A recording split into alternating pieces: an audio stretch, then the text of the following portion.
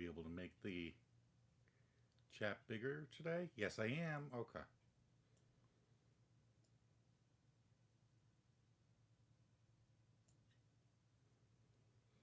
Oh, I like that. That's nice and big. It probably isn't going to make the actual text any bigger, but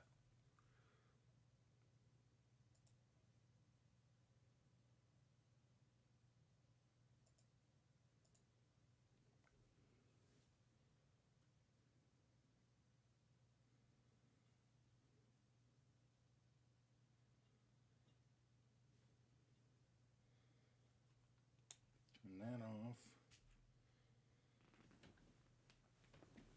Ugh.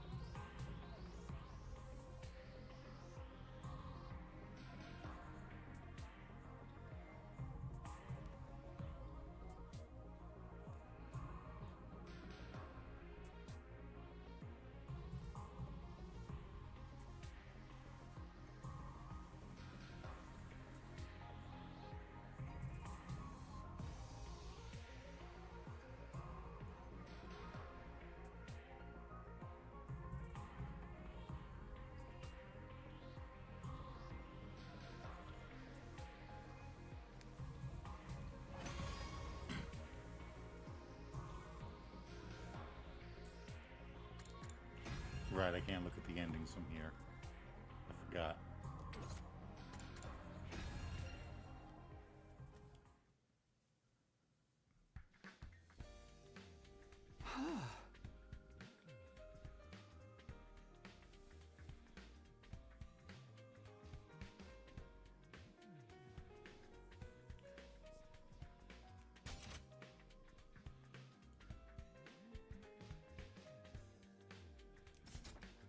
Right, I have to, Hiriko said she was going to explain everything to me.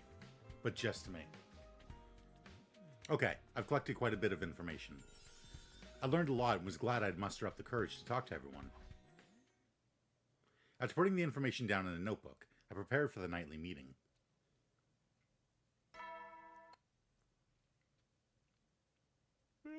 Well then. Put my mouse here.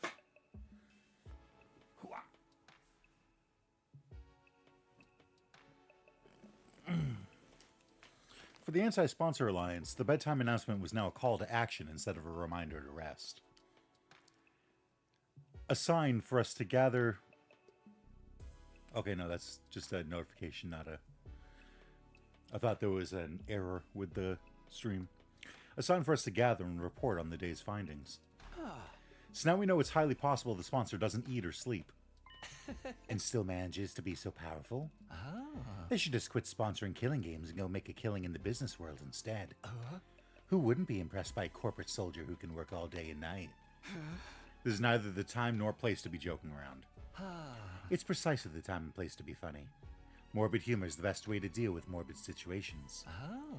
That's just how strong the enemy we're up against is, right, Hiriko? This sponsor person is an enigma. Stays active for 24 hours without any sort of nutritional replenishment. Are we dealing with a robot? We can't rule out that possibility considering what little we know of their identity. Be that as it may, I must commend you for a job well done. That was remarkable work for a person of your intelligence. Thanks, but can I get something other than a backhanded compliment once in a while? Was that a joke? It must be. Your entire existence is one. Well, aren't you something yourself? Allow me to share my additional findings on the bee's anatomy next. I got down to business today by dismembering the bee to its smallest parts. Some interesting truths were uncovered as a result.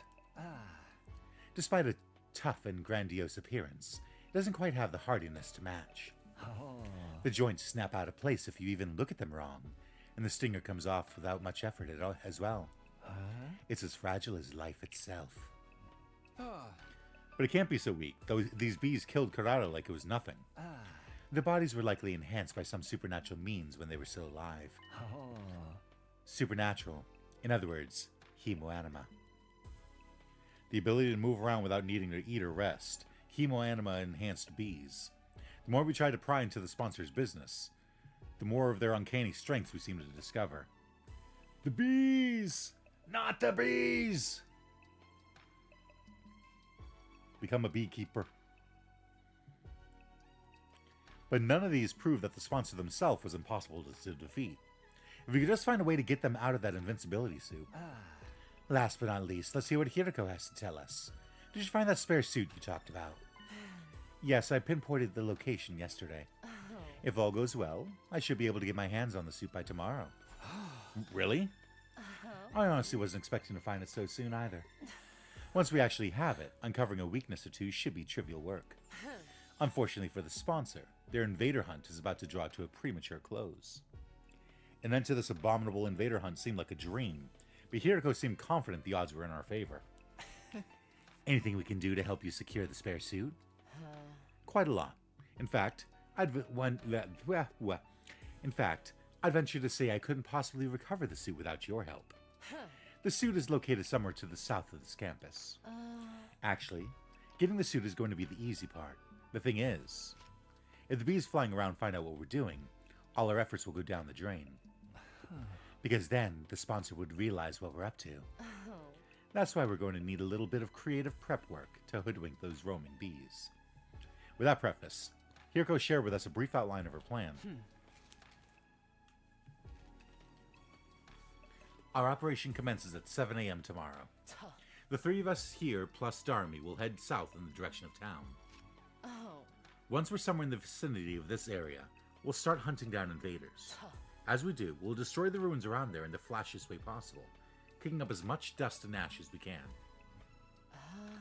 I'll use the sudden drop in visibility as camouflage to secretly move to the place with the spare suit without being discovered by the bees. We'll meet up once I find the suit, and rush back to school to examine it until we can discover its weaknesses. After we ascertain a way to destroy the invisibility suit, it's showdown time with the sponsor. Hiriko's plan was simple but bold. She would absolutely end everything tomorrow if circumstances allowed, both the invader hunt and the sponsor themselves. Will you help me, Takumi and Yugamu? An earnest plea for help from Hiriko without her usual barbs was a straight yes from me. I nodded vigorously. Of course I'll help. Let's get that suit and bring down the sponsor together. I'm against this plan. I won't be joining it. What's gotten into you, Yugamu? Is there something wrong with the plan? Nothing wrong with the plan, per se. What's wrong is one of the participants. Hiriko, why are you letting Darmy join the operation tomorrow? You've been insisting all this time she's nothing but your in-game partner, and not a member of the Anti-Sponsor Alliance. She's very strong. She'll be useful in combat. That's nice. What guarantee is there she won't turn around and slit our throats after learning of the plan? She lives and breathes killing games.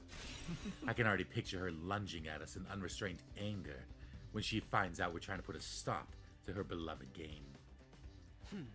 You're overthinking this. She'll be too engrossed in the game to even notice what we're doing. That's my point, see? It's counterproductive to let someone so engrossed with killing games into our confidence. I disagree. I'm bringing her along tomorrow by hook or by crook. I have my reasons. Oh? Such as? The discussion was leading nowhere. Neither Hiriko nor Yugamu seemed willing to compromise. Tomorrow's operation would be aborted if we didn't find a way to break the stalemate. I had to do something. I'm afraid I have to take Yugamu's side this time, Hiriko. We're putting our lives on the line tomorrow. Now, sorry. Why was this not a,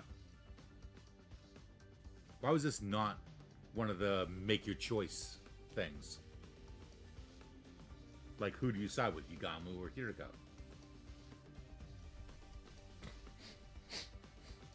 It's like if you pick Hiriko, then Yugamu's like, well, then I'm out, and he just leaves.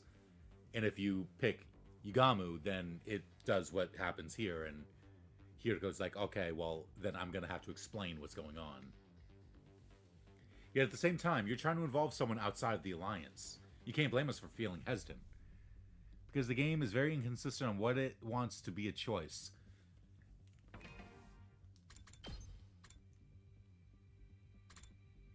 It had a couple times when it could have not had a choice. And they could have put the choice up here instead. But no. Okay. Even you think so. She averted her eyes and bit on her lips. Fine. I won't ask for your help anymore. I'll get the suit myself. Hold on. I'm not finding fault with you or anything. I reached out quickly and grabbed Hiriko's hand before she could leave the room. Yeah, it's inconsistent. Yeah. We understand you have secrets you can't fully share with us, and we know you have your reasons. But can't you at least tell us something? It has to be something out of the ordinary, right? You're not the type to insist on doing things your way for mere selfish reasons. And how are you so sure I'm not? Because you trusted me, so I trust you too. It was Hiriko who trusted me and brought me out when everyone else was shunning me and calling me a jinx. If she needed help, I wanted to do everything in my power to help her.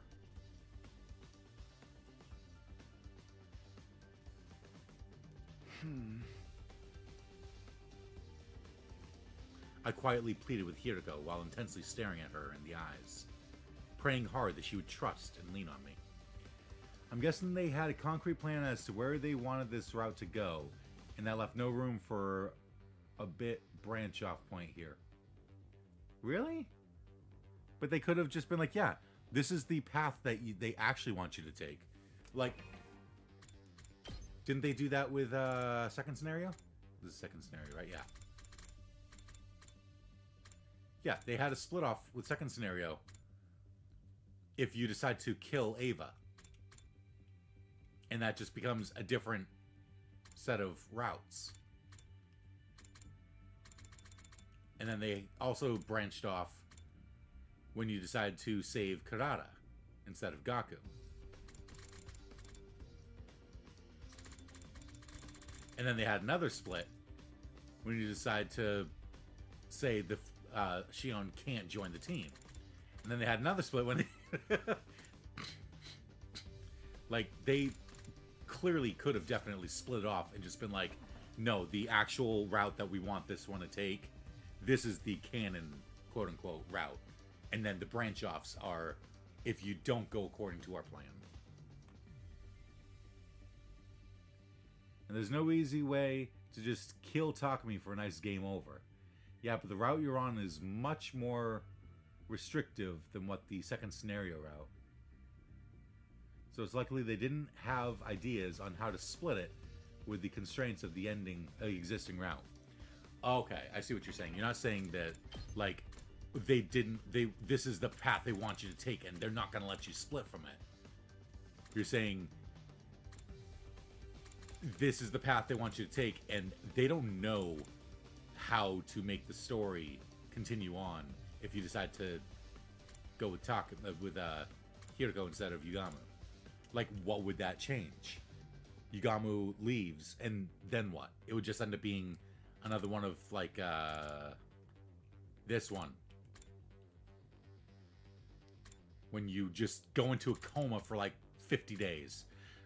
And they're like, yeah, and then you wake up and Yugamu's dead because he got angry and left on his own and it died to the sponsor. And after that, you didn't have enough people. The end. Yeah, that's what you mean? Yeah. I get you. I get you. And then... It was a sigh of resignation. The trouble with your generic face is how it completely disarms me when you're spouting the occasional hero-like rhetoric. Very well. You'll have a full explanation on why I must bring Darmy along. Really? Yes, but not here. Outside. I'll be waiting for you on the roof. Come alone. With that, she exited the room. But her wanting to meet with me alone would mean... Oh, for the love of murder. I'm the outcast now, eh? I don't mind. Go ahead, Takumi. I'll be right here, keeping your bed warm for you until you return. Yeah, thanks. I'll be right back after I hear what she has to say. Also, don't touch my bed. No promises. Please, promise. I left Yugamu behind my room and went out to the roof. Huh? Hiroko? I didn't see Hiroko on the roof, even though she said she'd be waiting for me there. Unless she went back to her room. Over here, Takumi. I turned toward the direction of the voice and saw Hiroko seated on the ledge. Kiss me. She was staring intently at something. I followed her gaze. And... there was the artificial satellite floating in the night sky.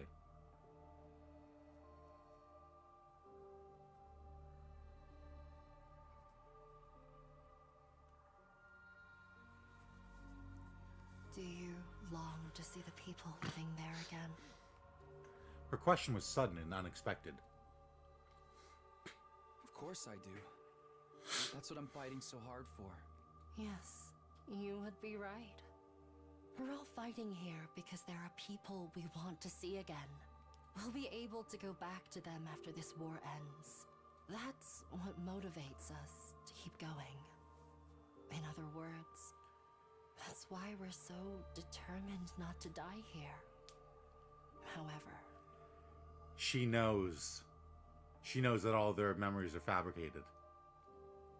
That's why she's like, I will tell you, Takumi, because you could probably handle this information.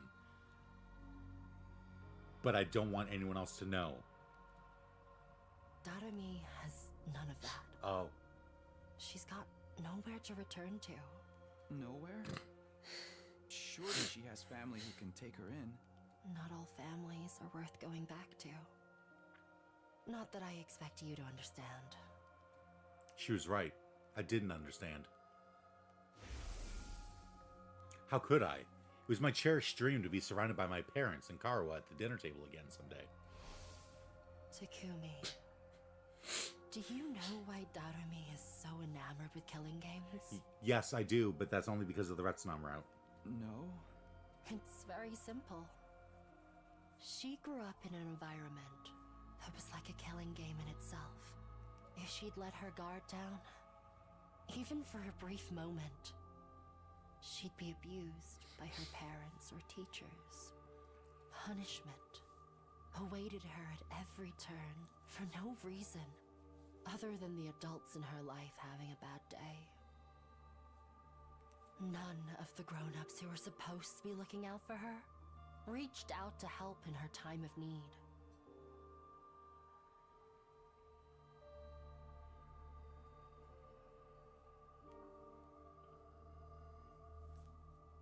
You see? Just like a killing game, right? Had an inkling Darmy may not have come from the best of family environments, but I had no idea it was that bad. I'm not surprised. Leeching off someone else without ever giving anything back and abusing them on top of that? Sounds like my scumbag brother. Right. Just like how he ignored all the eviction notices and restraining orders and doubled down on the violence. Dad goes to see the horse races on Sunday afternoons, and he beats me when he loses his bets. She wasn't kidding about that. And when you go through life living like that, you can't help but wonder, why only me? Yeah, that's understandable. Why am I the only one suffering like this? Why can't everyone suffer together with me? Young and old, male and female. We should all suffer together. Use up our lives, our very existences, to entertain ourselves through misery. That's why she loves her killing game so much. It's the closest thing to her ideal world she can find. So she was being dead serious when she talked about wanting to start a killing game. Dead and buried 6 feet underground. She would have given her life for it. What sort of mentality could drive a person to be this desperate for a killing game to begin? Her wish to see the whole world turn into a killing game was never going to come true under normal circumstances. But as fate decreed, that wish somehow actually did come true. When the sponsor showed up, the sponsor of the killing game suddenly appeared in midair one day. Darmi must have felt like her childhood dream was finally coming true. She's on cloud 9 right now, living out a dream that once seemed impossible to achieve, and she intends to die in it, after playing to her heart's content. Die? Even though her dream finally came true. Exactly. Now that her dream has come true, she has nothing to live for anymore. She didn't look like someone who wanted to die, though. The few times I've seen her outside the academy. In fact, you guys were slaughtering the school invaders together quite enthusiastically. Yeah, because that's why Hiriko is keeping her. Because she's only so excited because she's with Hiriko. If she was left by herself, she would just end up, like, falling to misery and despair. Someone who fought with such wanton abandon in a situation where there's no coming back from death couldn't exactly be mentally sound now, could they? She was right. Someone with normal sensitivities would be a lot more cautious about this. Without me keeping a close eye on her, she'll be running headlong into the largest group of invaders she can find. If I don't keep forcing her to return together, she'll keep on fighting, even past her limits. Even after returning, she always wants to go right back out to continue the hunt. It's not easy for me to keep pulling her back. She's basically committing slow suicide. I can't take my eyes off her for a minute. Is that why you're so insistent on bringing her along for tomorrow's operation? I just don't want to leave her alone to her own devices. A short while's fine, but I get the feeling we may be taking a while tomorrow. I have to take her along, if I don't want to come back to a dead Darumi. This whole plan would be pointless if even one person dies. Kodada already died. And yeah, I understand. I went through, like, how many fucking endings? Like, how many routes with a dead Darmi?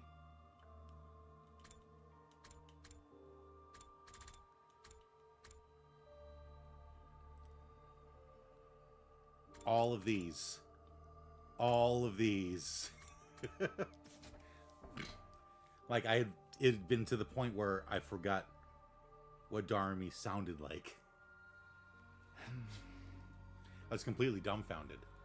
Hiriko was serious about saving everybody's lives. But then again, Hiriko had always been like that, even last time.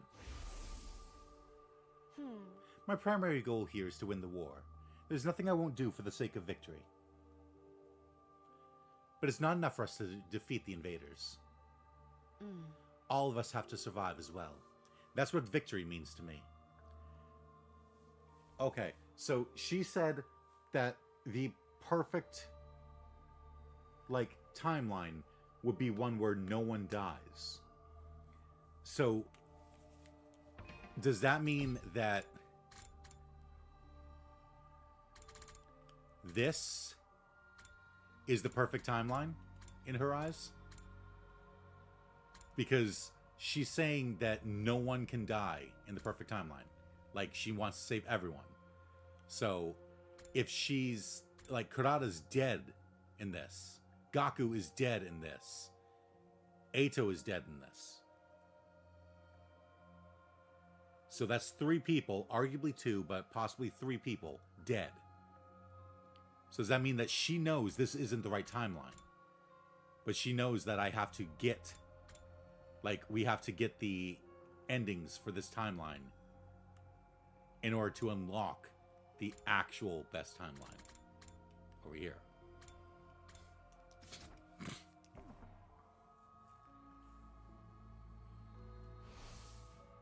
She would ensure no one got left behind by snatching them from the jaws of death, even if it meant taking their place. Her tenacity in this aspect had saved me, and was now saving Darmi. My body trembled involuntarily when I realized the depth of Hiroko's determination. I had to admit it. She was the real hero here. I feel bad for Darmi, but this game needs to end. The sooner the better. She's never going to come to her senses unless she first wakes up from this sham of a dream. I'm begging you here, Takumi. Help me tomorrow. Yeah, of course. How could I possibly turn down a request from this awesome hero standing before me? I'll convince Yugamu to help as well. I can't believe he'll turn us down after I explain the situation to him. The 4 of us will rampage through town together tomorrow and put an end to the invader hunt. We both stretched out a hand spontaneously and exchanged a firm and solemn handshake. The only thing going through my mind at that time was what I could do to protect Hiroko's kind-hearted resolve. We would work together to defeat the sponsor, and then... Let's all get to the best day 100 together. But I was too naive. Kind-heartedness had no place on the battlefield, because it was Hiroko's kind-heartedness that led her to end up like that.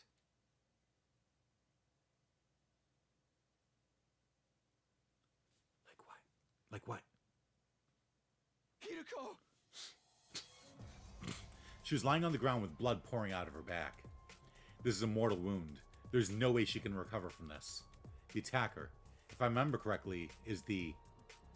That's,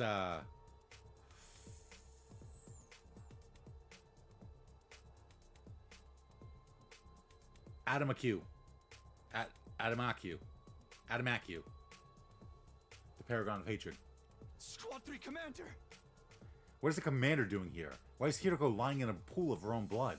Was she defeated by that commander? Nothing was making sense.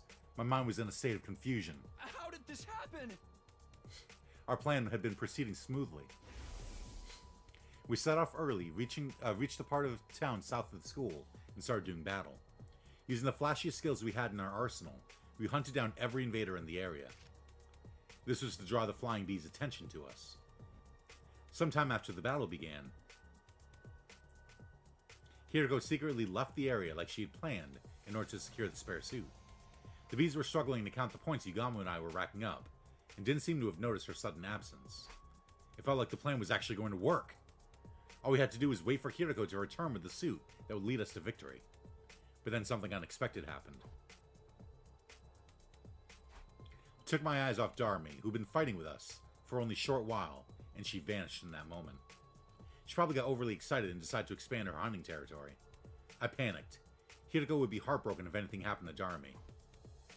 I ran around the vicinity in a desperate attempt to locate her, all the while imploring her in my heart to not do anything reckless that might end up making Hiroko sad. I was praying hard for her safety. And just as I'd finally caught sight of Darmi on the other side of some rubble, the unthinkable happened. I couldn't make head nor tail of the scene, no matter how long or hard I stared at it. Why? Why? Why is this happening? Get a hold of yourself, Takumi. I snapped back to my senses at Yugamu's yelling.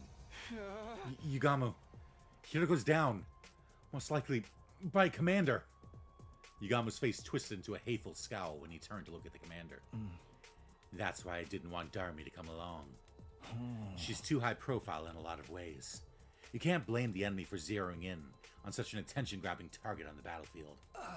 I wager the commander attacked Darmy first in this case. And when Hiriko tried to help her, the commander attacked Darmy as she was rampaging around. And when Hiriko tried to help, she got struck down instead. I saw that description. Have a nice vacation. How long is it? 2 weeks. I am on vacation until the 1st of March. At least. Probably until the 1st of March, because 1st of March is a Sunday, and work's not going to want to let me not work on a Sunday.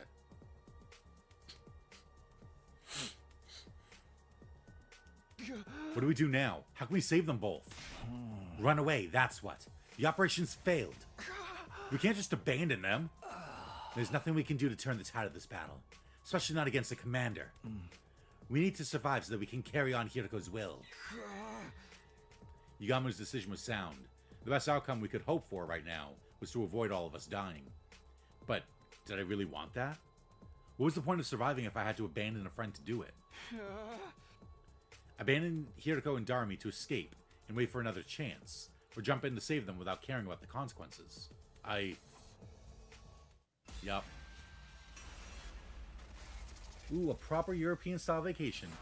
Yeah, so basically, because I've been working at my job for, it'll be 3 years at the end of this month.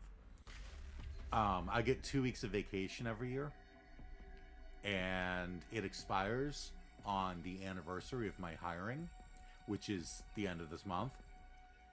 So I had to use my 2 weeks or it would expire. And so I just decided, I told my boss, I'm like, hey, my birthday's at the end of this month too. So why don't I just take off the second half of February? So from February 15th to February 28th, I am not working. I'll be popping my head in tomorrow because they're throwing a pizza party. But other than that, I might pop my head in to, like, shop. But that's it. Yeah, I think you might be able to finish the game in 2 weeks worth of streams, right? Like, I'm not going to be streaming every day. Hell no. But, like, I'm already 60 endings in. And I now have 2 weeks, and I can stream multiple times a week. Instead of the usual, like, hey, I've got enough time and energy for one stream a week. What do you mean expires? What do you mean expires? Vacation doesn't expire over there?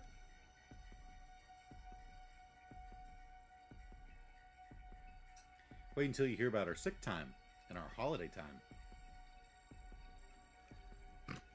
And our, like, 48 hours of paternity leave.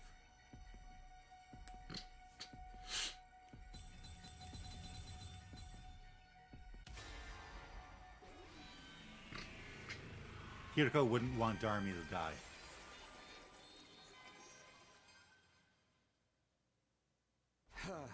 I'm gonna save those two. You better get out of here before the commander notices you. Don't be crazy, Takumi. You won't accomplish anything by dying here. I know, you're absolutely right, but... You are the Takumi I know. I'm not gonna be streaming every day. Okay, I don't know if you'll be able to finish the game in that time then. Wow, really? I mean... I'm sure I can at least get a big boost. Like a big... Like... Not head start, because I've been going for 41 parts. But... Like, I'll be able to get a decent-sized chunk done. Oh, a big boost, absolutely. Yeah. Like, my big thing is I want to be able to finish this game entirely before 2x2 comes out. Because I am streaming 2x2 ASAP. I want to avoid the spoilers. I want to, like, play a game that I really miss. Like, it is going back to my roots. Danganronpa 2 was the first game that I ever streamed. and now I'll be going back and playing it again, but it'll look prettier. It'll have weird tweening sprites, and it'll be a brand new story. Like, I'm excited, but I want to finish this before it comes out so I can do that. If I can finish it like with enough time to maybe play a little bit of something else in between, that'd be even better. But I don't care if it's like, hey, 2x2 comes out in a week and I still have like 10 more endings, I will just fucking buckle down and just stream on my entire day off to make sure I finish everything. Like, you'll be making a bunch of progress. For me, 2x2 is going to be a I'm back in the fucking building again moment. Can't wait. Oh, do you think like maybe one of the endings is like one of the killings isn't going to be super fucking obvious and frustrating to me that I still think about to this day every time I think about goddamn stairs, because I'm still pissed about that? Not only did they kill off like my favorite character from that game, but then they also refuse to let me catch the culprit in the act because the game's like, no, you don't go that way. No, even though you already figured out the secret, no, you got to go the other way. Ugh. The same kind-hearted Takumi Samino, with the most disheveled and generic mug, who always puts his friends above himself. I'm honestly not placing my expectations high, just in case. No, I get that.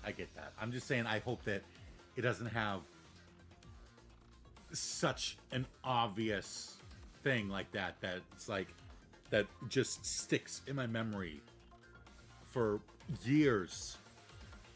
It has been years.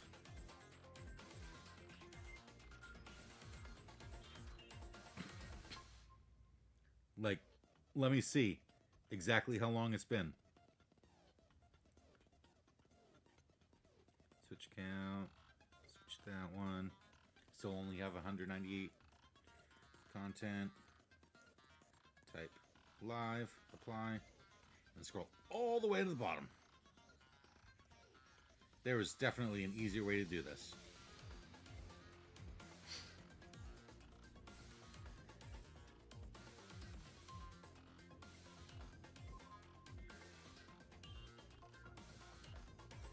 Lots of coins, sis.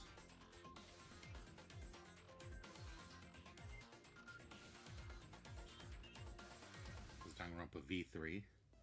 Danganronpa 2. 8 years. It has been 8 years.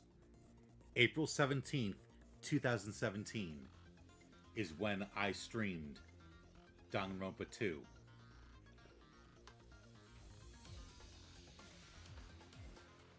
God.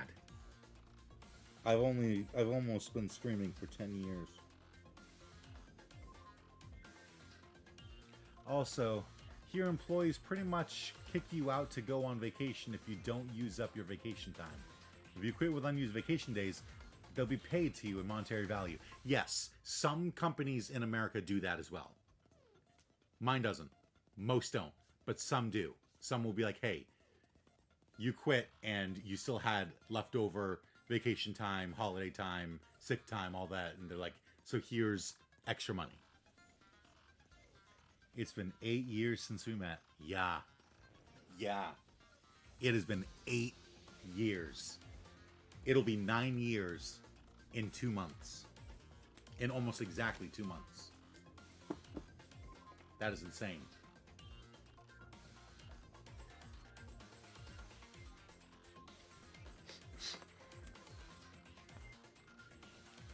That's the main reason why I'm so excited. Well, that and the fact that I do like Danganronpa. But also the fact that it's like, it's going back to my origins, to our origins, to how we all met.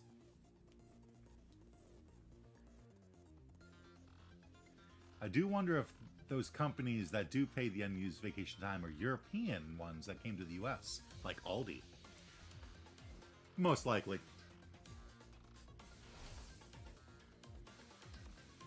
Aldi is an example because it's the one big European company I know operates in the US. Target. There are some others. I can't think of any right now. But yeah, Aldi is kind of like the big one that most people bring up. Because it's German? Hirako's put her trust in me. I won't abandon her now. Oh, for the love of murder. I cleared my mind with a battle cry and charged into the fray. Once I reached Hirako and Darami, we launched into a painfully one-sided battle against the enemy commander.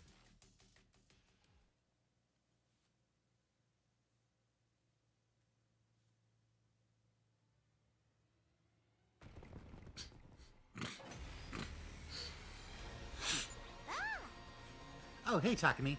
You came to save us, huh? Thanks, brah. I hate to disappoint you after you came all this way, but we're totally headed for a game over here. Mistress Hirako's already out of action, and I'm basically about to keel over too. Yeah, looks like we bought ourselves a one-way ticket to hell. Why don't we just accept it and all die together? If you got energy to talk, you can still fight. Take out the weaker enemies first. You got it, boss.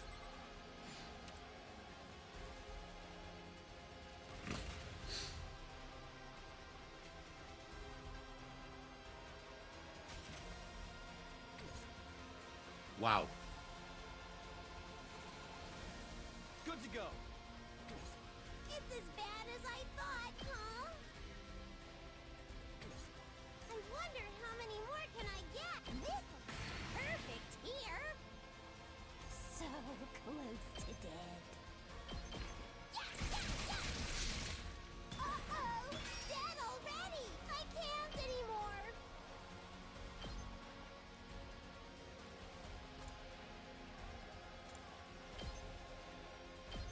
Despawn or something! Okay, your turn now. Say when.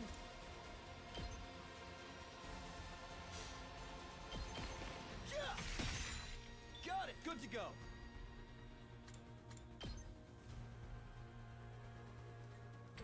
My turn. Time to use it. Ready when you are. Ha! Let's go.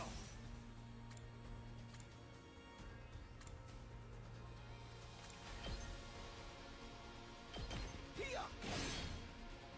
Say when.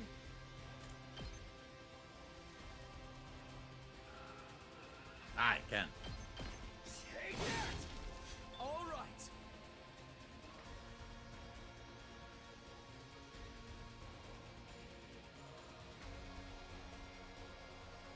Huh? I forgot she stuns herself.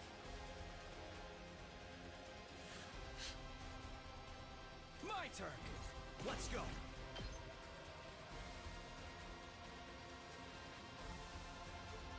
Okay, how much? He's got 3 attack. I've got this.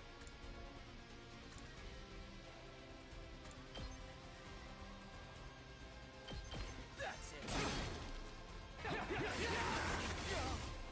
Damn it. My turn.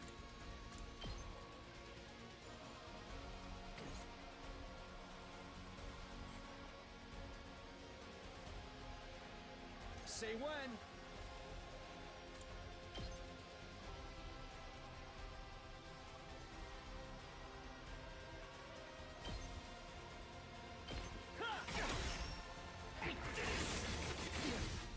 I'm spent. Good to go. Here. Damn it. Alright.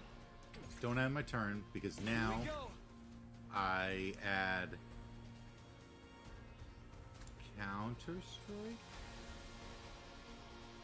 Gotta push it. And then I Let's use do this.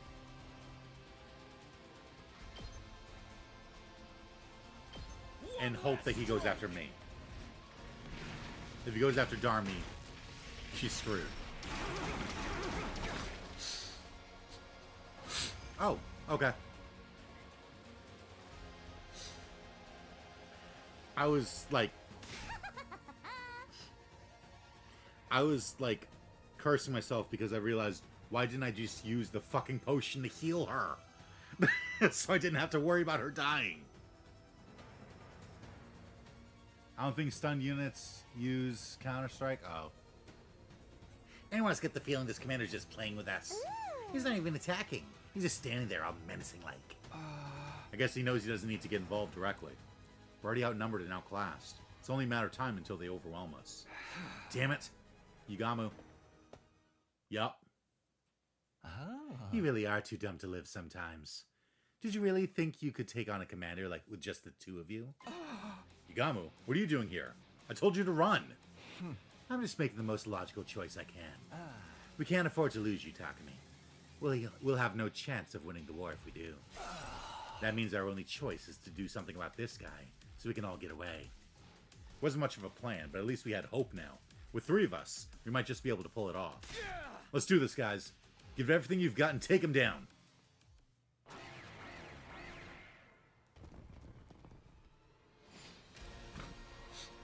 Drive the boss back. Okay, now she's healed. Let's get to the killing.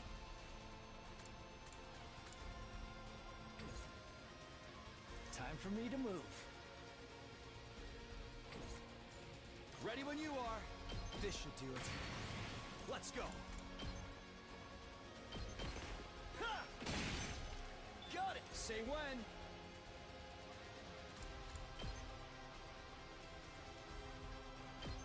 Ha! Let's do it to it!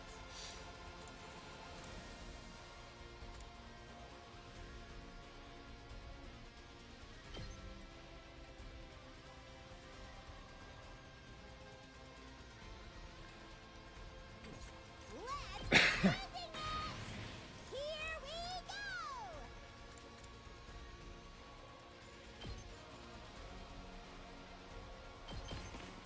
Stab, stab, stab! Fine. Yeah, this.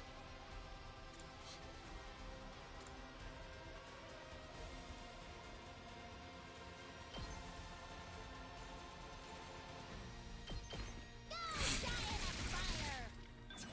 Wreck! It's killing game time!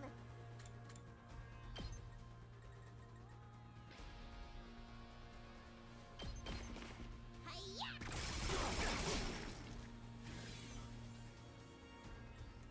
Let's get to the killing. Ha! You make a lovely corpse. Ready when you are. Good to go. Time to use it. I've got this. Yeah! What? Does he only... Oh, does he only do a counter directly around him? Oh.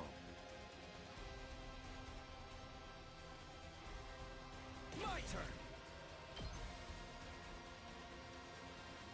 This should be enough to drive him back, right? One last strike.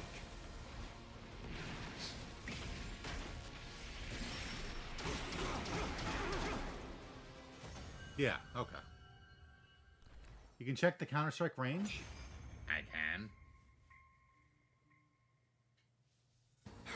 Why am I still learning things about this game, like, so far in?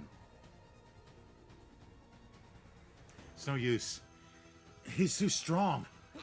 He really is just playing with us. An extra fighter or two is not going to make any difference. Oh. For the love of murder. If he's going to kill us anyway, he could at least go all out, too. Half-assing it makes the whole thing feel cheap. This is why I hate fighting invaders. Don't give up. There has to be something we can do.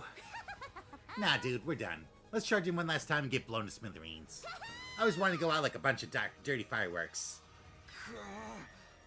We're all out of options. Are we really gonna die here? He's down to 14 health. They literally cannot kill us in the next turn. Just when it seemed all hope was lost. Take my cryptoglobe. What? I heard Hiriko's voice, faint and weak, but still determined, on my comm channel. If you click on the boss, you can see its moves. The Counter-Strike move is usually the first tech. Really? Huh. I didn't know I could click on them. Hiriko, I thought you passed out. Never mind that. Just absorb my cryptoglobin. It's the only way. Absorb your cryptoglobin? What are you talking about? Am I not being clear enough? I want you to kill me. If I'm gonna die anyway, you may as well take my power and save yourselves. But you're my friend. I could never kill you. Ignore that ending where I killed all of my friends. I may die, but you'll still have hope. You'll still have the spare suit. Use it to figure out the sponsor's secret and defeat them. And kill me so you can survive. You can't be serious. There's no way I can do this. I'm not asking. I'm telling. Do it now. Take my power. And survive. Darmy!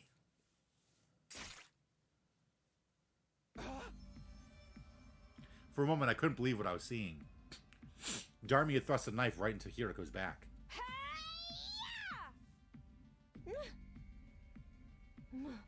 Mistress Hiriko!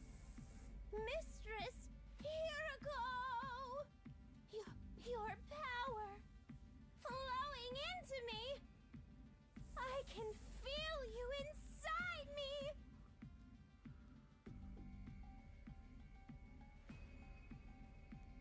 Ah!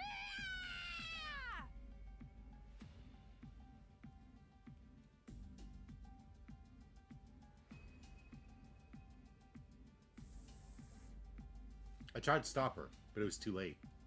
As Darmy absorbed more and more of her blood, Hiriko's body began to shrivel and dry up. Oh man. Oh man, oh man, oh man. I've never felt this kind of energy before. I'm in a zone now. I feel like I could fly, like I could do anything. Yahoo! Darmy threw back her head and let out a crazed cry of elation, totally at odds with what had just happened. Don't you realize what you've done, Darmy? You just killed Hiriko. Save the reclamations for later, Takumi. Now that it's reached this point, we have to see it through. But Hiriko is... Darmy's overflowing with power right now. She might actually be able to beat that commander. Yagami was right. Darmy was stronger than ever. She rushed around the battlefield like a berserker, swinging her weapons in every direction, even charging at the commander without the slightest trace of fear. No one can stop me now. By the time we were able to take stock of our surroundings, we realized the commander was no longer there. Did he just leave? Yeah, seems that way. Had we really won? Somehow it didn't feel real. Relax, he's gone. I don't sense any trace of his presence anymore. Also, the thing Hiriko gave her life to get us is still here, and it's still intact. Yagamu held up the suitcase Hiriko had brought from the school. Takumi's reaction is so weird. Like, it's not like he didn't do the same thing to Eito like 30 days prior. Yeah. But remember, the entire time since he did that, he's been doubting himself. He's been like, was this really the right choice? Did I really have to kill him? Should I have killed him? Should I really have killed Eito? And everyone around him's been like, did you really have to do that? Should you have done that? Did you really have to kill Eito?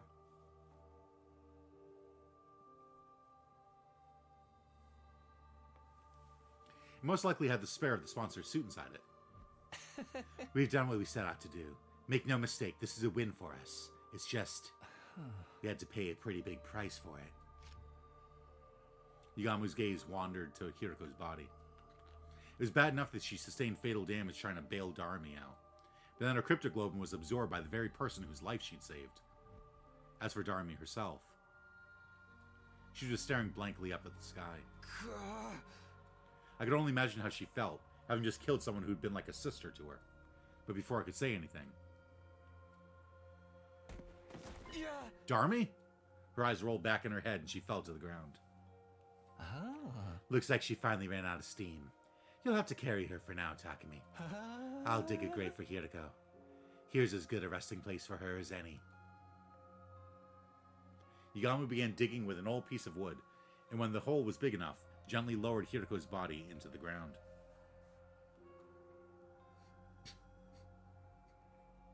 Hiruko. I'm sorry I couldn't save you.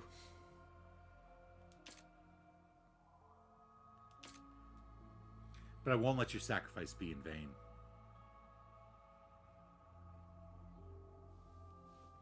I'll use the suit you worked so hard to get us to figure out the sponsor's weakness, and then... I'll defeat them and end this game. I promise.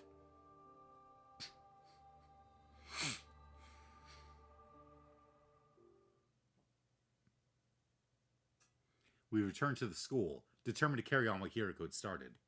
Unfortunately.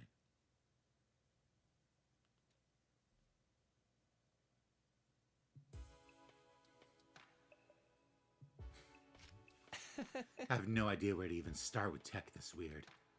Yugamu and I had gone back to our room and back to my room to look at the suit. No, our room. I like that. But looking at it was about all we could do. Neither of us knew anything about electronics or wearable technology or whatever it was that made the suit tick.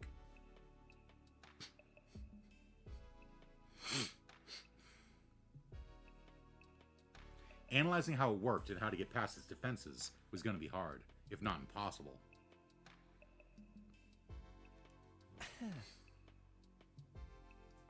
Well, it's a protective suit made out of some... it's a protective suit made out of some kind of specialized material. That's about all I can say. Yeah, I can't figure anything else out either. How can something this flimsy block our attacks so completely? We worked so hard to get it. This feels like such a waste. Hey! Darn it! If only we had someone with actual engineering knowledge on our side.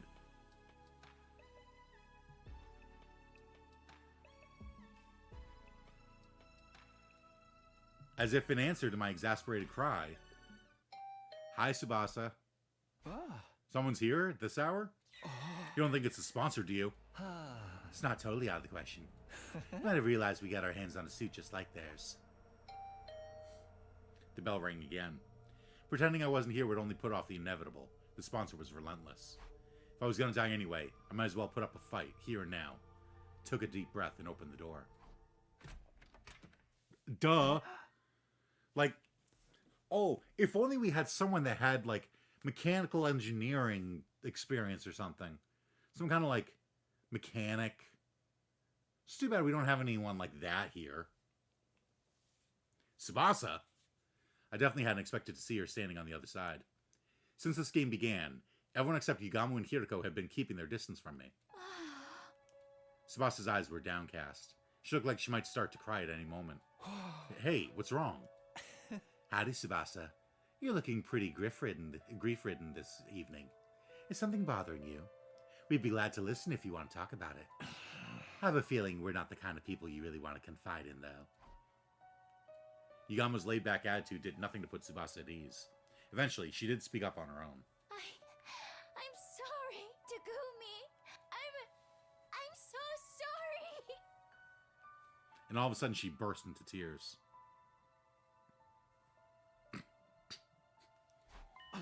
Calm down, Tsubasa. What's this all about? What are you apologizing for?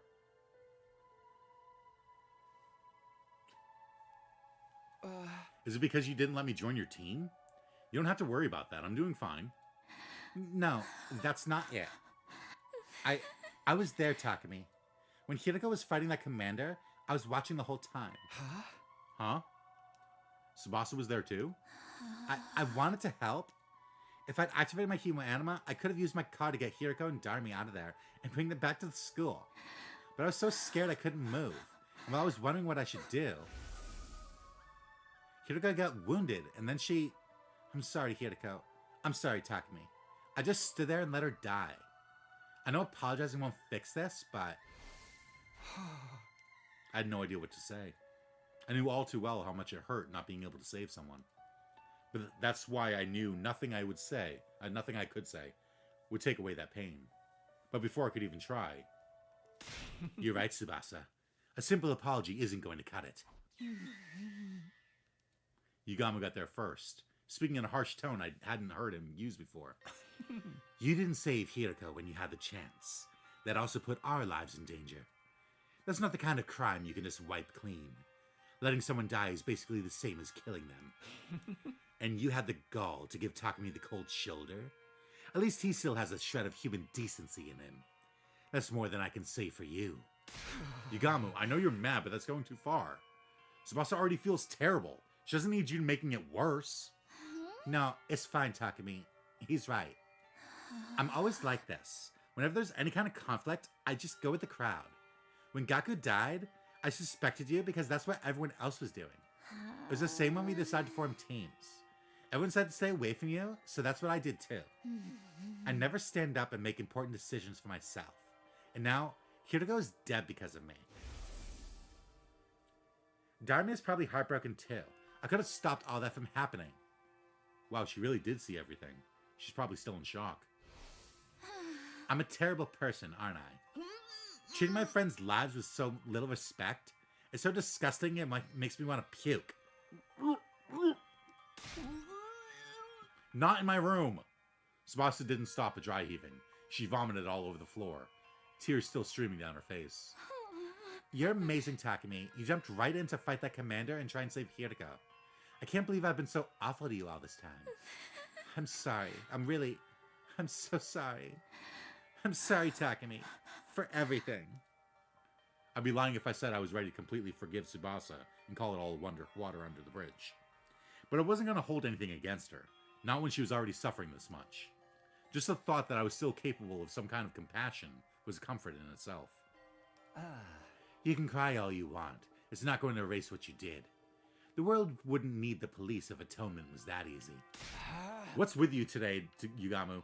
Tsubasa made some mistakes, but you don't need to be so hard on her. Tsubasa, if you really want to make up for letting Hiroko die, there's just one way. Indirectly or not, you caused a death.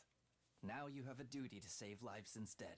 I was going to say, he's doing this on purpose. He's manipulating her to get her to fight. Save lives? But how do I... Just a suggestion. But how about you join up with me and Takumi? We're working on something that could save everyone. We just so happen to need somebody with your particular skill set. It's kind of like carrying on Hiroko's legacy, too. This is what she gave her life for. Of course, it'll mean putting yourself in a lot of danger, but... What do you say? Will you help us? Tsubasa didn't say anything for a while. She just stood there, staring at her feet. Then she nodded, as if she'd come to an important decision. Okay, I don't know what you guys are up to, but if I can save everyone, I'm in. So, what do you want me to do? When Tsubasa said that, Yugamo turned to me and winked.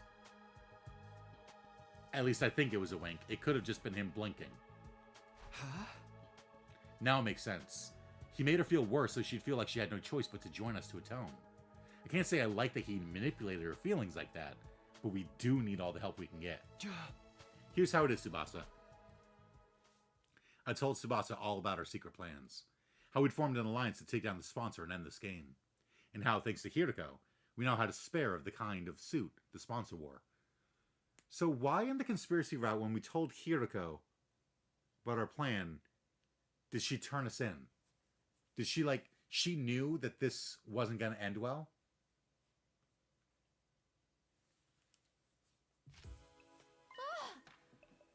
A spare suit? Wow, awesome. It's the real thing. I see. Hiroko risked everything to get us this. Huh? Yeah, but this stuff isn't really our area. We've got no idea what we're supposed to do with it to learn anything useful. What do you think, Tsubasa? Do we need some kind of special machinery to analyze this thing, or what? Maybe we should take it to the metal shop. We don't want anyone to find out we've got this, though. Somewhere we can investigate without being seen, huh? I might be able to help with that. You see, there's a secret lab. I'm pretty sure I'm the only one who knows about it. When you guys see it, it'll knock your socks off. It's that crazy? You'll understand once you get there. Come on, I'll take you there now. Follow me. Is it through the women's bathroom? We gathered up the suit and left my room, letting Tsubasa lead the way to the secret lab she'd found. The gym? Finally, we arrived at the raised stage area in the gym. This is your secret lab? I guess people don't come here all that often. Back up, guys. You're gonna fall. Go stand by the edge for a sec. Huh? Fall? Fall where? It's about to shoot us to the edge of the stage, then knelt down and began pulling on a broken floorboard. Ha! All at once, the board came loose, and then... a hole? Peeling back that one board had somehow made a huge hole appear in the stage. I happened to find a map of this room when I was fixing the corpse recovery drone program using the War Room computer. Sorry to have kept it a secret all this time. I always wanted a place like this I could have all to myself. Oh. No, you made the right call. Now we have somewhere we can talk without worrying about it being overheard. I'm gonna warn you, try not to be too shocked by what you see in there. Even if you are, try not to scream. It's like an echo chamber down there. Shocked? Scream? What in the world is in this lab? I don't know if I can explain it all that well. It'll be easier to just show you. There's a ladder leading down. Come on, before anyone sees us. What the hell is down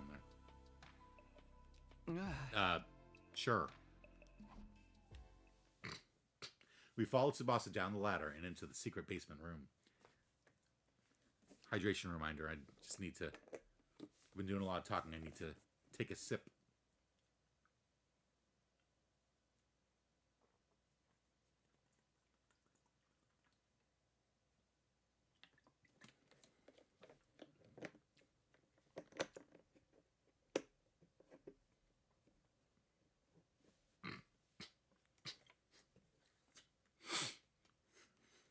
Sure enough, what greeted us at the bottom was something I'd never have imagined.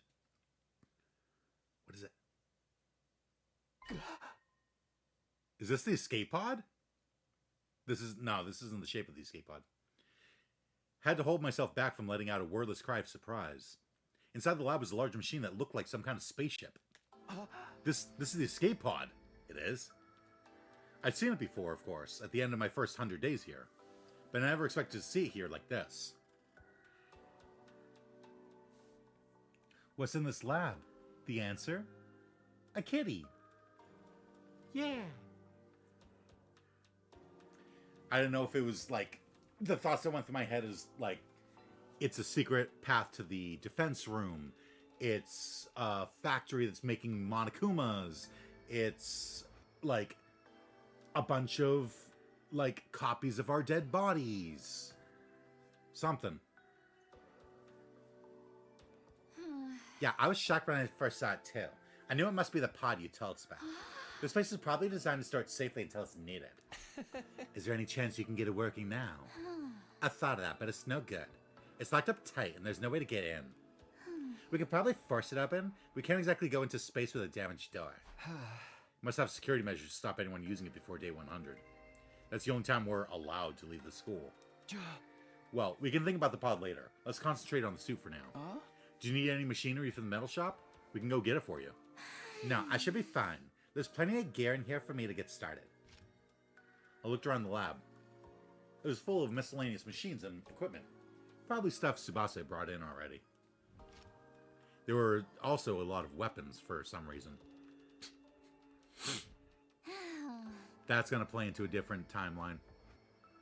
I figured I'd make those and keep them here for emergencies, just in case we ever need to hole up in here. I snuck some food supplies in too. Help yourself if you get hungry. It's a real stronghold down here. It'll make a perfect HQ for the Anti-Sponsor Alliance. So, how are you going to investigate the suit's capabilities? You got any experiments in mind? You basically want to know how to break through the suit's defenses, right? The fastest way to figure that is to try out a bunch of stress tests and see how it holds up. By testing its resistance to stretching, pressure, elastic, and plastic deformation, we can start getting a better idea of its fracture toughness. Deformation? Fracture? Some of those terms were lost on me, but at least one of us knew what we were doing. Okay, well, let's get started. Figuring out this suit's weakness is only the first step. Once we've done that, we're taking the sponsor down. We spent the rest of the night testing and analyzing the suit. Well, any way we could.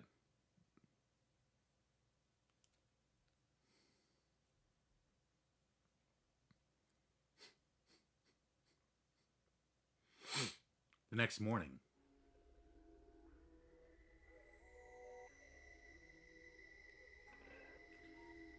I made my way to the leisure lounge, where the sponsor was loafing around as usual. Oh, right. Oh, shit.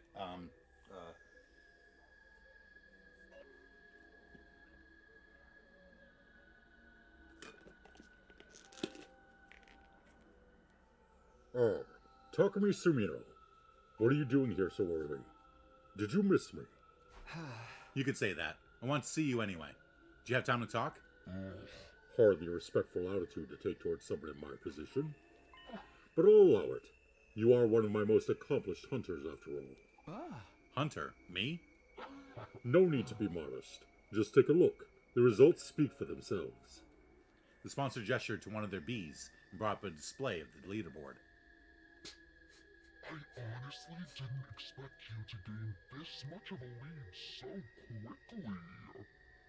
The advent of a dark horse like yourself makes this game that much more exciting. At some point, I'd made it all the way to number 2 in the rankings. Shoma, you really gotta step up your game.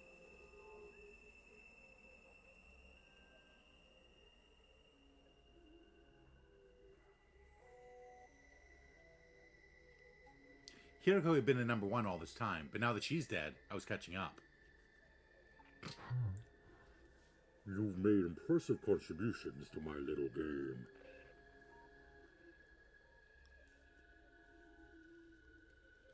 I was just thinking you deserve some kind of reward. A reward, huh? Since we're here, how about you play a game with me? Very well, if that's what you want. What shall we play? We're going to take turns asking questions, and I'm only going to lie with one of those questions. As I said before, I'm grateful to you for becoming such an accomplished hunter. I'm even willing to turn a blind eye if you ever want to bend the rules a little. That actually helps a lot, because what I want is a duel to the death. I'm going to fight you, and I'm going to win. And then, I'm ending this stupid game of yours once and for all. So, it's come to this. Very well. Activate your class armor in Himo Anima. Attack me all you want. Your sword is no more threat to me than a blade of grass. The sponsor clearly didn't consider themselves in any danger. They stood there radiating absolute confidence, knowing that nothing I could do would hurt them. Nice of you to be so laid back about it, but I won't be attacking with my sword. I'll be using this crossbow. I brought out a crossbow Tsubasa had made with the Gift-O-Matic. Normally, using a conventional weapon like this would be pointless, especially against an invincible opponent like the sponsor. Fool! What are you thinking, turning something like that on me? Such insolence will not stand. A hunter should use Himo Anima. Just like that, the sponsor's confident demeanor vanished, and they began to panic. Looks like we were right about the suit's weakness. Who attacked before? Is it weak to, like precise strikes? Because every time he attacked, every time Takumi attacked, he, like, swung his sword down on him. Did he need to put all his force into a single point?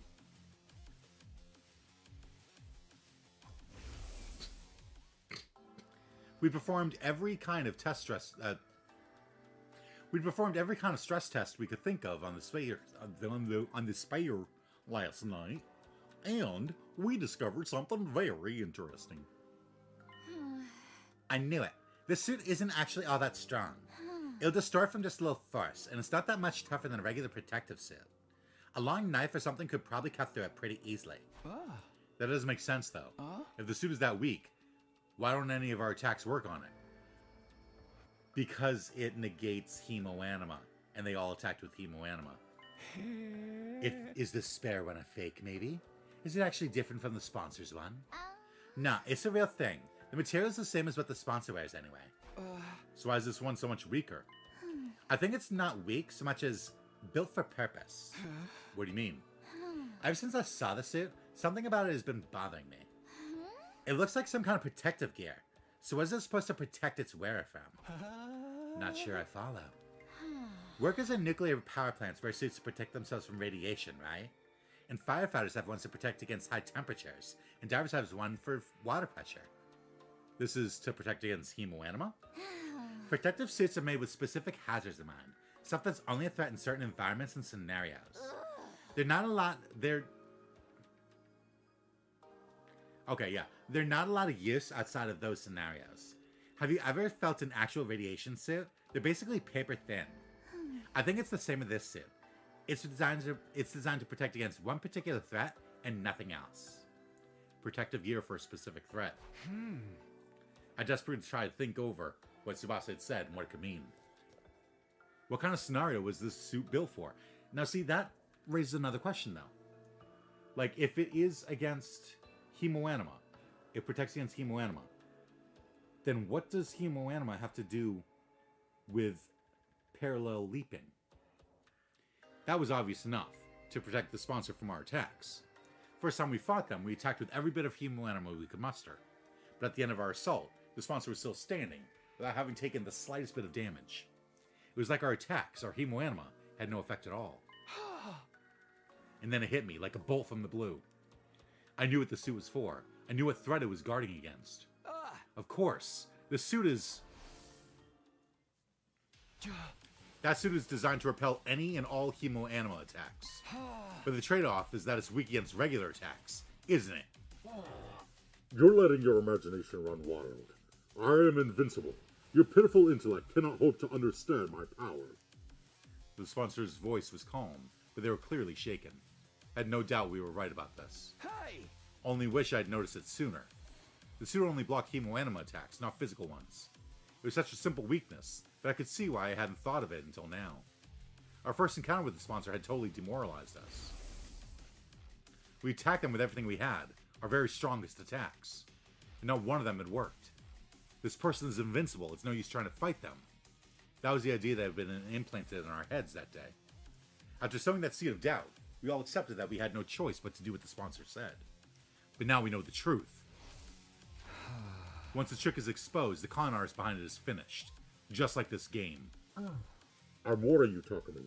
Stand down now, and we can forget this ever happened. This is my friends. This is for my friends. My friends are my power. I pulled the trigger and fired off 3 arrows in quick succession. They pierced the suit and buried themselves in the sponsor's body. There was no hiding it now. My attack had clearly done some damage. There were holes in the suit now. We weren't dealing with an invincible opponent after all. We did it. Did you see, Hideko? We broke through the sponsor's defenses. Not bad, Takumi Sumino. I'll confess, I didn't think you'd ever figure out the secret of my suit. For this, at least, I must congratulate you. Gee, thanks, it's an honor. But it's your death I want, not compliments. Me? Die? Don't be ridiculous. The game has only just begun. And you're forgetting something, Takumi. This suit isn't the only weapon I have at my disposal. I still have... bees. Like, that's clearly Ato in that suit. I heard a familiar cacophony of buzzing and beating wings as the bees flew down from the ceiling. Like, he talks just like Ato. They sounded angry. I broke a rule after all. I'd injured the sponsor. My suit may not be an immovable object, but my bees are as unstoppable a force as ever. What now, Takumi Sumino? Do you think you can defend against this? No, there's nothing I can do about your bees. If they attack now, I'd be riddled with holes and have every last ounce of my blood drained. If they attacked me, that is. That's why I'm tagging in. Good work, Takumi. You played your part beautifully. But against someone with the proper protection, things wouldn't be so simple. What? Who are you? Why do you have that suit? It's me, Yugamu Amakage. Guess you can't tell because of the voice, huh? Oh, are you supposed to have a... It's me, Yugamu Amakage. Guess you can't tell because of the voice, huh? Apparently the voice changer came as standard with these suits. This one distorted Yugamu's voice to sound just like the sponsors. Bullshit. No, because we've seen Hiriko wearing one of these suits, and the suit we could still recognize her voice. We decided to borrow one of your precious suits for a little while. It seemed like the best way to stop me getting turned into a pincushion. The Beast Stingers were powerful, that much was true. That was because they'd been augmented with chemoanima. Despite a tough and grandiose appearance, it doesn't quite have the hardiness to match. The joints snap out of place if you even look at them wrong, and the stinger comes off without much effort as well. It's as fragile as life itself. But it can't be so weak. These bees killed Karada like it was nothing. Their bodies were likely enhanced by some supernatural means when they were still alive.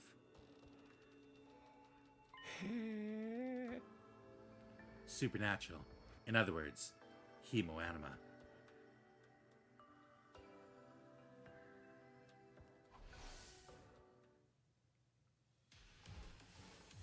The suits repelled any and all chemoanima attacks. With Yugamu wearing one, the bees were no threat at all. You and that suit have given us a lot of trouble. Now we're using the same technology to defeat you. You know how it is. What goes around comes around. Insolence! This will not stand. Don't you realize who I am? I am the one who spreads death across the planet. The all-seeing, all-knowing Game Master. Yeah, I'm gonna have to cut you off there. We really don't have time to listen to your final monologue. I'll take it from here, Takumi. Go. Right. We both started running. I ran for the door while Yugamu charged right toward the sponsor. The bees dutifully flew in to protect their master, but all in vain. Yugamu swatted them aside with one swipe of his arm, killing them instantly. That suit made him the worst possible opponent for them to go up against. Finally, Yugamu reached the sponsor, and then he opened his clenched fingers to reveal he was holding something. All it takes is one little hole to render protective gear practically useless. So the first thing we need to do is open a hole in the sponsor's suit. I was gonna say, it's just like a hazmat suit, where if it's got a hole in it, it no longer protects you from the radiation and stuff. And Takumi just made a hole. Any one of these ranged weapons should be able to do that. Right. If the suit is weak against physical damage, a gun should do the trick. I'm no marksman, though. I'm probably more likely to hit my target with something like a crossbow. Really? Oh, yeah. Let me use a crossbow instead of the gun that can shoot like 20 bullets in 3 seconds. Like, just use that. All you have to do is make one little hole. You aim it at him and pull the trigger. At least one bullet's going through. Once the suit is turned, the sponsor won't be immune to critical event attacks anymore. That's where this comes in. Stuff this bomb in the hole, and the sponsor will get burned to a crisp. Tsubasa held up a tiny mechanical sphere. This baby's filled with undying flames. All it needs is a little impact to detonate it. It's basically a downgraded version of the one we used on Vechness. But I could only make one, so we only get one shot at this. Okay, that makes more sense. Because the AK-47 there, the assault rifle, it would make tiny holes, whereas a crossbow would make a bigger hole if it had like an actual arrowhead on it. If it was just a crossbow bolt, that still makes a tiny little hole. If one of these bombs could destroy Vechness, they could destroy anyone. That includes the sponsor, whoever they really were. Don't we know that Vechness is alive, though? We had our plan. All that was left was to assign roles and iron out the details. Tsubasa would stand ready with a fire extinguisher outside the leisure lounge in case anything went wrong. I'd use the crossbow to puncture a hole in the sponsor's suit, and Yugamu would be the one handling the most dangerous part of the plan, actually detonating the bomb. Are you sure about this, Yugamu? You'll have to get really close to the sponsor to put the bomb in their suit in the first place. If anything goes wrong, you'll be left wide open. Don't worry about that. I'm really good at ramming stuff in holes that look like they'd be too small to fit. I'm trying to be serious here. I'm gonna have to ask you to stick to the matter at hand. Sure thing, Takumi. Or you can be the one sticking it to me if you prefer. You know me. I swing both ways. Stay on topic, please. Give him some slack. The only people in this place who know how to operate a gun are Kako and Gaku. And Gaku just kind of like spray and praise.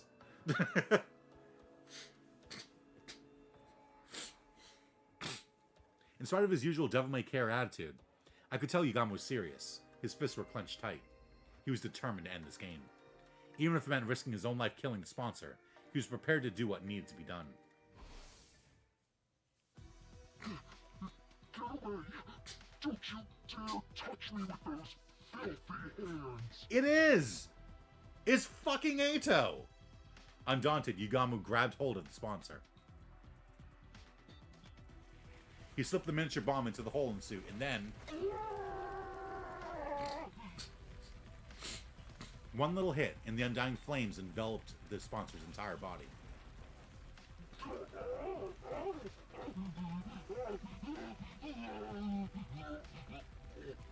Our tormentor writhed in pain, convulsing like a crazed dancer.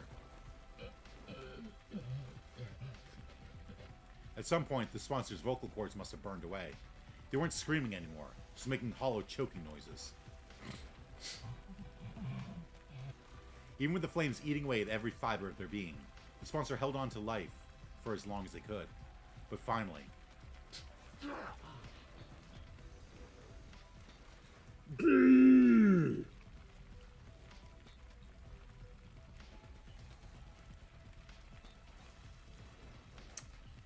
What?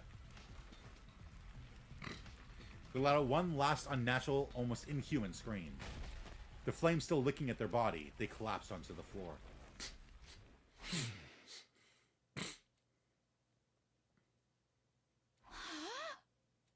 Tsubasa and I stepped back into the lounge, and we stood there with Yugamo, watching the sponsor burn.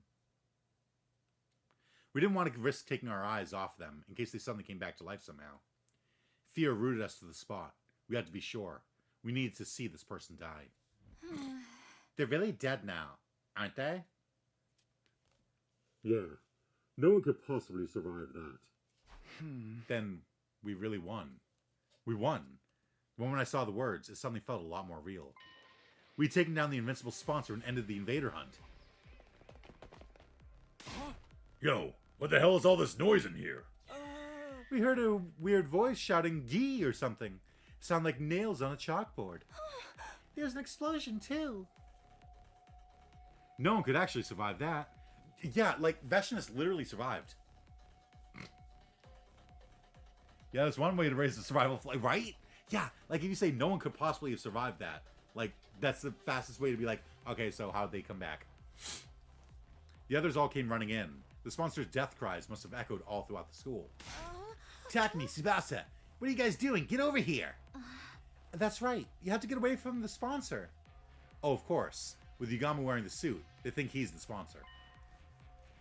Hey guys, you picked the perfect time to join us. Come warm yourself by the fire. Fire?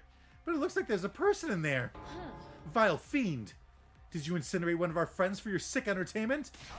This has gone far enough. It's time for the whole Jumonji sword to cut you down. Wait, Kyoshika, I don't think that's the sponsor. It's Yugamo. Now that you mention it, he does sound like him. What's the deal? What's going on here? If Yugamo's the sponsor and the sponsor's Yugamo, then who the heck am I? Takumi, Tsubasa, you got some explaining to do. That's Yugamo in the suit, and then in the seat, yeah. If that's Yugamo in the seat, if that's Yugamo in the suit, where'd the real sponsor go? Just stay calm, okay? I'll explain everything. Moko, you are 5 apples? She's 5 apples. She's 5 apples tall.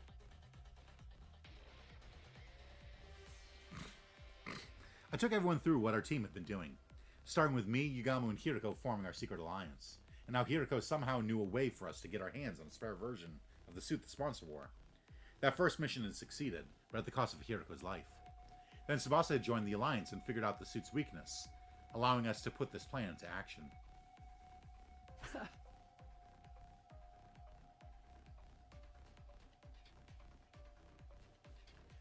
So you see, we don't have to worry about scores or executions anymore. It's over. We won. I thought they'd all be happy to hear about this. We just freed them from the life and death struggle we've been in since this game began, after all.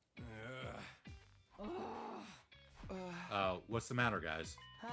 Is it really over, though? Yeah. The sponsor was so strong before, it's hard to believe you killed them just like that. Right, and we didn't see it happen for ourselves.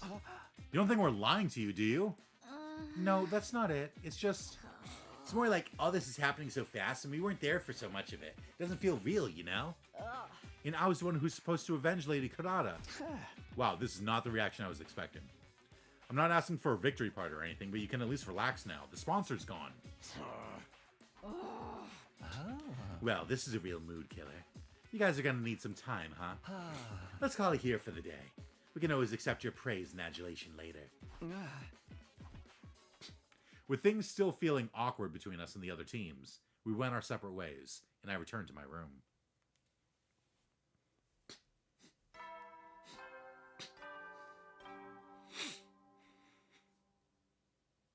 Up and out of troops, time to get ready, prepare, be ready to give. You rep, prepare. The morning announcement played just as I got back to my room. Like, I feel like Darmy is gonna be like, no, this killing game is going on.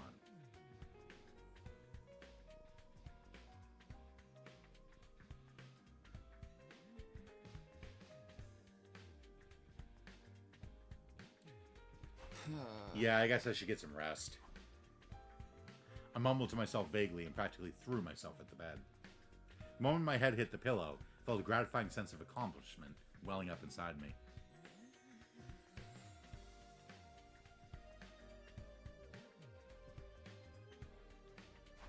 We did it, Hiroko. We defeated the sponsor.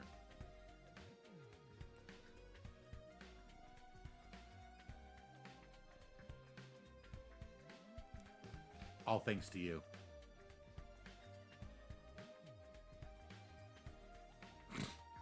My grief from losing Hiroko hadn't gone away, but now I knew that she hadn't died in vain. The others would come around. They just needed time to process it. No more turning against each other. No more killing game. We can finally be a real team again. Maybe even friends. Comforted by that thought, I closed my eyes. From here on, we'd all live a fun, peaceful life. That was how I wanted the rest of our 100 days here to go. Just like the better times we had last time around. Maybe we could hold another barbecue party. Or a festival. Maybe we could all go to the beach together. That'd be a nice change of pace. Still imagining all those different possibilities, I felt myself drifting off to sleep. Huh? But then my doorbell started ringing. A visitor. This hour. Really don't feel like getting out of bed right now. I decided to pretend I hadn't heard. Whoever it was and whatever they wanted, it could wait. My dreams were calling me. I was going to say, if he went back to sleep, then chances are someone's dying. All right, I'm coming. I dragged my tired body out of bed and stumbled over the door. I opened it and... Yugamu, what are you doing here? Please don't tell me you want to hold another meeting. Can't we do it tomorrow? Sorry, Takumi. I think it might be a little too soon for us to be celebrating. Huh? What does that mean? The sponsor's dead. We made sure of that. The three of us had stood and watched as the master of the killing game burned away to ashes.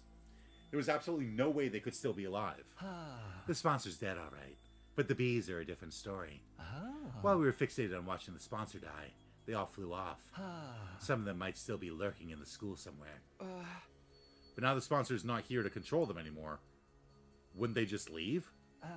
The thing about bees is, they don't like to change their habitats all that much. We're better off getting rid of them here and now so they don't start building nests and breeding.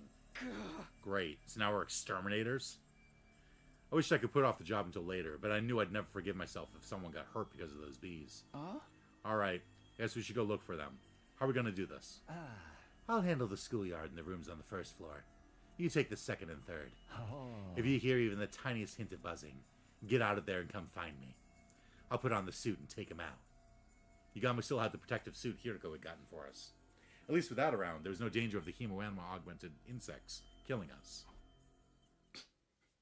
With that, Yugama and I set out to check the campus for bees. Like, it would be cool if we could carry over knowledge from other timelines here, because then we could literally go to the lab and we could get everyone a leap suit.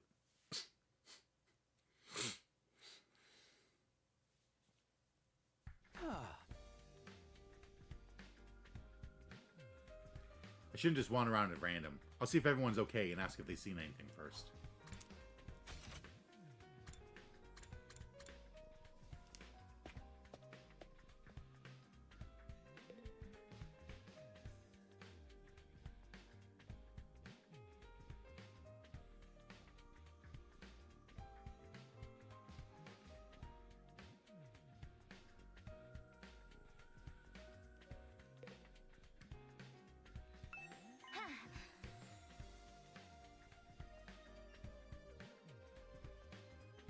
Oh, Takumi, perfect timing.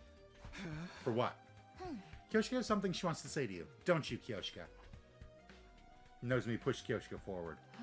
Sir Takumi, for avenging Lady Kurata's death, well, and for my rudeness up until now, that is to say, I'm... Kyoshika trailed off, unable to look me in the eye. An awkward silence stretched out between us. Sorry, Takumi. I think Kyoshika needs more time to get her head together. She wants to apologize to you, but she's not sure how or where to start. It's fine. She really doesn't have to apologize. It's all in the past now. It's nice of you to say that, but this is something she needs to do before we can put it behind us. Just give her a little more time, okay? Sure, whatever you need. You know where to find me. After that awkward phase when they were calling me the Grim Reaper, I was finally back to being able to talk to Nozomi and Kyoshika normally again. I found myself getting a little choked up. All that hard work defeating the sponsor had been so worth it. All because Nozomi will talk to me again. Imagine when they're wearing the leap suits, they discover that there's actually one more person than they're supposed to be. Yeah. Okay. Yeah.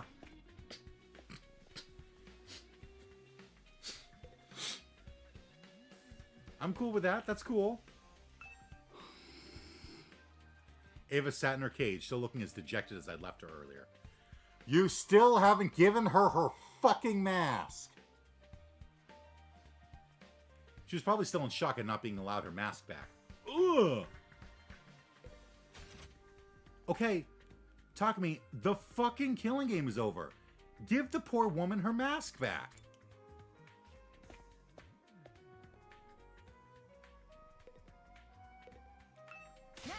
Hey, how's it going, champ? What? What was that all about? Takumi, thank you so much for taking down that scumbag who killed Kurata. I'm so happy. The tears of joy just won't stop coming. You're my absolute hero now. Best wrestler ever. Instant Hall of Famer, no question. I'm not a wrestler, though. Oh well. It is nice to see her so happy. Hey, Moko. We're checking to see if any of the sponsors' bees are still... Moko? Ricka-racka, firecracker, sis-boom-ba! Everybody hustle! Woo! Victory! Moko might be a little too happy. I don't think I'll get any useful information out of her.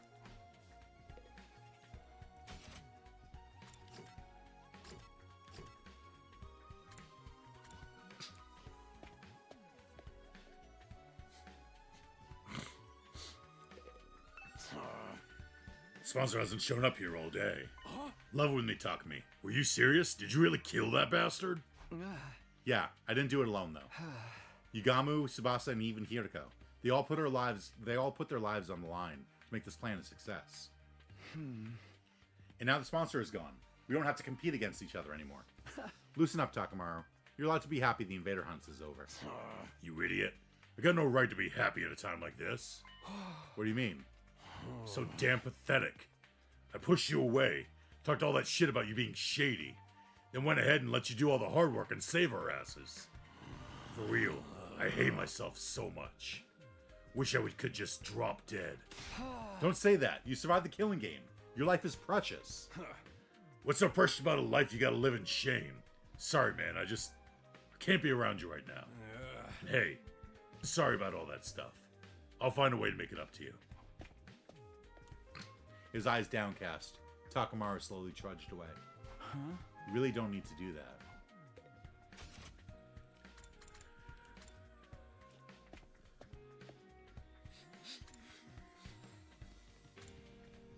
See there? Oh, yeah.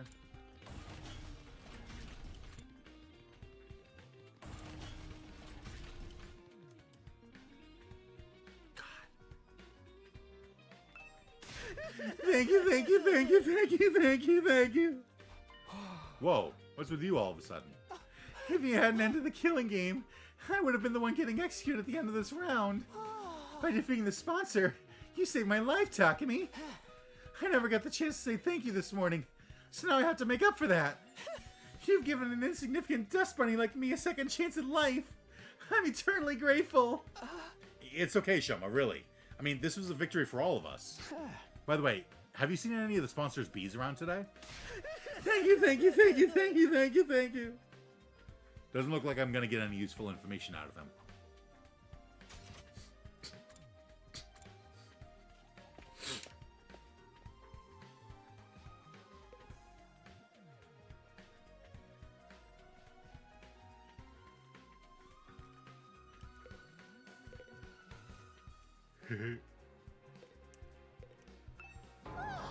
What? The sponsors' bees are still alive? I only said they might be. I hope we're wrong, but we have to make sure.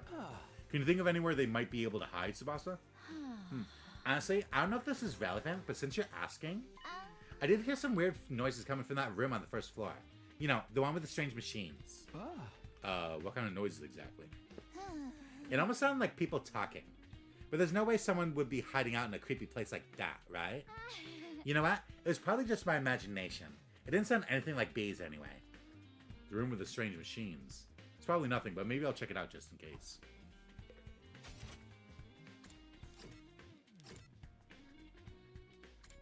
The room with the strange machines. The strange room.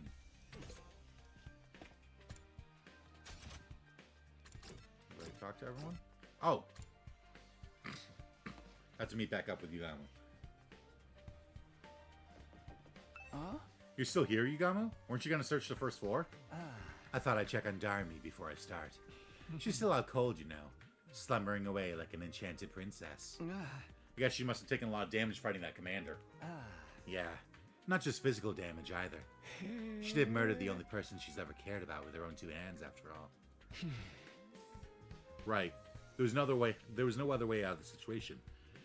Darmi still killed Hiroko. Maybe she was in shock, staying unconscious to avoid dealing with the guilt and pain of that act. I've got to wonder what effect Hiroko's cryptoglobin is going to have on Darmi going forward. It's going to be a real blast finding out. Everybody seems to be okay, but I didn't get any hints about the bees.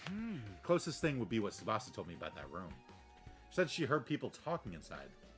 Maybe the bees buzzing and wing beats just sound like voices through the door? I made my way to the weird room to check it out, just in case. What I saw there was...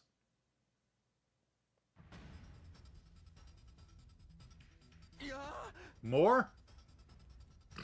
Couldn't believe what I was seeing. The strange sound behind the door wasn't bees. It was the sponsor who was supposed to be dead. And there were two of them. How? How? How? How are they still alive? If I don't stop them, the killing game will start all over again. But I can't fight them alone. I'll go find Yugamu first. I'll just leave them alone. I quickly whirled around, running for the exit. However,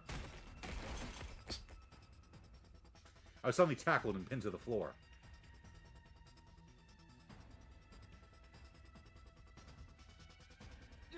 Hey! Let me go! I can't let them kill me. If I let them run loose in the school, more of my friends will end up dead.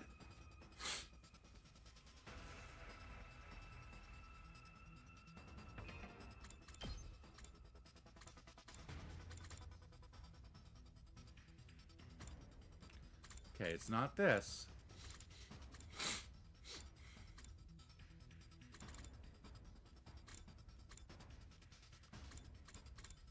Huh. Like, I thought maybe it was the Hiroko scene, where Takumi found her.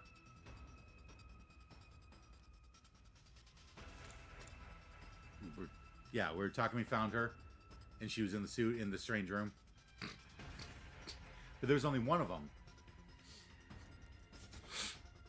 I need to get away and tell everybody they're here. I felt a sharp pain in my nape. Did I get injected with something? As soon as I felt it.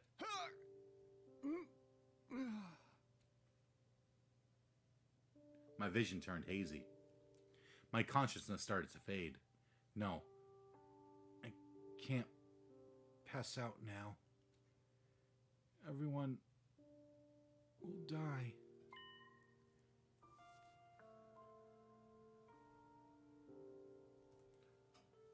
We have nothing to do with the invader hunt. I heard someone mutter those words near my ear. Or at least, I thought I did.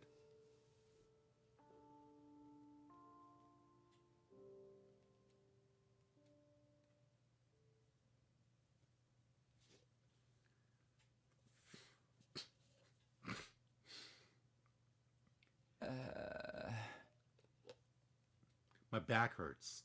For some reason, my bed feels really hard today. Did I fall out of bed at some point and spend the rest of the night on the floor? This isn't my room. This is not my beautiful house. This is not my beautiful wife. How did I get here? I opened my eyes and looked around. I was in the room with the weird machines. What am I doing in here? Why was I waking up in a creepy place like this? I had no reason to be here, did I? Wait, now I remember. Yugamu asked me to help look for the bees. My memory's coming back now. We were looking around the school, making sure the sponsor's insect minions weren't still lurking around somewhere. But I couldn't remember anything after I came into this room. It was all blank. Was somebody else in here? Did they attack me? If anyone or anything had reason to attack me, it would be the bees. I was one of the people responsible for their master's death, after all. Maybe they wanted revenge. But if that was what happened... Yugamu! Tsubasa! The bees could be after them as well. I dashed out of the room in a panic. The bees! I ran all over the school looking for my friends. I checked both their rooms, all the classrooms, the library, and then finally... the gym. Cafeteria. Tsubasa Yugamu, you're okay. I've been looking for you everywhere. I opened the door to the cafeteria to see the two of them sitting there, eating and talking like nothing was wrong. Huh? What's up, Takumi? You're sweating like crazy. Yeah, you look more excited than a bitch in heat. They were both fine. I've been worried over nothing, thank goodness. Sheesh, don't scare me like that. I think we should be the ones saying that to you. Anyway, now that you're here, you might as well join in the strategy beaming. Yugamu and I were just talking about how to organize our search for the QB liquid. The what? What are you talking about?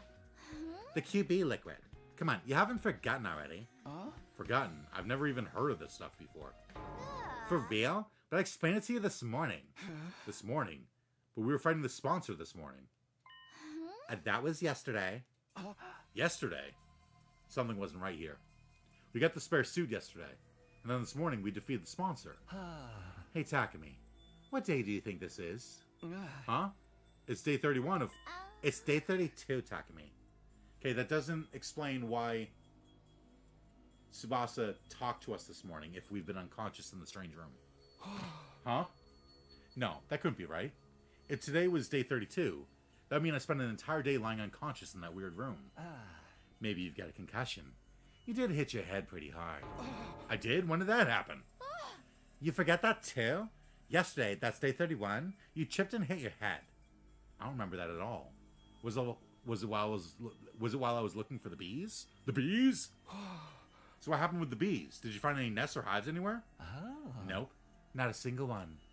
Guess I was just being paranoid. Takumi, do you really not remember? Sorry, I don't remember a thing. You were acting pretty strange back then. Maybe the damage is worse than we thought. You should take it easy today. It might come back to you once you rest up a little. Sure. This whole thing still didn't make much sense to me, but I did like they said and spent the rest of the day in my room. Are we gonna timeline jump again? In that route that we haven't actually done yet that's locked? Are we gonna timeline jump over? Oh, that'd be so cool. Because then it would be like a huge callback. Because then we'd be like, yeah, we need to find the QB liquid, and they're like, oh yes, absolutely. And then we're like, oh, we got a parallel jump back, and then our Takumi, like maybe those two people in the leap suits, that was Hiriko and Takumi. They came back to this timeline for some reason. And so they had to knock out this timeline's Takumi. And then Takumi just took off the leap suit and walked around and pretended to be him for a day. And then either timeline jumped back or they're in hiding somewhere. Oh. Theories. This whole thing still didn't make much sense to me. But I did like they said and spent the rest of the day in my room. Like, that's all this game needed, was just to have a couple little... It drops a couple crumbs in front of you and goes, okay, there you go. Now do the other timelines and see where those crumbs take you. You never know when... Will then. Time to go to bed. It's now the night of day 32. I'm missing a whole day's worth of memories. I know I'm not going to get them back just by thinking hard, but still, this is unsettling. What if I wake up with even more gaps in my memory tomorrow?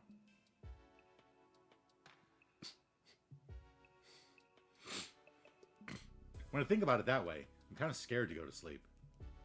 Why is this weird stuff still happening? We'd overcome one ordeal only to be faced with another right after.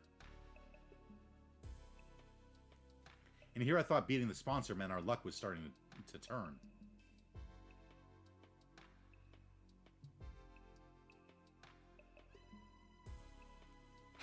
No, being negative about it won't help me now.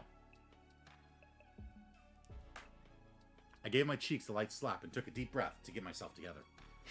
If I let a little something like this get me down, we'll never make it to day 100.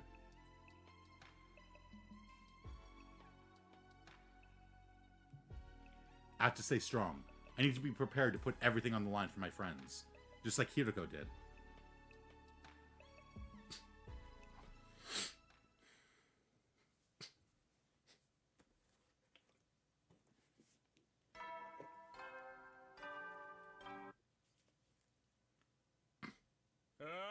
Get ready, prepared, be ready to give...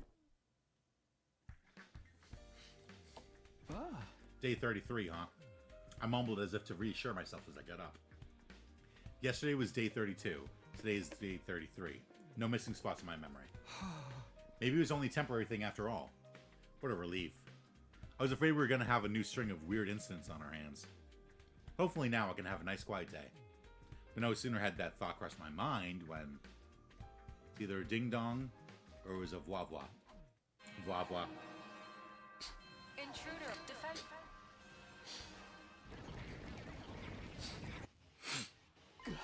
An attack? So early in the morning, too. I knew it. My luck's worse than ever. I scrambled out of bed and made my way to the war room as fast as I could.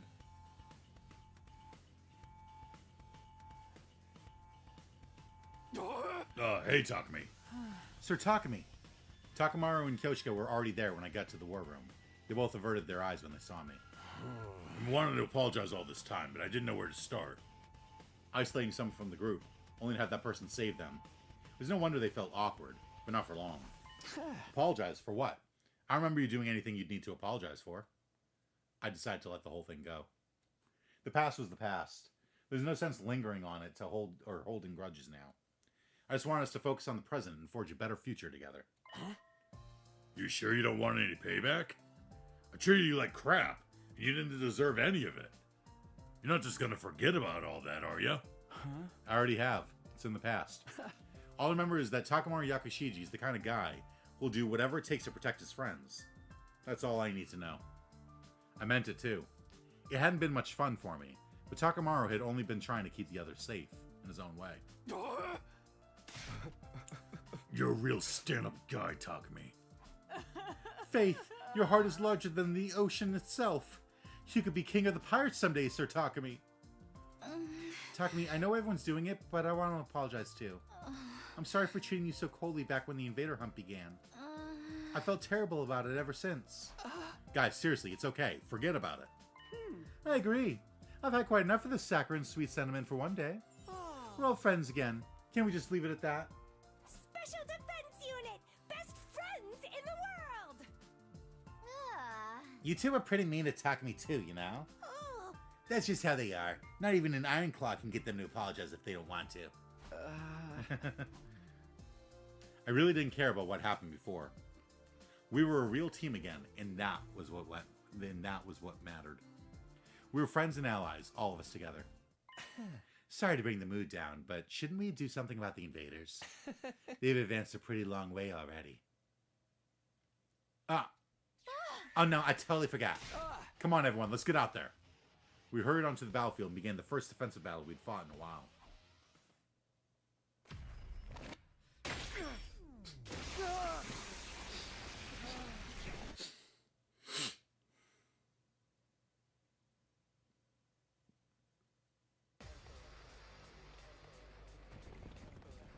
This should be Adamaku, right?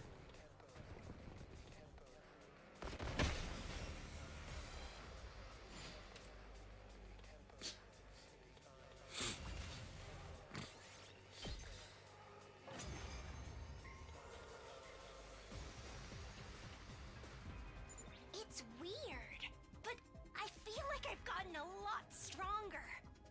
It must be from all the fighting we did during the hunt. It feels like they're moving in slow motion now. I'm better than ever, too. Oh, the way I am now, I feel like I could pull off some high-flying lucha moves. That sponsor just made us stronger. What a dumbass! Don't get carried away, guys. We've got an even stronger enemy approaching. Odds are it's a commander.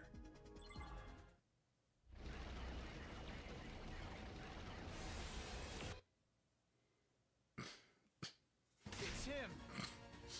That's the commander that killed Hiruko. That makes this our big chance to avenge her. Can't wait to get into it. This guy's going down. I won't stand by and let him escape this time. All we could do before was force him to retreat. We're not going to lose this time. If we all work together, no one can beat us. Let's do this, everyone. For Hiruko!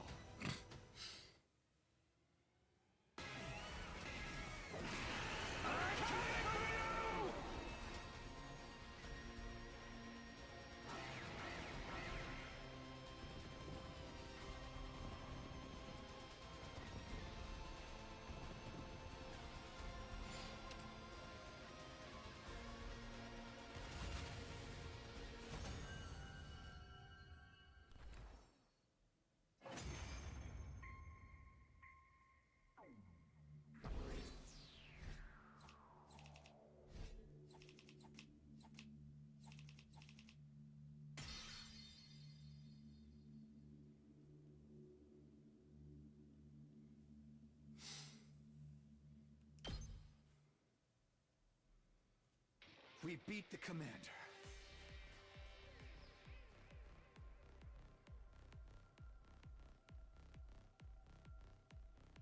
Now we just gotta finish him off. This is a revenge killing, right? Why don't we take our time and really make it hurt? This is for Hirako. I say we present his body as an offering at Hiruko's grave. I think she'd like that. No way!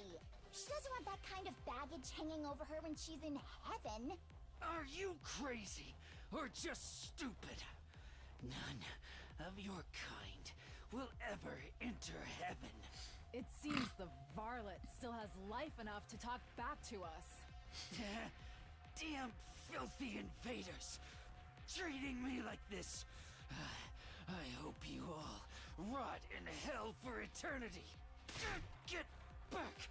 Don't you dare touch me!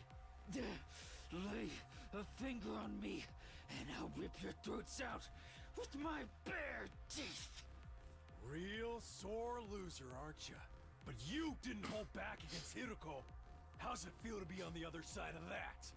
Repent for our friend's death with your life, vile fiend. Go ahead, Takumi. Finish him. Huh? You want me to do it? This will wipe out the final insult to Hiruko's memory. You're clearly the best man for the job. Yeah, I think that's what she would want to. Tear him apart, Mr. Sumino. I'm gonna go sleep now. I need to be out the door at 10 a.m. tomorrow. And I should take a good morning shower before that. Good idea. Is that for the thing that you were setting up? Or was that over the weekend? Okay. Somehow I felt like they wouldn't let me say no. I took a step closer to Adamakyu. Damn it. Damn it. I told you to stay away from me! When I killed him and avenged Hiruko, the invader hunt would finally be well and truly over. My next strike would put an end to this dark, desperate chapter in our lives. This will end it all. But just as I was about to bring my sword down... Oh!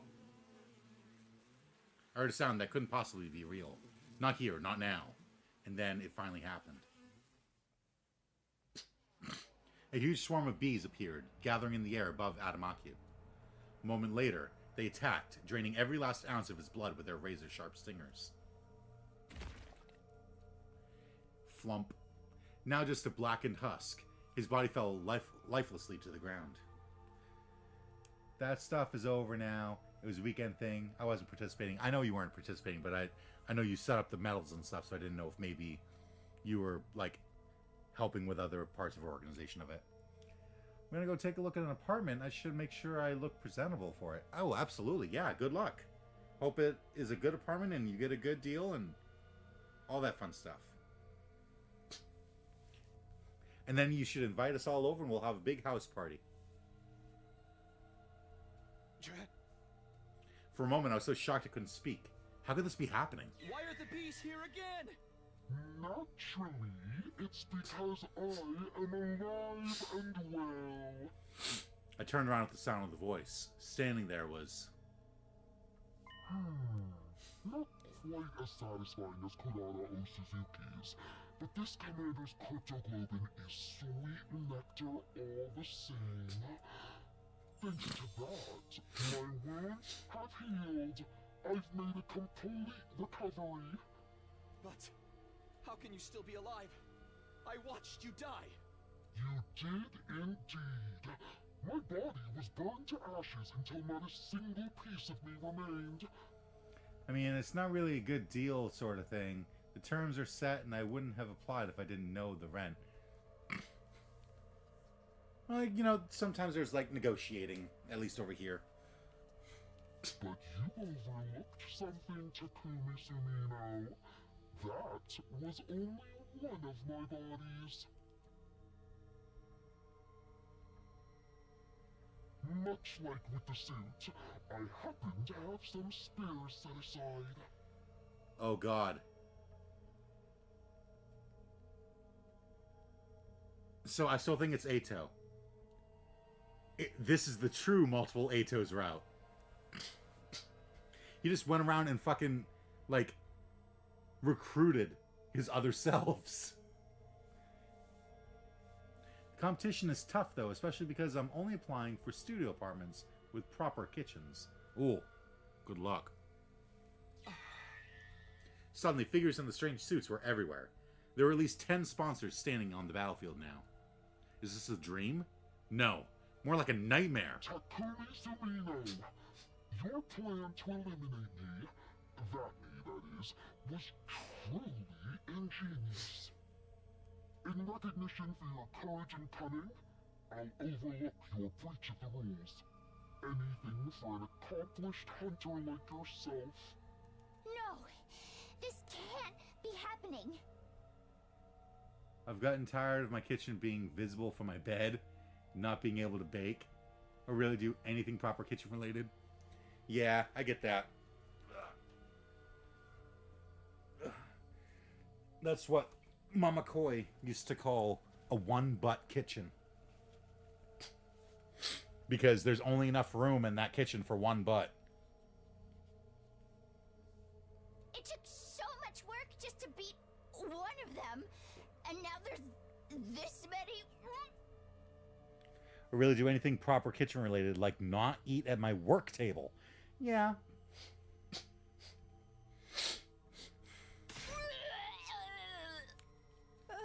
It's an illusion. They must be shadow clones or after images. You're welcome to test that theory, but don't blame me if you meet the same fate as Kurata Osuzuki.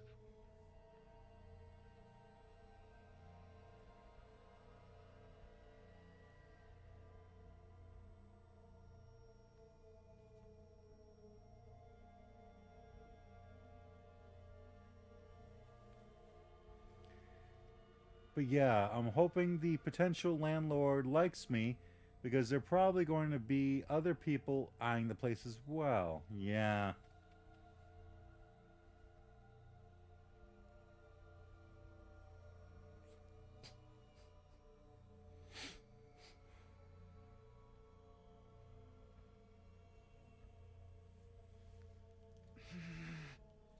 None of us made a move. Instinctively, we knew we had no chance. If we tried to attack any of the sponsors, we'd be killed on the spot. So why did you pretend to be dead? Were you just playing with us? I knew giving you a taste of hope would make your despair that much more intense. Do you see now how futile it is to defy me? But why are you only showing yourself again now? We worked so hard to defeat that commander. Stealing the fruits of our labor is adding insult to injury. You misunderstand me. I only absorbed his cryptoglobin temporarily to ensure it's distributed fairly.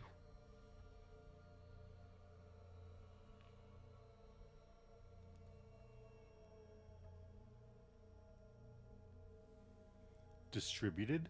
Such a mighty prize should be reserved for only the most excellent of my hunters.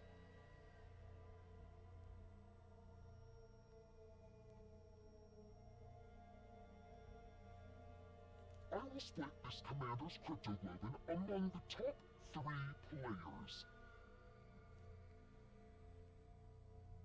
In first, Darumi Amamiya. Second, Takumi Sumino. And third, Yugamu Omikage. Oh, hi, Venom. These 3 alone will receive the reward. Accept it now!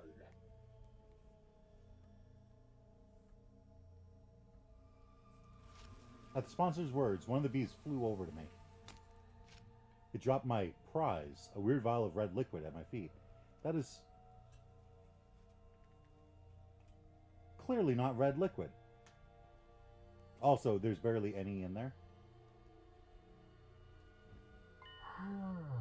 It seems Darumi Amamiya is not here. Is she still unconscious?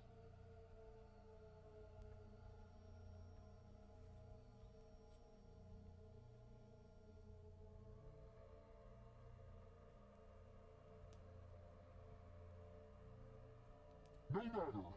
I will inject this into her myself.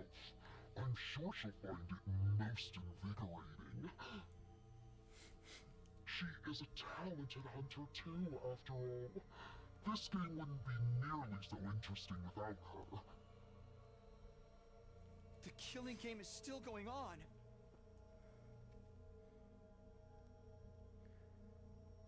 Good night. Also, Nagito Komaeda asks Hope to Spare line, right? Let's hear that again.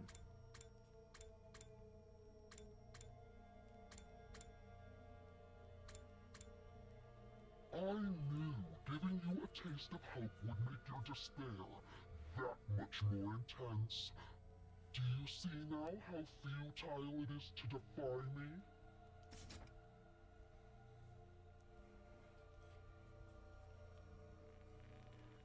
I will be right back. Hydration reminder.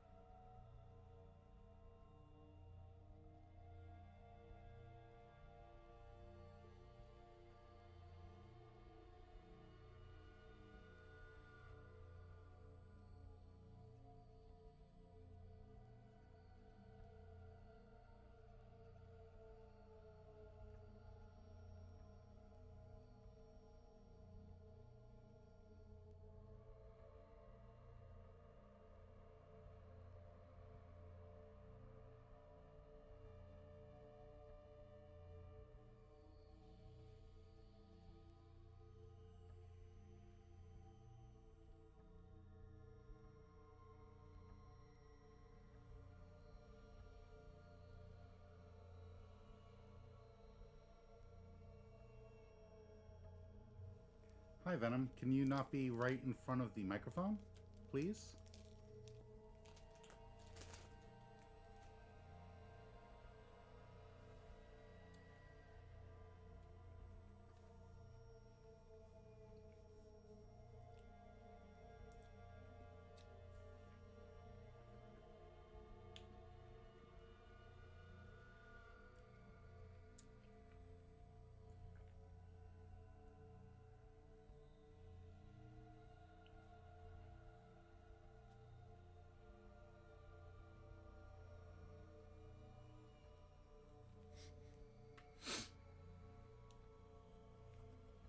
I thought we ended it. So sorry to quash your short-lived joy, but the invader hunt will continue. There are still 2 days until the end of the first round. I encourage you lower-ranked hunters to make a special effort during that time. Of course, the rest of you can't afford to get complacent either. That's just how this game works.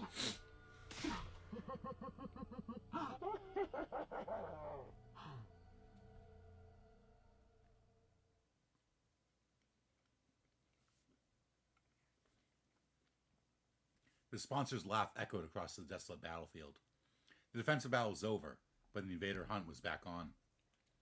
With our lives once again at the mercy of the rankings, it felt like a truly hollow victory.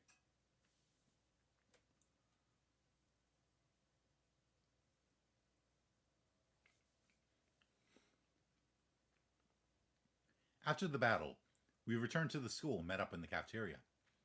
We needed to discuss what we were going to do next. So basically, the hunt is back on like nothing ever happened. To think the sponsor would come back. A villain like that has no right rising from the dead. Now there's just 2 more days of the first round left. And when it ends, the person in last place will be executed. The killing game wasn't over. The sponsor had multiple bodies, making them effectively immortal.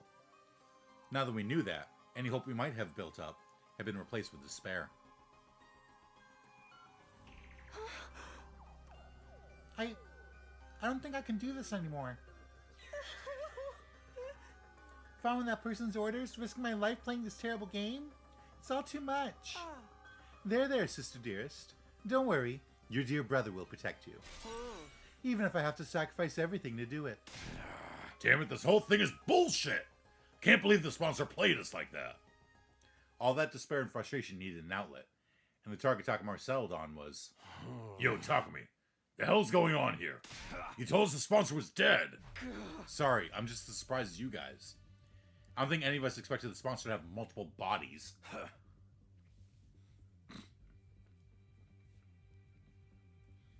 You saying you didn't know? Don't lie to me, man. You and that bastard were working together this whole time, weren't you? What? That's crazy. Of course we haven't. Then why are the only ones who got prizes from your team? You sure that wasn't some kind of payment for going along with the sponsor's act? No, why would you even think that? I'd never betray you guys.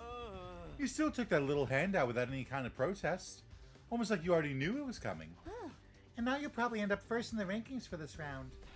You told us the game was over, so none of us have been earning points over the last couple of days. Your position is just as strong as it before, while we've lost any chance to catch up to you. You get to survive to the next round, while your partner, the sponsor, gets to mess with us. It's a win for both of you. Can't believe we let you fool us like this. Sir Takumi, all this time you colluded with our enemy? You betrayed us all. I'll have your head for this. Don't do it, Kyoshika. Put your sword away. Back off, guys. Takumi's innocent. How many times are you gonna make the same mistake? Hey, I've tried to trust Takumi. He's legit saved my life, you know? But I gotta look at the bigger picture here. Every time I put my trust in him, something bad happens. First Gaku died, then Kurara, and then the invader hunt started. Then right when it looked like we were out of the woods, suddenly the game's back on, we're in last place. All that can't just be a coincidence. What am I supposed to think? Takamura glared at me like I was the absolute scum of the earth. You really are a jinx. No, you're worse than that. You're like the Grim Reaper. Nothing good ever comes from being around you. So do us all a favor and stay away from us. My God. When I heard the anger in his voice, I knew my dream was over. Making it to day 100 with everyone working together as a team, that would never happen now. That's all I gotta say to you. From here on, we're enemies. Don't come talking to me like we're still friends. Hey! Ima, Kako, let's go. We gotta earn some points and get ahead of those guys. Well, we still can. Takamura stormed out of the cafeteria, taking the twins with him. Now it's come to this, I must retreat to the mountains. I'll undergo intense training and unlock the power I need to strike down every one of those accursed sponsors. Kyoshika, no! You can't go out there alone. At least let us come with you. Nozomi's team hurried away as well, leaving just me. And my only 2 friends in the world. Sheesh, what's with those guys? All this over some dumb prize Takumi didn't even ask for? They can't help it. This game's made them paranoid. Everything seems suspicious to them now. Even a little vial of cryptoglobin. Yagami was right. All they wanted was to get rid of the Grim Reaper in their midst. The vial was just a convenient excuse for them to do that. Speaking of the vials, remember what the sponsor said back there? Something about injecting Darumi. It seems Darumi Amamiya is not here. Is she still unconscious? No matter. I will inject this into her myself. I'm sure she'll find it most invigorating. Right. That means the sponsor probably went to Darumi's room.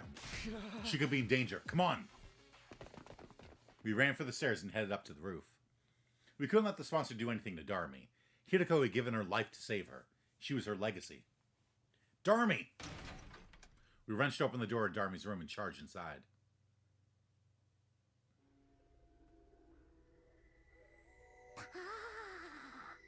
Darmy was awake. She was sitting on the edge of her bed, staring vaguely up at the ceiling. Darmy, you're okay. Huh? What's up, Tsubasa? Why are you and Takumi and Yagami all out of breath? Ooh, you finally decided to kill me, right? You're breathing heavy because of the anticipation? You gonna pass me around and have some fun with me first? Or are you gonna save that until after I'm dead? Can't have a killing game without some gory and or sexy R-rated scenes, am I right? Go ahead and mess me up. Should we film it for posterity? Make sure you get my good side when my eyes roll up into the back of my head. Will you stop talking crazy for a minute, Darmy? Thank goodness, she's just the same as ever. Morbid, inappropriate sense of humor included. Are you alright, Darmy? You're not sick or in pain or anything?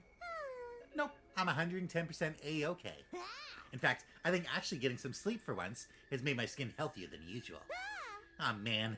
At this rate, the bags under my eyes might disappear. I love those little black smudges like they were my own children. I don't think I could bear losing them. Wait, that's not just eyeliner? Well, anyway, I'm glad she's okay. There's just one problem. How exactly are we supposed to treat Darmy from now on? Obviously, I want to honor Hiroko's last wish and do whatever I can to make sure she survives. But she's also technically the person who killed Hiroko. There's no getting away from that. Oh my god, she was gonna die! She was going to die. And she flat out said, take my cryptoglobin. Then again, does Darmy even know what she did, or has she repressed that whole episode? Hey Darmy, how much do you remember about what happened before you blacked out? Pretty much all of it. You, me, Yagami, and Mistress Hiroko all went off on a picnic. Then we got attacked by Commander. Mistress Hiroko got mortally wounded protecting me. And then I stabbed her in the back and killed her. That just about covers everything, right? So she remembers. I have to think she'd have been happier if she forgot, though. It's bad enough that she had to lose Hiroko, but to have to kill her herself. What can I even say to someone who's been through something like that? Should I try to comfort her? Reassure her that she did the right thing? I'm out of my depth. We had no idea what to do here. Okay, Takumi, it's your turn. Tell me what's been happening while I was out. Is the killing game still going?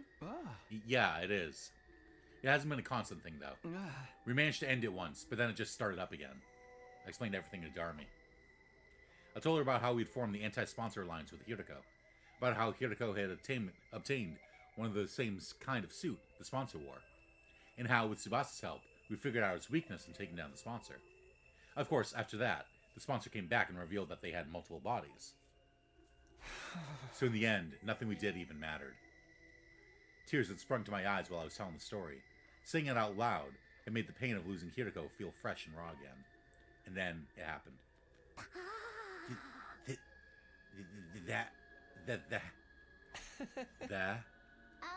Are you okay? She started acting really weird, even by her standards. She was stuttering the same syllable over and over again, making her sound like an old staticky radio.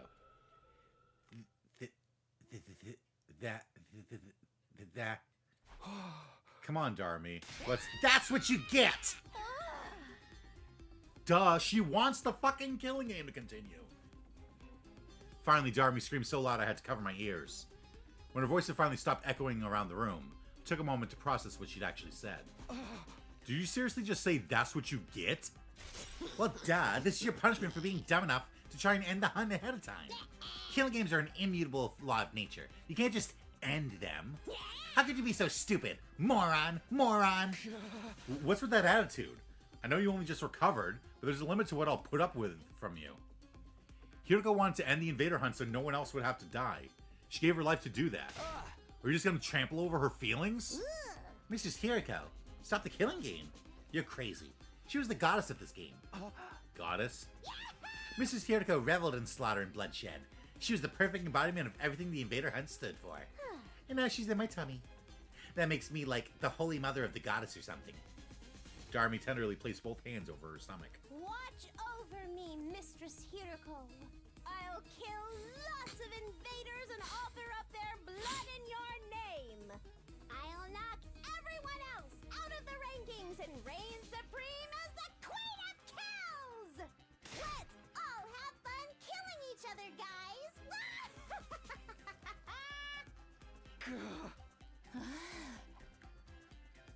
Darmy's unbridled joy toward the killing game was unnerving, maybe even inhuman, but not surprising. I couldn't see his talking sense into her anymore. She was an uncontrollable monster. Was everything we did really pointless? Our alliance against the sponsor? Getting the suit? Kiriko's sacrifice? What was the point of any of it?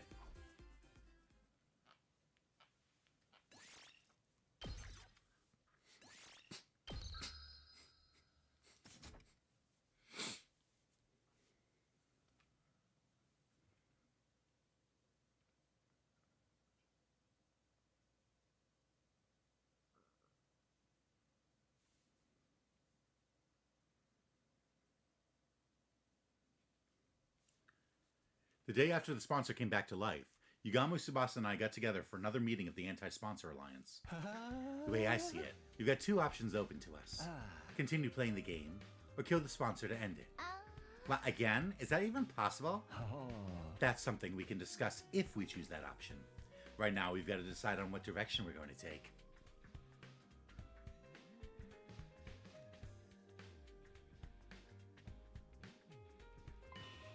I say we, but really, it's up to you, Takumi. Ooh, time for another choice?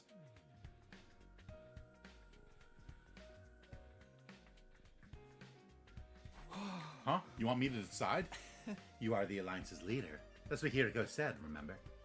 Come to think of it, she did give me that job, didn't she? You have just been appointed the leader of the Anti-Sponsor Alliance. She might even have given me the position because she knew she was going to die. Is that why? Did you think I could hold the Alliance together even after she was gone? Are you sure you want someone like me as your leader? I don't really have any skills or talents. Nah, dude. It's gotta be you. You got the courage and resolve we need to get us through this. I'd like you to be the leader too, Takumi. I just know if anything happens, you'll come to my rescue. It's reassuring to have someone like that in charge. You guys. Honestly, I think this might be too much for me. But if these two are willing to put their faith in me, I can't let them down. Alright, I'll accept the position as leader. I might not have very much going for me, but I'll do everything I can to keep you safe. That's the spirit. Okay then, oh great and powerful leader. Tell us where our alliance is going to go from here. Do we continue to participate in the Invader hunt? Or do we try and kill off the sponsor? Continue the hunt or kill the sponsor? Obviously taking part in this game is out of the question. I won't stand by and watch another of my friends die at the end of every round. If we lose any more than this, it's going to be hard to get through our defensive battles too. But the only way to stop the game is by killing the sponsor.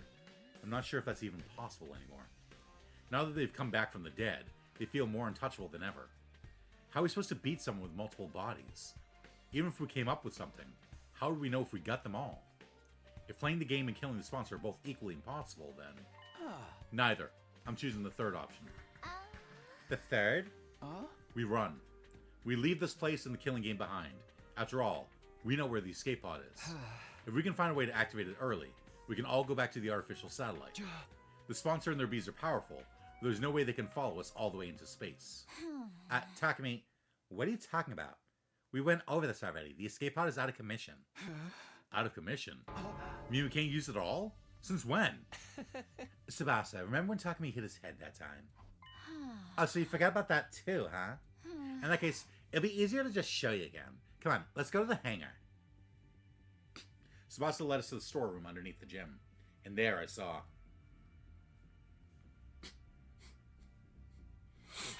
Huh?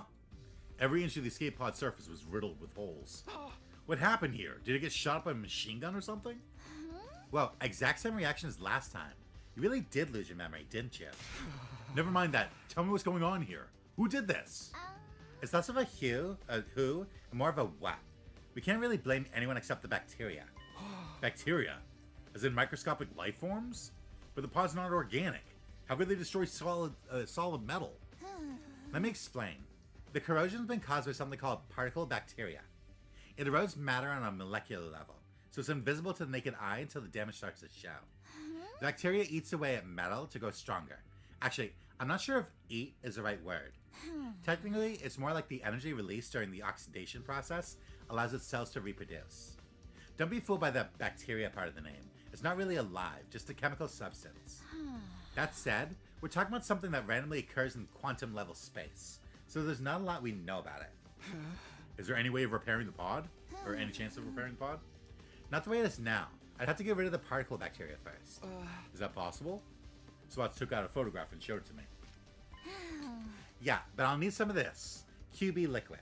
It's the only thing that can purge the bacteria. I have no idea where to find it, though. What about the biolab? I looked in there already. This is rare stuff. I don't think there's a single violet in the whole school. At this point, the only thing we can do is search around in the ruins outside and hope for the best. So we're looking for a rare material while also trying not to fall behind in the rankings. I have a feeling that's not going to be easy. We'll have to repair the pod eventually, but activating it and getting out of here early does seem almost impossible. You get the position we're in now. Using this to escape the game just isn't feasible. We'll need to go with a different strategy. So we're back to the first two choices I offered you. Play the game or kill the sponsor. What's it gonna be? Those are my two choices, huh? Take everything I know into account, though. Sorry, I still think the third choice is the best option. We'll find a way to repair the pod and use it to escape from the game. You sure? We just went through how doing that's so hard, it's practically impossible. We're about to face steep odds no matter what we do. I'd rather take a chance on the path I believe in. Yeah, we also thought that it was impossible to kill the sponsor. Step 1 is to find the QV liquid, destroy the particle bacteria, and repair the damage. After that, we focus on finding a way to activate the pod early. Once that's done, we get everyone on board and get out of here, back to the artificial satellite. Prioritize escaping to safety. That's what you're going with, Takumi. Well, I did say I'd respect our leader's decision. That cool with you too, Tsubasa? Sure, if that's what you want, Takumi, I'm fine with it. I've already made up my mind to stand by you to the very end. After the way I treated you before, I want to make up for that and be as supportive as I can now. Tsubasa. My heart gave a little leap. These two were putting so much faith in me, it made me feel like I could make it through any ordeal. Tsubasa, are you sure you're okay to work with us? Aren't you technically still on Nozomi's team with the other girls? It's fine. I decided to officially leave that team. I feel bad for them losing a fighter, but you guys are way more important to me. Way more important. When I heard that, I almost broke down into tears. Even an outcast like me has people who consider him important. As long as I remember that, there's nothing I can't do. I know we'll make it back to the satellite together. Alright guys, let's fix this escape pod. We're all going home, and we're all going back alive. We had our goal. Now we just had to start making it a reality. The first order of business was going out to try and find some QB liquid. Out beyond the school, we explored the ruins of what had once been stores, ransacking the shelves for anything that looked like what we needed. Of course, we should have known better than to think we'd find something that rare that easily. Before we knew it, the sky had turned the dark orange of sunset. Phew, the sun's going down. We should probably call it a day soon. It's not dark yet. Let's keep going a little longer. Overdoing it's not going to help anyone, Takumi. This search could take a while. We need to conserve our strength. And don't forget, tomorrow's the last day of the first round. You never know what might happen when things get right down to the wire.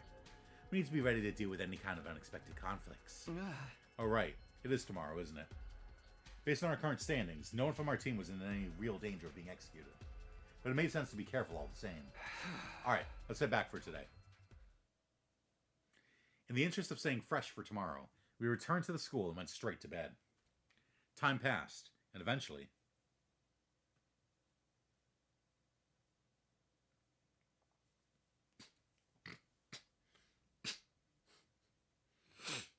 the final day of the Invader Hunt's first round arrived. Well, Shoma...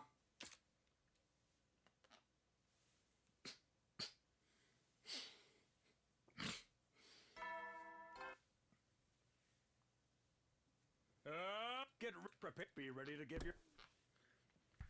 It's so weird to be like, yeah, we're in the middle of a killing game.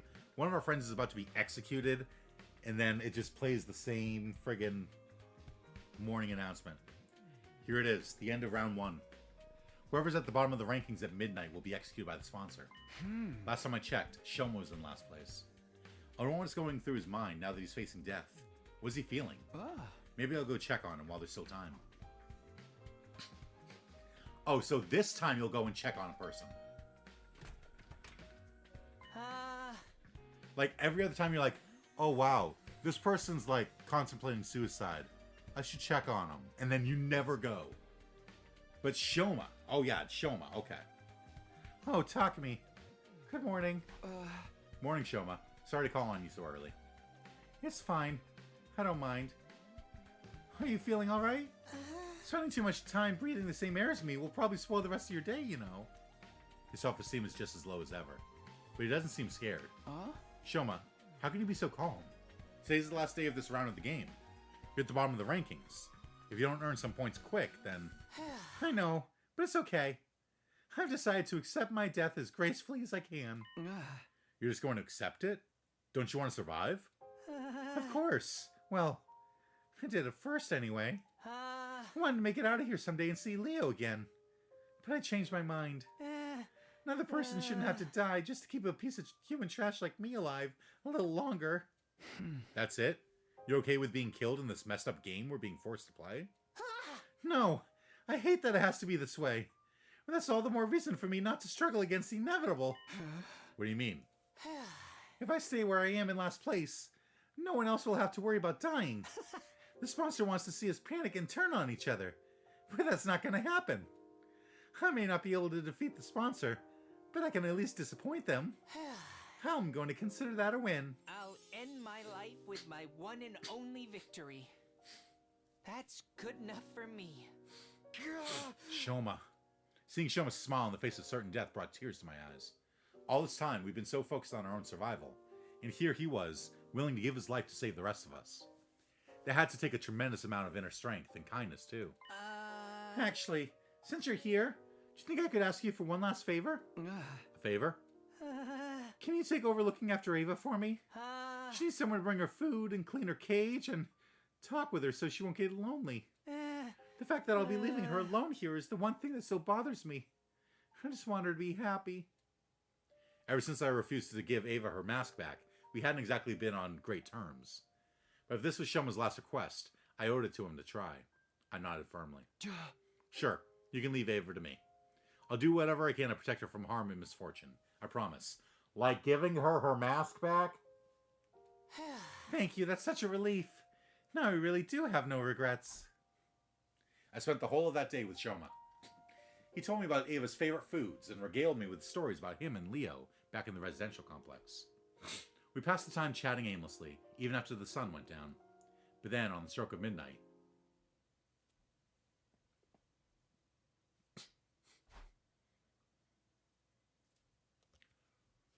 Hunters of the Special Defense Unit, gather in the schoolyard immediately. The closing ceremony for the first round is upon us. We were called to the schoolyard by the announcement. There, we were all forced to watch Shoma's execution. Shomer Genzaki. Alas, his refusal to compete seriously made the end of this first round quite the anticlimax. The final struggle to stay out of last place is usually one of the most exciting parts of the game. I hope we'll have no cowards in the next round. I encourage you to put all your energy into the hunt from now on. You don't want to end up like him, do you? Shoma was just a shriveled up corpse now. He looked so small, like some kind of grotesque figurine. Damn it. I'm sorry I couldn't save you, Shoma. I'm sorry, Shoma. Middling in flavor, yet ample in nutrients. Thanks to his contribution, we've become stronger still.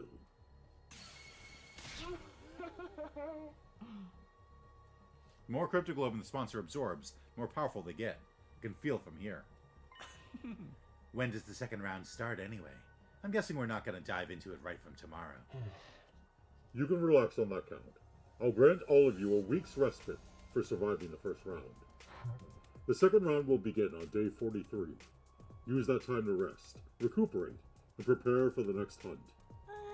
It's not very long, but at least we get some time off. Not like we can take it easy, though. We gotta use that time to get stronger and survive the next round, too. Hey! Ima, Kako, as of right now, you guys are in boot camp. We're going out to the mountains to train. Oh, great. I've never been any good at this sporty jock stuff. A week off. Will we be able to find the QB liquid and get out of here in that time? I hereby call the first round of the invader hunt to a close. I'll leave the task of getting rid of this filthy corpse to you.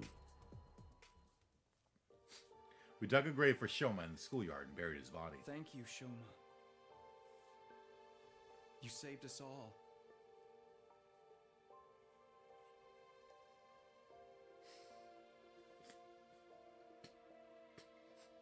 I won't forget what you've done for us. I promise.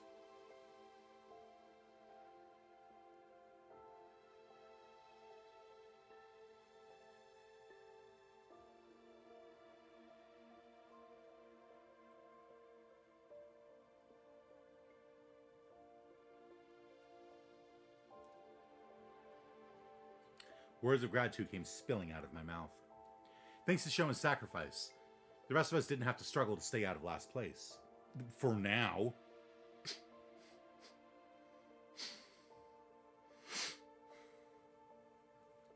The sponsor was wrong. Shoma wasn't a coward. He was the only one of us who had the strength to put others first. I won't let your sacrifice be in vain. Another friend dead, thanks to the invader hunt. This can't be allowed to continue. We're finding that liquid and repairing the escape pod. We'll find a way to get it working. Then we're getting everyone on board and getting out of here.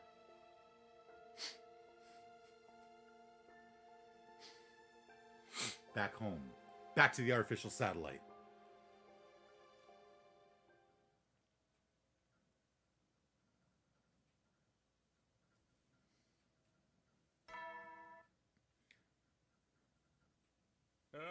Get ready, prepare, be ready to give your...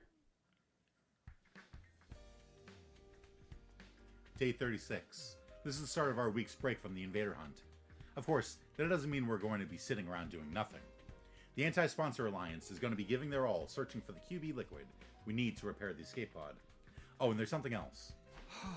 Ava. I did promise Shoma I'd take care of her. It's been awkward between us ever since I made her cry that one time. This is what Shoma wanted. I have to honor his last request. I made my way to the courtyard, determined to patch things up with our prisoner. If you were determined to patch things up with her, you'd bring her the fucking mask. I see. So Shoma's dead. Ava's face fell when I told her what had happened. He was such a timid boy and a little strange, but I liked him. He was kind, even to a prisoner like me. Leaving you behind was his only regret. He said he wanted you to be happy. He really was a great guy. No matter how bad things looked for him, he was always thinking of others. And now, it was my turn to carry on that legacy. Hey, Ava, I'm sorry I broke my promise to return your mask. Do you think you can find it in your heart to forgive me? Sure, if you give me back my mask. Shoma asked me to take care of you in his place after he was gone. I know you probably won't like seeing me every day from now on, but... No, I don't mind. In fact, I've wanted to apologize to you for a while now. I'm sorry about last time. I shouldn't have reacted the way I did. That mask is just so important to me. It's easy for me to get carried away. Ava bowed her head in apology. Unlike our last conversation, she was clearly thinking a lot more calmly and rationally now. Or maybe calm wasn't the word. Maybe it was more like resignation. Yeah, she's finally realized he's not going to give me the mask back, so I might as well just give up on getting my fucking mask back, thanks.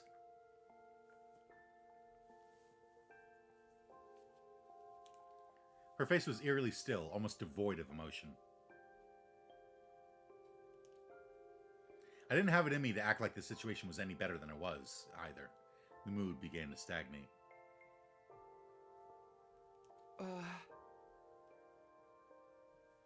If you're that concerned about having your face exposed, I can get you a hat or something. Just give her back the mask! No, that wouldn't work.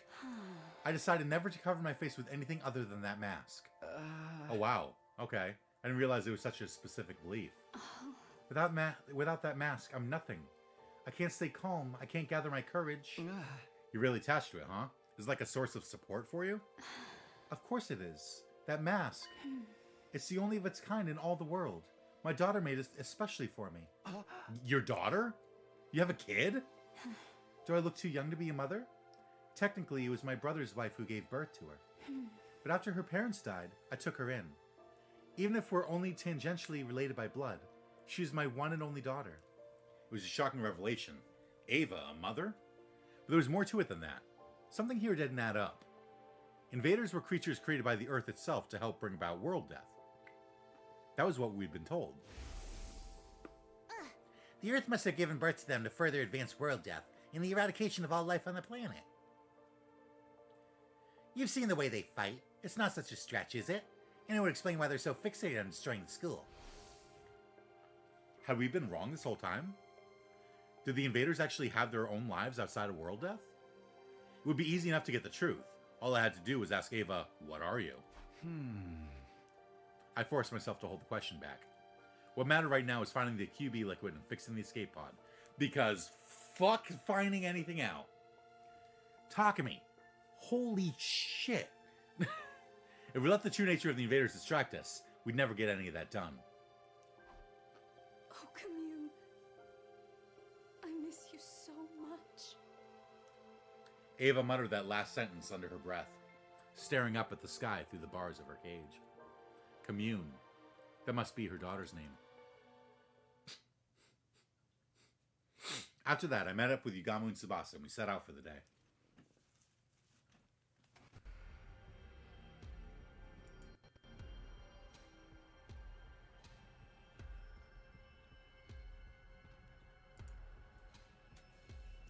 Outside the school, we began our search for the QB liquid with renewed vigor.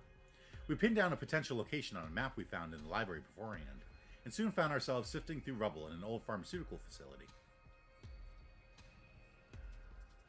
We had nothing to show for our hard work that day. The only thing we'd found in the ruins was regular junk. Finding what we needed wouldn't be easy. There were bound to be days when we walked away disappointed, just like this one.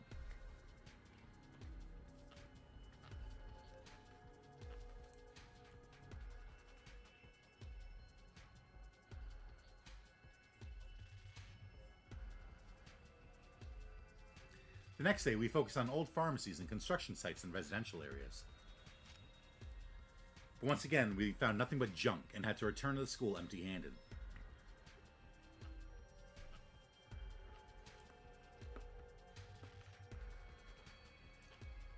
The day after that, we searched the ruins of every house we could find from corner to corner. We failed to find what we were looking for, and before we knew it, the sun was going down.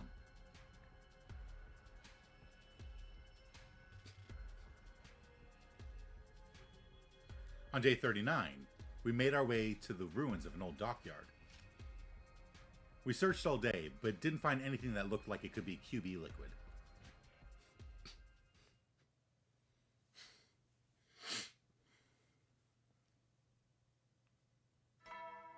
Is it like quantum bacteria liquid? Be ready to give your...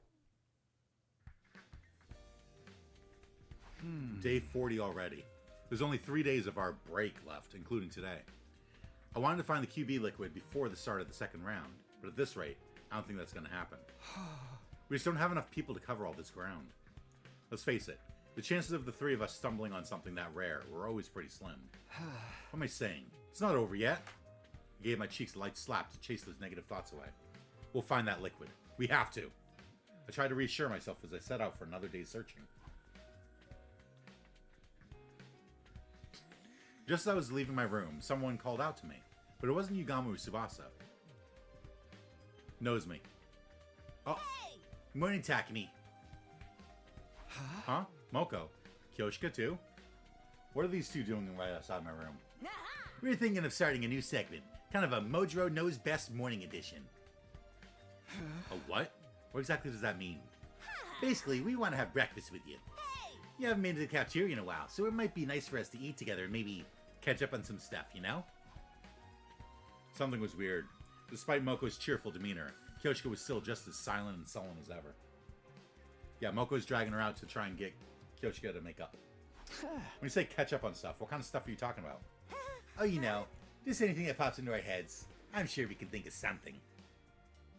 Like the state of pro wrestling and the TRC, our favorites for the next championships, the latest backstage gossip, or hey, maybe even the physical condition of the other members of the Special Defense Unit.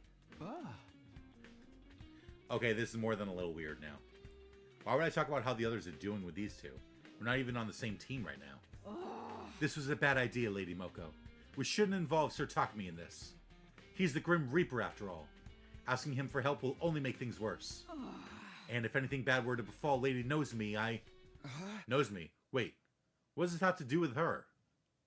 Is she okay? Did something happen to her? Ooh, why would you think that? Gosh, Takumi, that's some imagination you've got.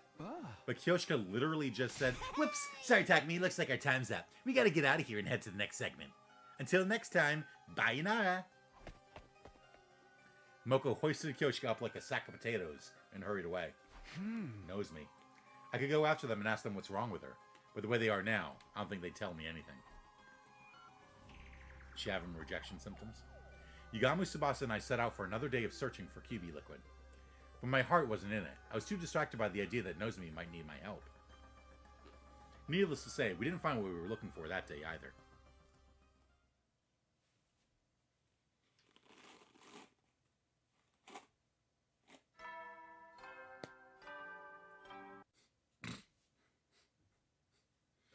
Get prepared. Be ready to get. And now it's day 41. Things were beginning to feel pretty hopeless. I only had today and tomorrow left until the next round of the invader hunt began. If it comes down to it, can we keep looking for the QB liquid while also earning enough points to stay in the game? Oh great, a visitor. That's all I need. It was Moko. It seemed like she'd come to continue our conversation from yesterday, although she didn't have Kyoshika with her this time. Hey Moko, what was all that about yesterday? You're acting really weird. If there's something you want from me, just come right out and say it.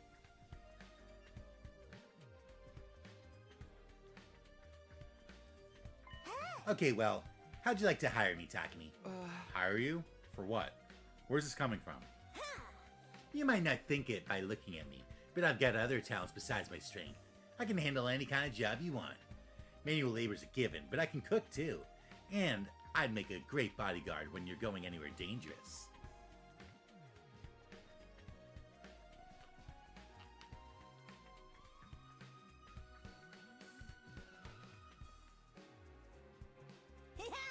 I'm there for you 24 hours a day, 365 days a year. Moko Mojiro. Every home should have one. Pretty awesome value, don't you think? I have no idea what she's talking about anymore. Why do I have to get saddled with this bizarre sales pitch first thing in the morning? Alls I'm saying is, I'll work real hard for you, Takumi. I'll do anything you want, so in return for that... Won't you do something to save my dear friend? Your dear friend? Wait, are you talking about Nozomi? She did want my help with Nozomi yesterday. I knew it. The physical condition of the other members of the Special Defense Unit? And if anything bad were to befall Lady Nozomi, What happened to Nozomi, Moko? That's the thing. I don't really know what's wrong with her. She suddenly collapsed 3 days ago, and she's been getting worse and worse ever since. This morning it was hurting her just to breathe. At this rate, I'm worried she might die. And Nozomi can't use the Revive-O-Matic. If she dies, she's gone forever. I don't know what caused this, so I have no idea what to do about it. It doesn't seem like a regular cold, so I've got to wonder if it's some kind of disease she already had in her. I really need any help I can get here. That's why I came to you. You're from the future, so I figured you might know something about Nozomi that I don't. Now it makes sense. That's what you were trying to ask me yesterday? Yeah. Please, Takumi. Save Nozomi. I know I've got some nerve asking you for help after the way we've all treated you. But you're her only hope. I'm begging you, save her life and I'll dedicate mine to you. Tears streaming down her face, Moko got down on her knees and bowed her head in supplication. Moko, come on, you don't have to do that. Of course I'll help. All you had to do was ask. If Nozomi's suffering, I can't just stand by and let it happen. I want to do something about it. That's what friends are for. Thank you, Takumi. Thank you so much. I gave Moko a tissue to dry her eyes, not to mention her nose. Once she calmed down a little, I got her to tell me more about Nozomi's condition. Based on what you've told me, I might know what the problem is. It sounded a lot like what had happened to Nozomi in my first timeline. Unhealthy pallor, fever, labored breathing. I've seen her suffer like that before. It could only mean one thing. If I'm honest, it's just as you said. My condition is due to rejection symptoms. What are rejection symptoms? The hemoanima is rejecting me. I think Nozomi's probably going through rejection symptoms from her cryptoglobin. It's not very compatible with her body, so it flares up and gives her a bad fever sometimes. So her body's turning against her. Kind of like with steroid abuse? Does that mean this could happen to the rest of us too? No, this is a Nozomi only thing. It's because she's not an official member of the Special Defense Unit. Official? What do you mean by that? Well, Nozomi's different from us. I told Moko the truth about how Nozomi got here. How she snuck in and joined this war of her own free will. Basically, the whole story that I heard from Nozomi herself last time. Her mother was a researcher working at Kamakura General Hospital, where she was involved in a project to save humanity. Specifically, that project involved transfusing cryptoglobin into human hosts. Nozomi had offered herself as a research subject to help make that project a success. But something went wrong, and the cryptoglobin didn't bond with her the way they'd expected. Nevertheless, they continued with their research. The project was eventually shut down by the higher-ups, and Nozomi's mother was so heartbroken that she took her own life. After that, Nozomi snuck into Kamakura again and again, trying to figure out the truth behind why the project had ended. Eventually, she found it. The people in charge were building a special squad of youths with the power of cryptoglobin. In other words, the Special Defense Unit. Her investigations led her deeper into the heart of the hospital. And in a room packed with strange capsule-like machines, she found us.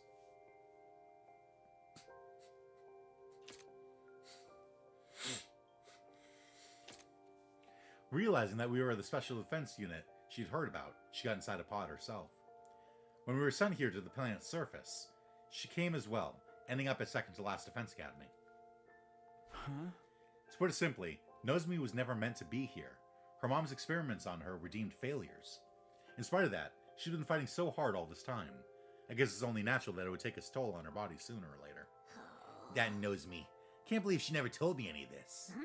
Does she really think I'd care if she's not an official member of the team? She's my friend. I love her no matter what. Yeah, I knew none of that would matter to you. That was why I felt comfortable sharing this information. If anyone could be trusted with Nozomi's secret, it was Moko. So, Takumi, how do we stop these symptom thingies? If there's some kind of medical herb that'll help, I'll run out and get some right now. No, there's only one thing that'll help Nozomi now, and that's cryptoglobin. It's got cannibalistic qualities.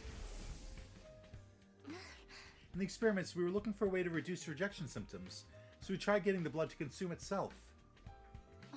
My mom transfused additional cryptoglobin, and then the rejection symptoms stopped. So by absorbing cryptoglobin, we can mitigate the rejection. A lot of this is going over my head. That's basically what we need to save her, right? Cryptoglobin. Well, the best way to get more is by defeating a commander. Okay, that settles it. I'm gonna go find a commander and lay a beatdown on him. I'll bring him back alive so Nozomi can... Wait, Moko. We already have some cryptoglobin right here. Huh? We do? Yeah, I got some at the end of the battle on day 33, remember? And Moko the prize the sponsor had given me for being in the top 3 of the rankings. Inject this into Nozomi and her symptoms will settle down. I'm sure of it. The cryptoglobin in the vial looked the same as it did the night I got it. It still had its power. Are you sure you're okay with just giving away your prize? It's a small price to pay if it'll save Nozomi's life. Go on, take it. Thank you, Takumi. I don't know how I can never make this up to you. Don't sweat it. I'm just doing what anyone else would do. Takumi, you really are a great guy. Okay, I'll take it. Thanks again. I'll go to Nozomi's room and give it to her right now. Moko bowed her head one last time and rushed off to deliver the life-saving vial.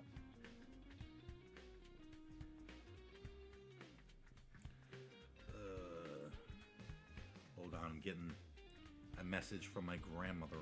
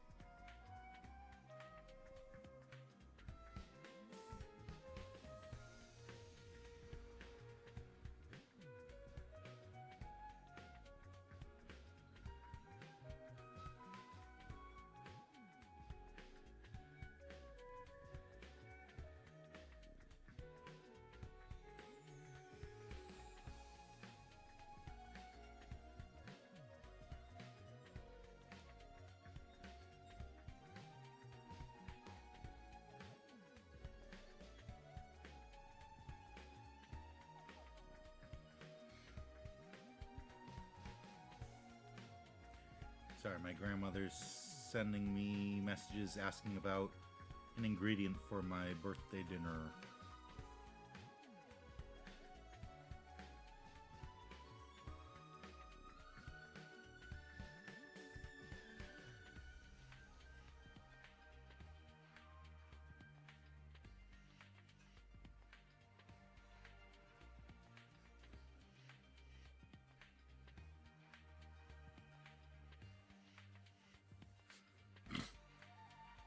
Moko bowed her head one last time and rushed off to deliver the life-saving vial. Get better soon, Nozomi.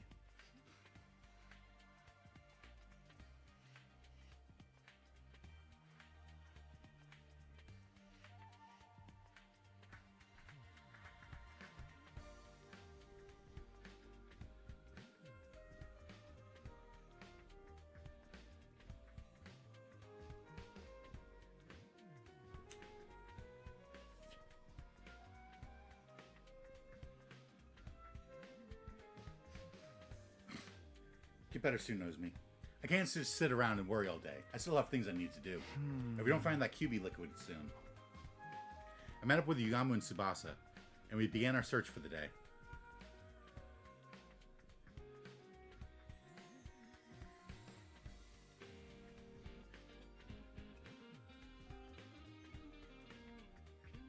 We searched and we searched.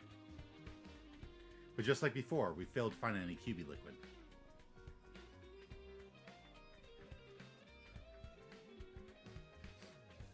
Our respite from the killing game was almost over. We had nothing to show for it.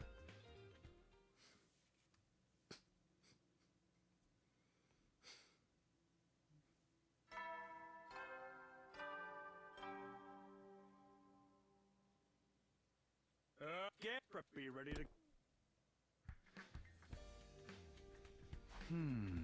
Day 42 already. This was the last day of our week off. Tomorrow the invader hunt will begin again.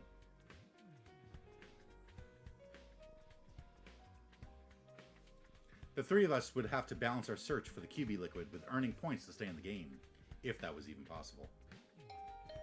Is that Moko? She's probably come to tell me how Nozomi's doing. I hurried to the door and opened it. Standing there was Yugamu. Good morning, Takumi. Nozomi, you're alright? Yep, I feel better than ever thanks to the cryptoglobin you gave me.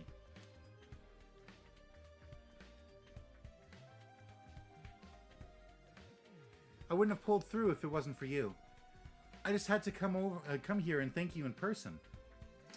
There's no need for that. All I did was pass on something I didn't need myself. But since you're here, I should probably apologize. Huh? For what? I told Moko your secret about your past. I'm sorry. I know it wasn't my place to do that. When I heard you were sick, I couldn't help myself. But don't worry about it. You decided that was what you needed to do to save me, right? Well, I'm back to normal now, so I'd say you made the right choice. Knows me. Moko came and gave me a big hug this morning, and she told me, I don't care where you're from or who you were before this. Official, unofficial, it's all the same to me. Because right here and now, you're my friend and I love you. Nothing's going to change that. I was so happy I burst into tears. Knowing that people accept me for who I am, it's so wonderful. Nozomi's smile was so pure, so radiant, I felt myself getting a little emotional too. I really can't deny that by the way, Moko was really grateful too. She's trying to think of the perfect way to pay you back, as she put it. Even Kyoshika wanted to thank you. Here, take this. Nozomi handed me an old-fashioned envelope with letter of thanks written on it. Kyoshika wrote this? For me? I thought for sure she still hated me. My hands were trembling as I gently opened the envelope and read what was inside. Fuck you, Takumi. Sir Takumi, I offer you my most sincere thanks for saving Lady Nozomi's life. Truly, I owe you a debt of gratitude I may never be able to repay. I wish I could be there to tell you this in person, but I feel too ashamed of my past treatment of you to do so. Though I cannot undo the events of the past, I offer myself at your complete disposal, that we may create a better future together. I remain, sir, your humble servant, Kyoshika Magadori. She told me she was willing to do anything to earn your forgiveness. Her exact words were, I will dedicate myself to Sir Takumi's service. Service? Seriously? It's not like I'm some kind of feudal warlord. She is serious. I know, because I feel the same way. Huh? Wait, does she mean what I think she means? Say, Takumi. Would it be alright decide if the three of us joined your team? Obviously, I would have welcomed Nozomi with open arms, but this wasn't a decision I could make on my own. I tracked down Yugamu and Tsubasa, and once we discussed the matter...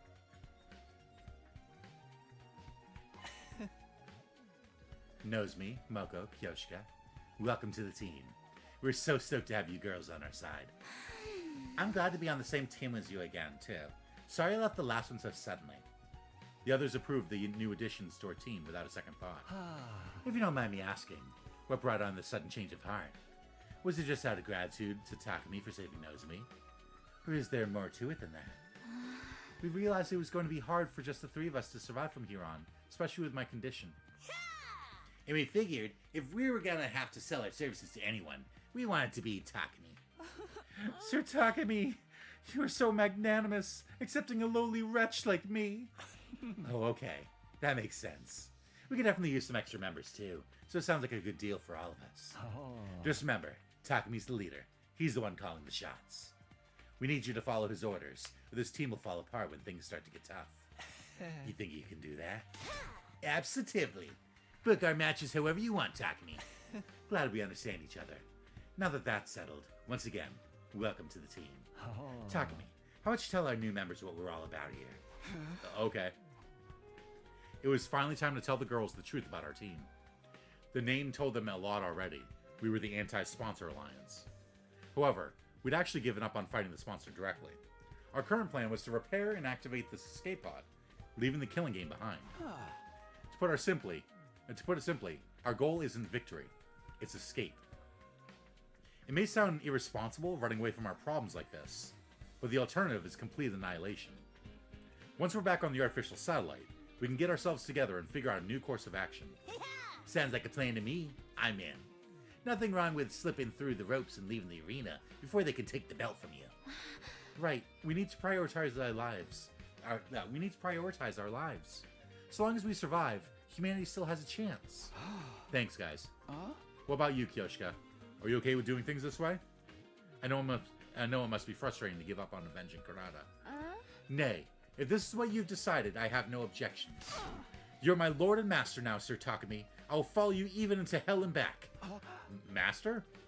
I've made my choice to devote my life to you, come what may. I'm your servant, your faithful hound. Your word is law. A true samurai follows their lord's orders without question. If you order me to die, I'll gladly plunge a knife into my heart. You really don't have to go that far. If you order me to strip, I'll gladly bear all here and now. Please keep your clothes on. Do not be so shy. Do not be so shy. Do not be so shy, Sir Takumi. I must atone for the past somehow. The things I said, the way I treated you, they were an insult to your honor. I need to take responsibility, and I'm prepared to suffer any humiliation to do it. I'm telling you, that's all in the past now. We're friends again, so let's just forget about it, okay? Are you sure? This is a rare chance for you to see a nubile young lady's body. No strings attached. What's the matter? Don't you want to see me naked? Huh? Huh? Why are you getting so forceful about this? And, well, it's not like I wouldn't like that. Takumi? I don't believe you, Takumi. I'm so disappointed in you. Wait, I didn't mean like that. I was just... In a few short seconds, Kyoshika had done more to damage my reputation with girls than all my past mistakes put together. Had the sponsor sent her here to sabotage me? Okay. Enough kidding around. Let's get back on topic. In terms of our immediate plans, we should start tomorrow by... Hold on, Takumi. I think we can save all that for later. Our alliance has just entered a glorious new age. It'd be a waste not to celebrate. Why don't we throw a party? A party? Now? Fostering good morale and camaraderie is part of a leader's duties too, you know. And I just so happen to have brought along a bunch of snacks for everyone. I got drinks too. Who wants what? What? When did you guys... Sounds good to me. I'll take a protein shake energy drink cocktail. Is there any amazake? I should really allow Sir Takumi to slather me in his sticky white fluid to prove my loyalty. Phrasing, Kyoshika. Do you even think about what you're saying? I'll just have an orange juice. What would you like, Takumi? A frog. Oh, I'll have what you're having, Nozomi. Eventually, everyone had a drink. We decided to make a toast. Well then, I now call on our team leader for a profound yet tasteful and totally original speech to get things started. Great, no pressure, huh? Suddenly, everyone's eyes were on me. What was I supposed to say? We are gathered here today to bear witness to the union of a new... gathered here today to bear witness to the union of a new team. Don't be so stiff. You sound like you're officiating at a wedding. Listen up, Takumi. Speak from the heart. Smile like a president at a press conference and do a double peace sign.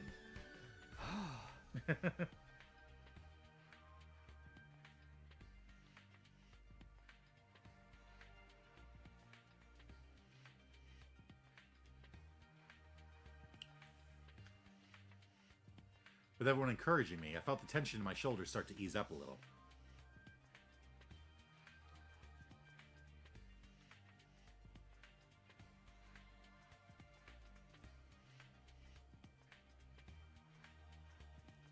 I've never been good at stuff like this, but here goes.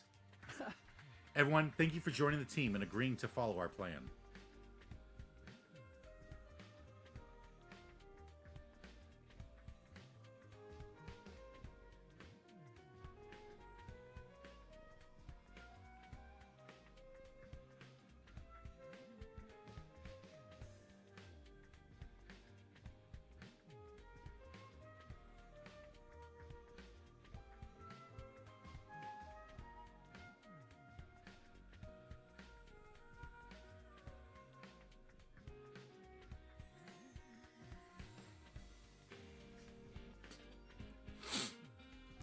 Even if we have to sacrifice our honor and dignity for it, the Anti-Sponsor Alliance will survive. Together, I know we can make this happen. We can get back to the satellite without anyone else dying. Let's drink a toast to that goal. Here's to our survival. To our survival. And so, for the first time in a long time, we let loose and really and enjoyed hanging out for a while. Things started off fairly quietly, like we were all getting to know each other again. But it didn't take long to descend into chaos. So basically, they lured away a lot of big stars with fat paychecks and creative freedom clauses built into their contracts. But that meant they weren't fostering new talent, and when they actually got bought out by their composition... Hey, you listening, Takumi? Moko? That's not Takumi. It's the wall. Stop it, holy Jumanji sword! You can't go flashing your blade like that in front of everyone! Don't look at me like that! I've pledged myself to Sir Takumi. I must remain faithful to him. No! Don't stop! Oh my! Why are you acting like a bunch of drunks? None of these drinks even have alcohol in them. You can thank me for that. I added a little of this powder to our refreshments to make everyone extra happy. This goes way beyond happy. The party was a spur-of-the-moment thing, and got pretty crazy toward the end, but it was still a lot of fun. All I'd ever wanted was for everyone to be comfortable around each other, to be happy. I was going to burn this scene into my memory, to remind myself of what I was fighting for, what I was fighting to protect. I wouldn't let anything tear us apart again. And then, we were torn apart.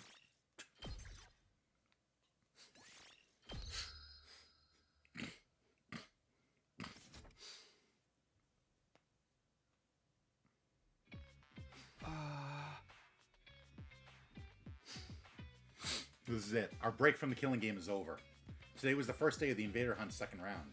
In a lot of ways, it was going to be similar to the first round, but at the opening ceremony, we learned that one rule would be different.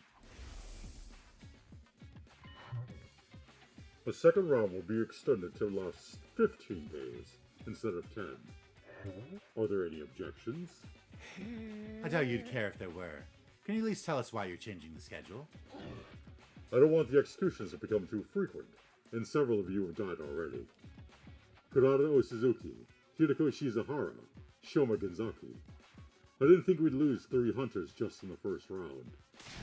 You killed 2 of them yourself, asshole. My point is, if the executions continue at this point, you'll be wiped out too soon. That is not my aim here. The invader hunt must continue for as long as possible. Why did they change the time frame like this? And so suddenly? Is easing up the pace really all there is to it?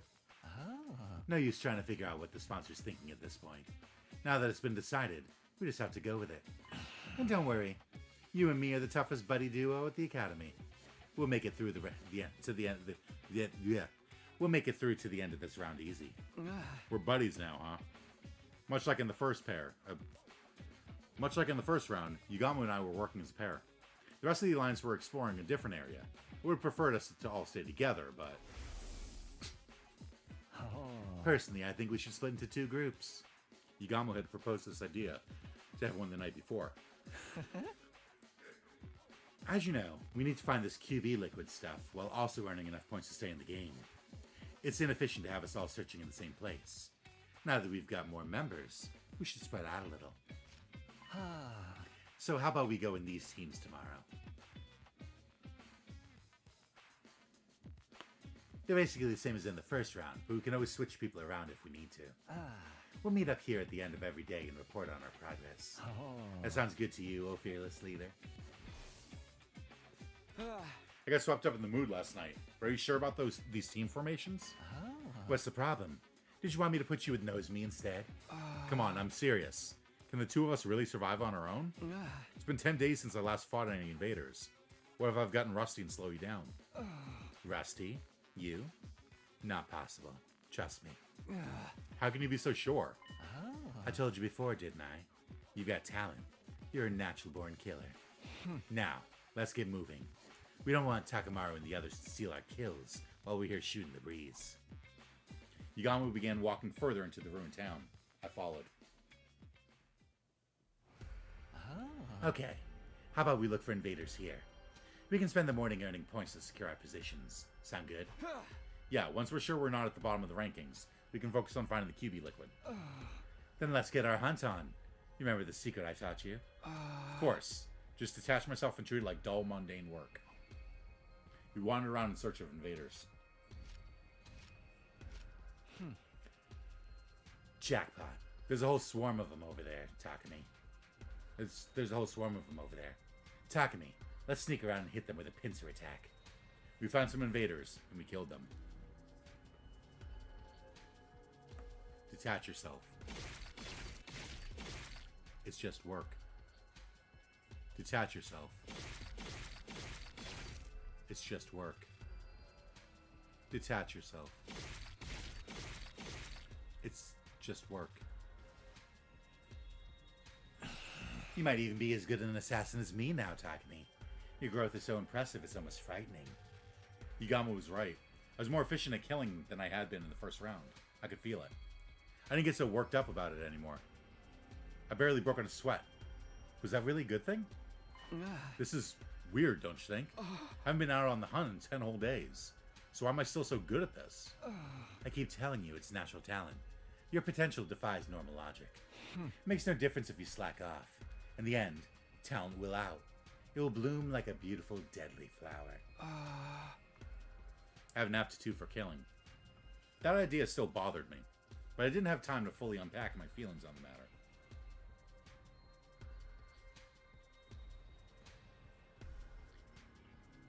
Kill invaders, earn points, find QB liquid. Those are my priorities right now.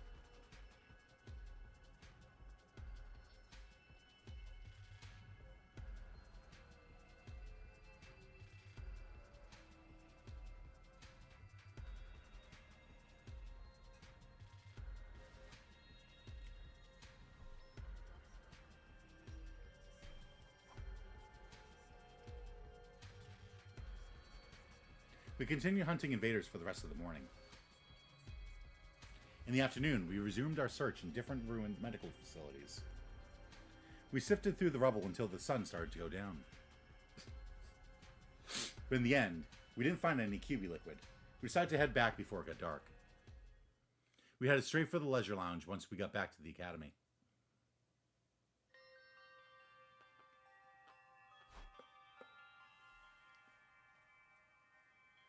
curious about the rankings for the new day. We checked the board. They haven't changed all that much since the last time we looked. The points from round 1 probably carried over into this one. That's good news for us, but anyone who was already near the bottom is gonna have an even harder time catching up now. 15 days from now, someone else will die. From the look of things, it could be Ima or Kako. Or who knows, it might be me. We're all going to die eventually. That was the only thing we could be sure of, so long as the invader hunt continued. We needed to escape. We had to get away from this game and all the senseless killing. Man, this ain't no killing game. This is just a game with killing. Heady, soldier. You never will then. The nighttime announcement played like normal. That was a signal for our next anti-sponsor alliance meeting. Everyone got together in my room like we'd agreed. Is everybody here? Okay, let's get started. I'd like each group to report on how their search went today. Although Yugamu and I don't really have anything to report. We investigated an old factory, but there was nothing there but junk and rubble. Cheer up, Takumi. Our group came up empty-handed too. Why would that cheer me up? We accomplished nothing. Are you quoting something again, Kyoshika? Okay, well, even if we didn't find anything today, at least we're all in one piece. That's important too. Kyoshika, shut up. Remember, even weak invaders can be a problem if they gang up on you, so I want you all to be careful. And if you run into a commander, don't even try to take them on. Just get out of there as fast as you can. Fighting an opponent that strong outside school grounds is only asking for trouble. For real, even Hiroko couldn't defeat one of them on her own. Say, Takumi, how many enemy commanders are still around anyway? So far as I know, just 4. We haven't fought the leaders of the squads 4, 7, 10, or 11 yet. Out of all of them, the squad 11 commander is one of the most dangerous. She's able to use auditory attacks to induce hallucinations and trap us in a dream world. A master of illusion, changing our dreams into nightmares. At least we aren't stuck on a train with her. How'd you deal with that technique last time, Takumi?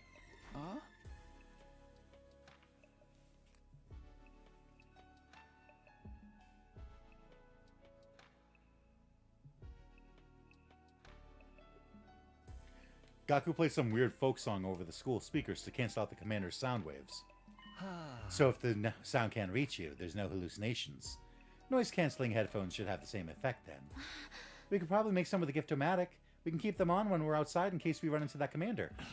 Good idea. We'll start collecting the materials we need for him tomorrow. Yeah, I'm in. All of us wearing the same thing will make us feel like a real team, you know? Indeed. It's like having class rings or matching t-shirts. Why don't we make them different colors, like we're a team of spandex-wearing heroes? Dibs on gold. Any champion worth their salt's gotta go for gold. Then I will take silver, as befits a cool-headed swordswoman like myself. Nah, I think pink suits you better, Kyoshika. Just like the cotton candy clouds inside your head. Are you calling me stupid again? Or naive? Both are untrue. We stayed up late into the night discussing the designs for the headphones.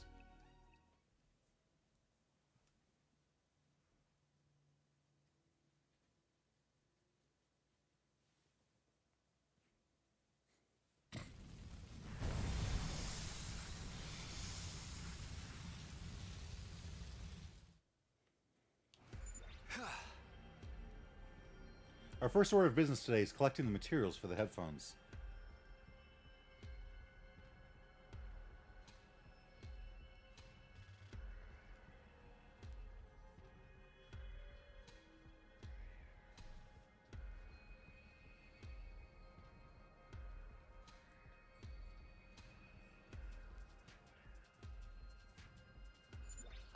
Yeah, we'll need speakers and earplugs. I think we can find those over in the residential area. Let's take a look.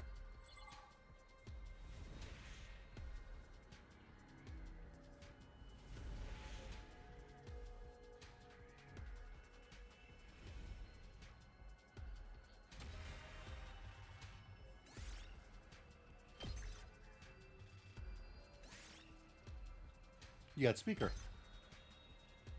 You got ear pads.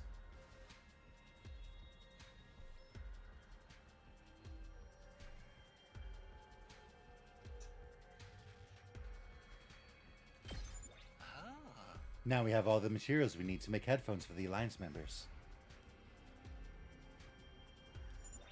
In that case, let's use the rest of the day to earn some points.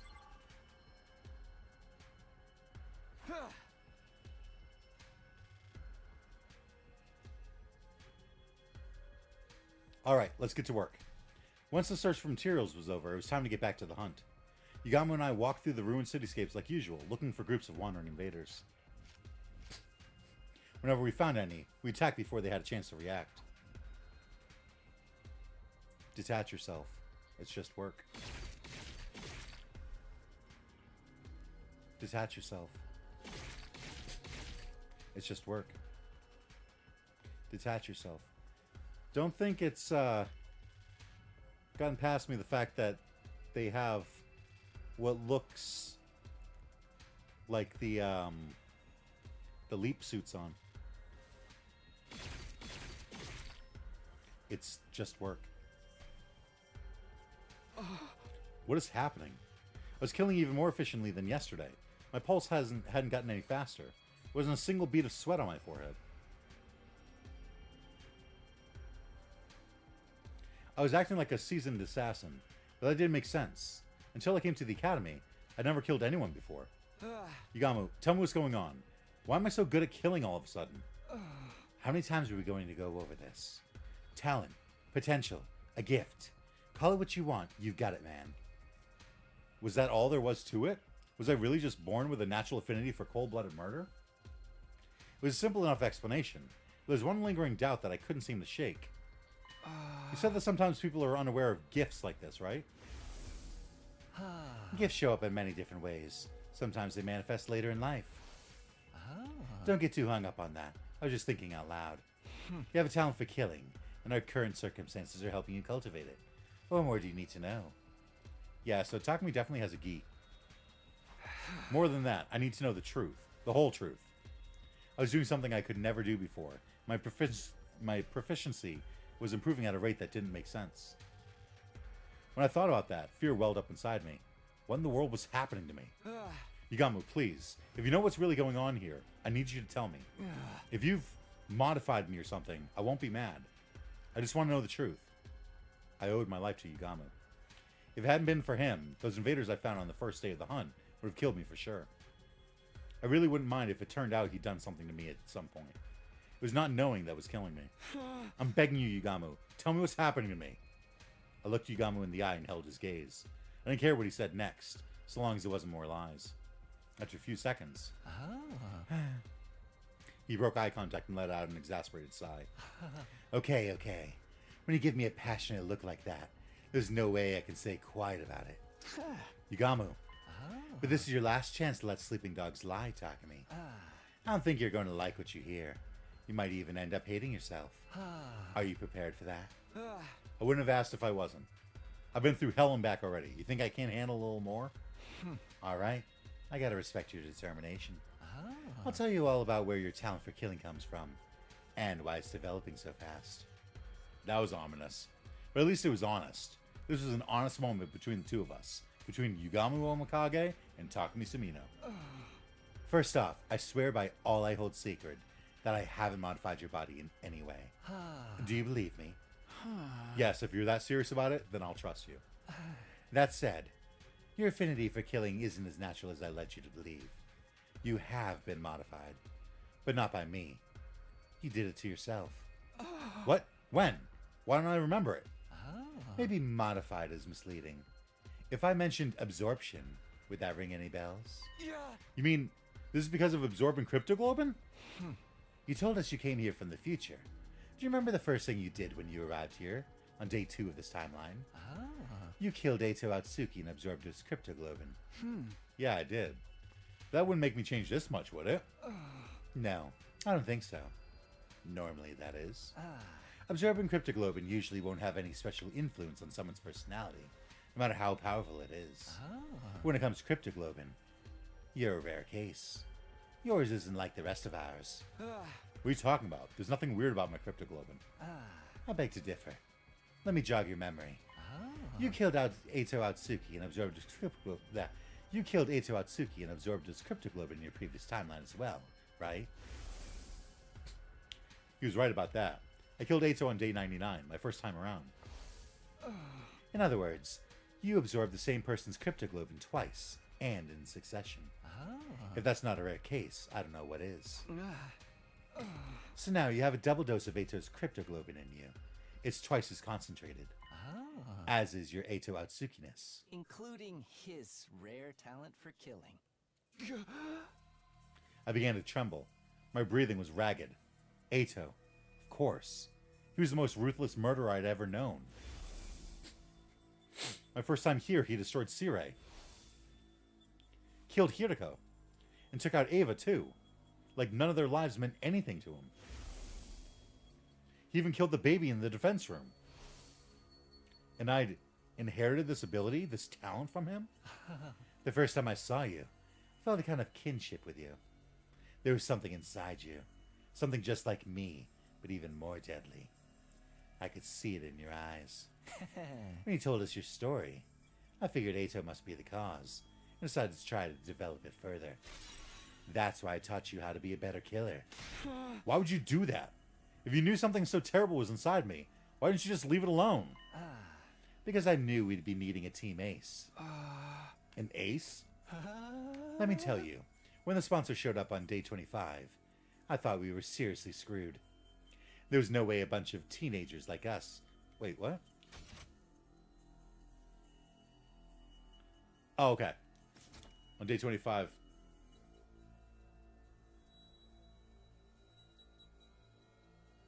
Yes, it did start on day 25. Okay. I was mixing up my days. There's no way a bunch of teenagers like us were going to get by in a world where monsters like that existed. If we were going to stand any chance of surviving, we needed a monster of our own. Someone worthy of being called the ultimate assassin. I'd always felt like Yugamu's attitude didn't make sense. Ever since the invader hunt began, he'd been weirdly supportive toward me. But now it all added up. His aim had been to bring out the Ato in me. I really am sorry I did this to you, but it was the only way. What's going to happen to me now? Odds are, you'll get even better at killing. And then what? I don't know. Cryptoglobin is already one big mystery, and your case is unique on top of that. You don't know? But you did it anyway? Did this mean I was only going to get more and more like Ato from here on? What if my whole personality got overwritten by Ato's? Could that happen? Nah, that could never happen. Next you'd be like hallucinating Ato everywhere.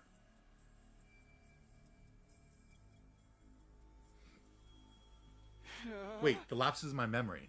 Did Ato's cryptoglobin cause them as well? Did he somehow take over while I was blocked out? That's not out of the question. It's especially suspicious that there's such a clean cutoff between your periods of lucidity. It could be that something happened to strengthen the Ato side of you during that time. My vision started to go fuzzy. My head too. I could barely string a coherent thought together anymore. I somehow returned to the academy after that, but didn't remember the journey. One moment I was wandering aimlessly, the next I was back. My head started to clear. It looked like I was back in my room. I was laying on my bed, staring up at the ceiling. I found myself thinking back on the day Yugamu had offered to form a team with me. This is what you wanted all this time, Yugamu? I'd never completely trusted him. I knew he had to have some hidden motive, some plan up his sleeve. But it was never me he was interested in. It was Ato. I'd never have guessed that in a million years. Any sense of normality I'd been holding on to had been torn to shreds. It had been a shock when Takamaru and the others had turned their backs on me, but that was nothing compared to what I was feeling now. Thinking about it now, though, maybe I had trusted Yugamu. Maybe that was why the truth hurt so much. It was like half of my soul had been ripped away. I felt so exhausted, so hollow, I couldn't even bring myself to sit up.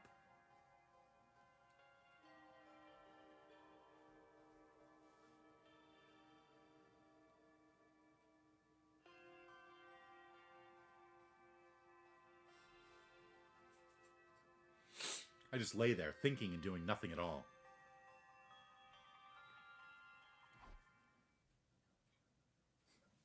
Time passed, and before I knew it, it had gotten dark outside.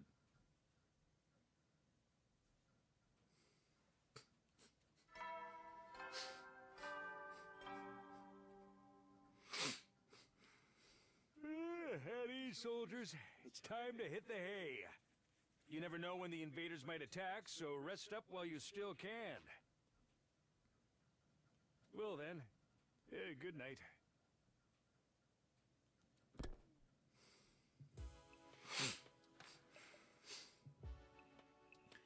The nighttime announcement played, and the other members of the anti-sponsor alliance filed into my room.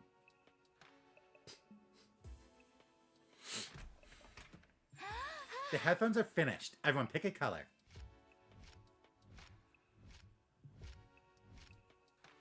Tsubasa revealed her latest handiwork to gasps of admiration from the others. Wow, they're so cute. Thank you, Tsubasa. These look awesome. Words aren't enough. Let me do 10,000 squats to show my appreciation. You're a masterful mechanic, Lady Tsubasa. Your talent shines brighter than diamonds. Ah, you guys are too kind. Everyone took a pair of headphones and started trying them on. Huh. Silver definitely suits me best. It even matches with the Holy Jumonji sword.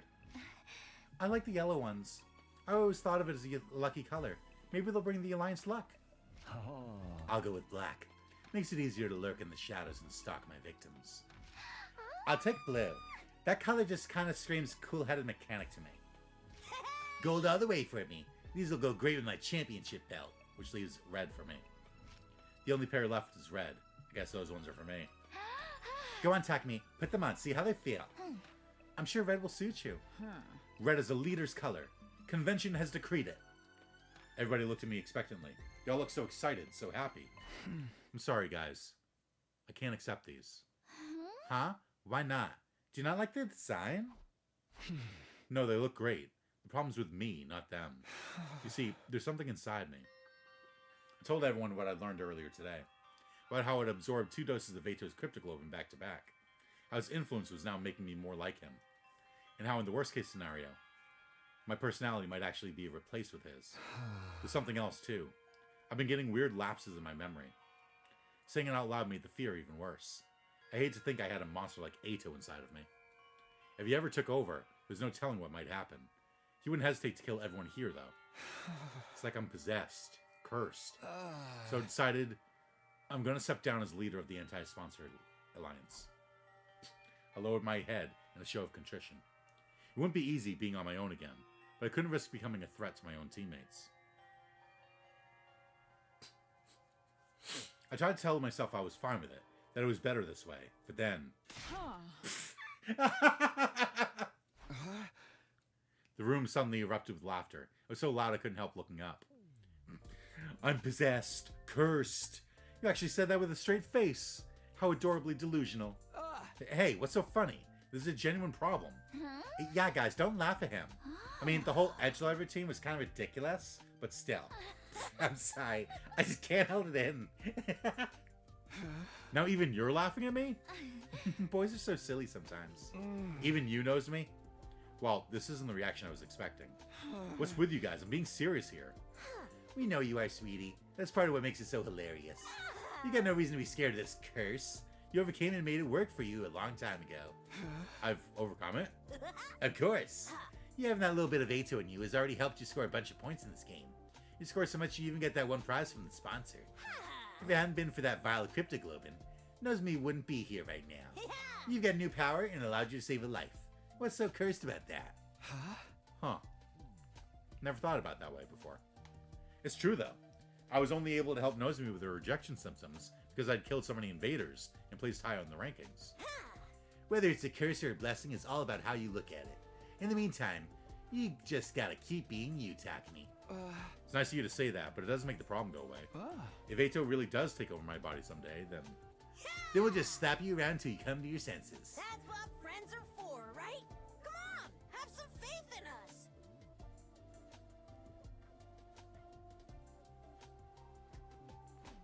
Even if your body's consumed by the king of all curses, we'll send him back to hell in disgrace.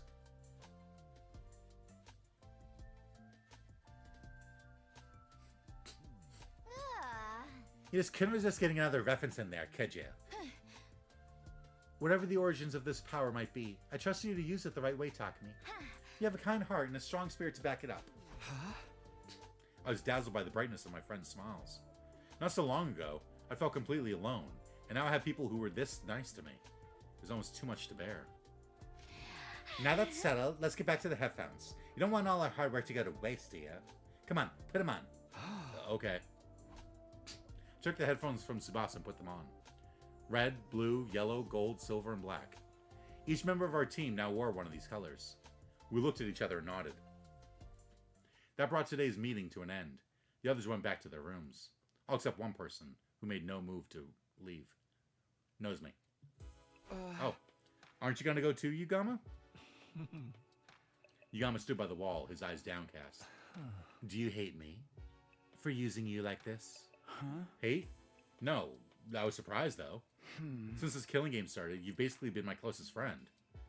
But now you tell me you only wanted to bring out Eito's characteristics from inside of me. Did I never matter to you at all? No use hiding it now. I'll be completely honest with you. When we first met, I thought you were a total dud. Aside from Eito's latent properties, there's nothing special about you. No charisma, no expertise, no talent. Wow, that's pretty harsh. Back then, I thought we'd be better off without you. If there had been a way to switch your personality with Eito's, I've done it without a second thought. Okay, that's really harsh. I want to ask for your forgiveness. I think seeing Kurata die in such a horrible way made me a little crazy. I wanted the sponsor to pay. I wanted to make them suffer, even if it meant being less than humane in my methods. But the more time you and I spent together, I found myself feeling more affectionate toward you. Affectionate how? You don't always make the best choices, and you're way too hard on yourself. But for all that, you never turn away from the light.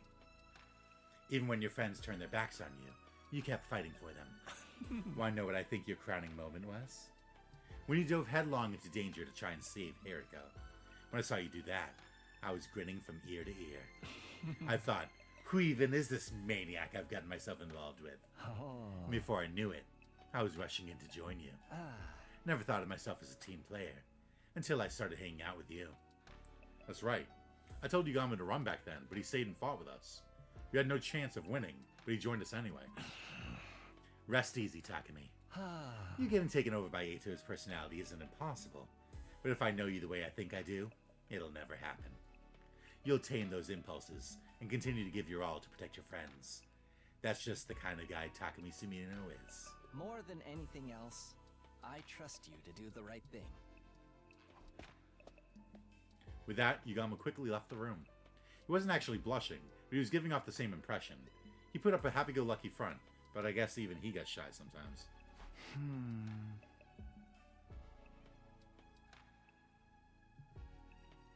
You really trust me, huh? That thought had a profound effect on me.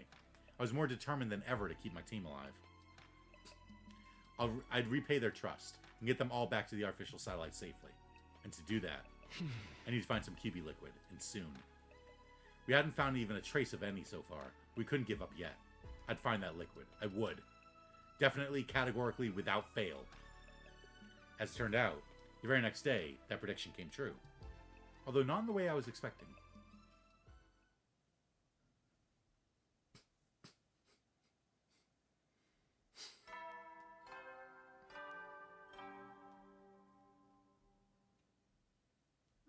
At ease, soldiers. It's time. You never know. Well, then.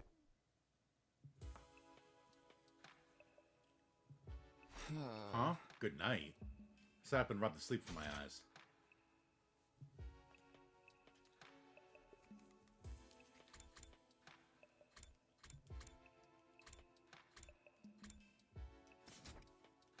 It was morning.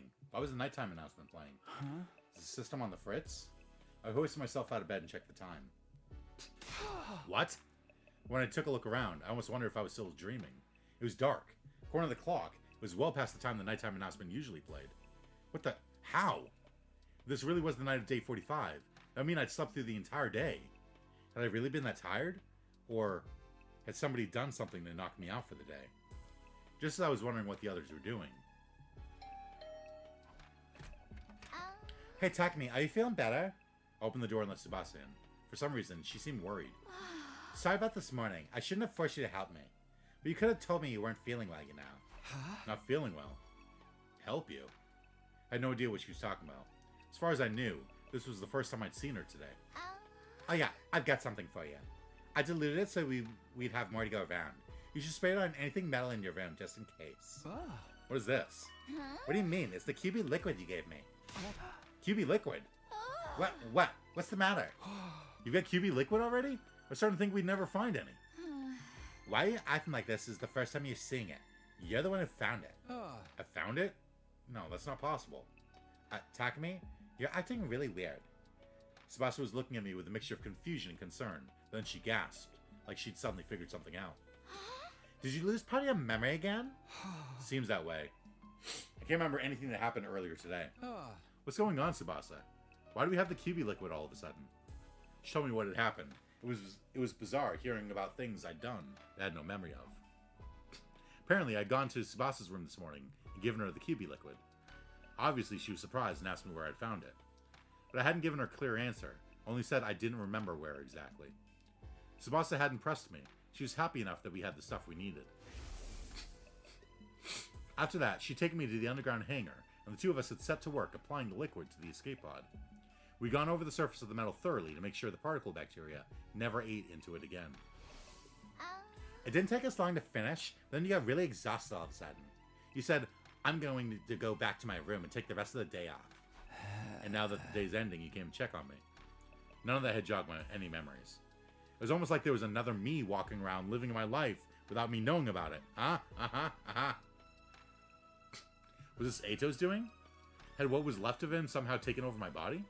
But why would Eito go to the trouble of finding the thing we need to help us escape? Wouldn't he just go on a rampage and kill everyone? Actually, though, maybe it didn't matter why I didn't remember finding the QB liquid. Whether I remembered it or not, we had it now. That's what mattered. Tsubasa, let me get one thing straight. You said if we found the QB liquid, you'd be able to repair the escape pod, right? Does this mean you can do it now? Can you get the pod working early and get us out of here? If we could only do that, our troubles would be over. We could all escape this horrible game and go back to the satellite, where things would be safe. Yeah, about that.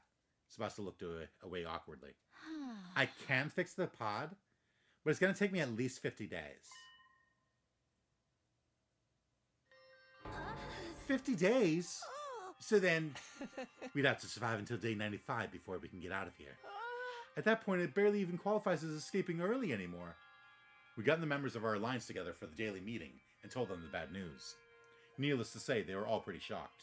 The damage is really that bad, huh? Yeah, it turns out the bacteria ate into it deeper than I was expecting. It's not just surface damage anymore. The whole thing's compromised on a structural level. I can't say it's taking less than 50 days, no matter what I do. I'm sorry, I'm just not skilled enough. Tsubasa, you don't have to apologize. That's right, if we didn't have you here, we wouldn't be able to repair it at all.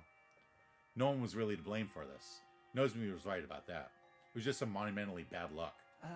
Well, now that escaping early is off the table, we've got two options. We can keep participating in the invader hunt right up to day 95. Or we can come up with a new plan to defeat the sponsor and end the game. Same choice I tried to avoid with this escape pod plan. You're up, team leader. What course is the Alliance going to take from here on? Naturally, the right and responsibility to make the choice fell to me. I couldn't waste time. I had to step up and give my teammates direction. Participating in the hunt is out of the question. If the killing game keeps going all the way to day 95, people will die. Not just from the other team, but this one as well. Right, there's no telling when one of us could end up in last place or run into a commander outside the school. That's why I can't let the invader hunt continue. But in order to end it, we'll have to take out the sponsor for good this time. Yeah, and that's not going to be easy. It was bad enough when there was only one of them, but they're having multiple bodies is definitely going to complicate things. I wonder how many there are in all. If we leave even one alive, it'll scuttle off and create more. They're like cockroaches. We'd overcome a lot of crazy stuff here at the academy, but in fighting an enemy like the sponsor, we might finally have met our match. Everybody looked completely shell-shocked. The truth must have dawned on them too. How could we possibly deal with a situation as hopeless as this? But then... I think I know a way to kill the sponsor. Yugamu spoke up, offering us a light in the dark. Yugamu, what was that? Yeah, we can kill the sponsor. All of them. You're not kidding around, right? This is for realsies? Really for real? For real, for real. Truth is, there's an idea I've been sitting on for a while now. It was only really a vague notion until Shoma got executed. That's when I realized it could actually work. This method will kill the sponsor once and for all. You're that sure of it? Why didn't you say anything until now? The method I'm thinking of kind of goes against my principles. I'd prefer not to use it given the chance. But it looks like my preferences are going to have to take a back seat. Guess that's what I get. Quit philosophizing. Just tell us what we need to do. You gonna break out some finisher no one's ever seen before? Or summon a barrier that enhances your innate techniques to their utmost level? And once the sponsor gets drawn into your domain, you release everything you've got in one lethal attack. That is 2 references to Jujutsu Kaisen that she's made. Kyoshka, maybe go sit quietly while we're talking about this? Tell us, Yugamu. This could be our big chance to avenge Karada. We all waited with bated breath to hear Yugamu's idea. A surefire way to destroy the sponsor. What could it be? But when he finally did speak up. Sorry, guys. I'm keeping this one under my hat. What? Why? There's no time to play coy, Yugamu. I'm coy. Don't get me wrong. I'm just exercising due caution. The element of surprise is essential to this plan. If the sponsor gets wind of it ahead time, it'll all be for nothing. So you think one of us is going to leak information to them? Not intentionally, no. You can't deny that when it comes to keeping secrets, some of us are more cautious than others. Well, why is everyone looking at me all of a sudden? Maybe he was right. Maybe some of us were better off not knowing. This means you'll have to do it all on your own. Are you sure you can handle it? You know how powerful the sponsor is. And they're only getting stronger now that they've absorbed Kurata and Shoma's cryptoglobin. That's exactly why I know we can win. It is? The sponsor absorbs cryptoglobin to get stronger. That's the key to our victory. Chaos holds power over us because it's unknowable. The more we learn about something, the more that power is diminished. The sponsor is going down. You can depend on it. Trust me. If this was anyone else, I might have my doubts. But Yugamu's an assassin. If there's one thing he knows about, it's killing. Alright, I trust you. It's all on you now, Yugamu. This was the third time the anti-sponsor alliance had switched to a new goal. With Yugamu handling the plan to kill the sponsor, there only left one thing for the rest of us to do.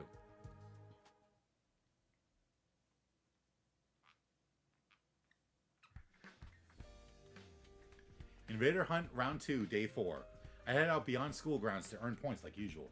Today, though, I wasn't hunting with Yugamu. Thanks for pairing up with me today, Takumi. I'll try not to slow you down. Instead, I had Tsubasa as my partner. I'll show you I can be just as efficient a hunter as anyone. I appreciate it, but don't push yourself too hard. I'll be the one doing most of the hunting. You just focus on backing me up. That way, you'll get a decent amount of points with only a fraction of the work. Our focus today was exploiting the point distribution system to bolster Tsubasa's rank. We couldn't afford to let her fall into last place. We're leaving the entire plan to kill the sponsor in your hands, Yugamu. You don't have to tell any of us what it is. But can you at least tell us how much time you'd need to get it ready? Not very long, although it's unlikely I'll be able to enact it before the end of the second round. The sponsor will be in this ground before the start of the round 3. I can promise you that much. So if we can just avoid being executed at the end of this round, we'll be able to end the invader hunt and prevent any more deaths? That's about the size of it. Basically, all you guys need to worry about is not ending up in last place. Takumi and I will do everything we can to help out, obviously. But the real problem is you, Tsubasa. Right now, you're 8th out of 10. That's pretty near the bottom. Yeah, things aren't looking good for me, huh? I'm still not used to fighting outside the school, so I've barely been able to hunt any enemies. In that case, we'll have to get you some support points without you killing invaders directly. We found out there was a secret to the invader hunt's point system.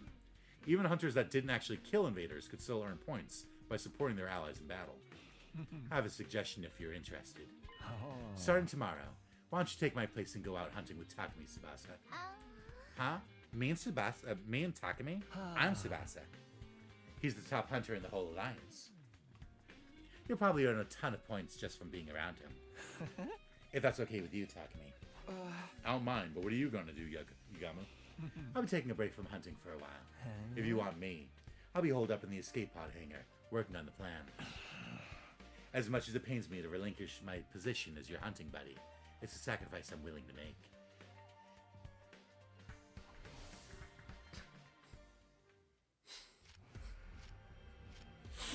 Look there, Tsubasa. A big group of invaders. Surprise attacks are effective in situations like this, so we'll sneak up on them quietly. Right. Sneaking. Sneaking quietly.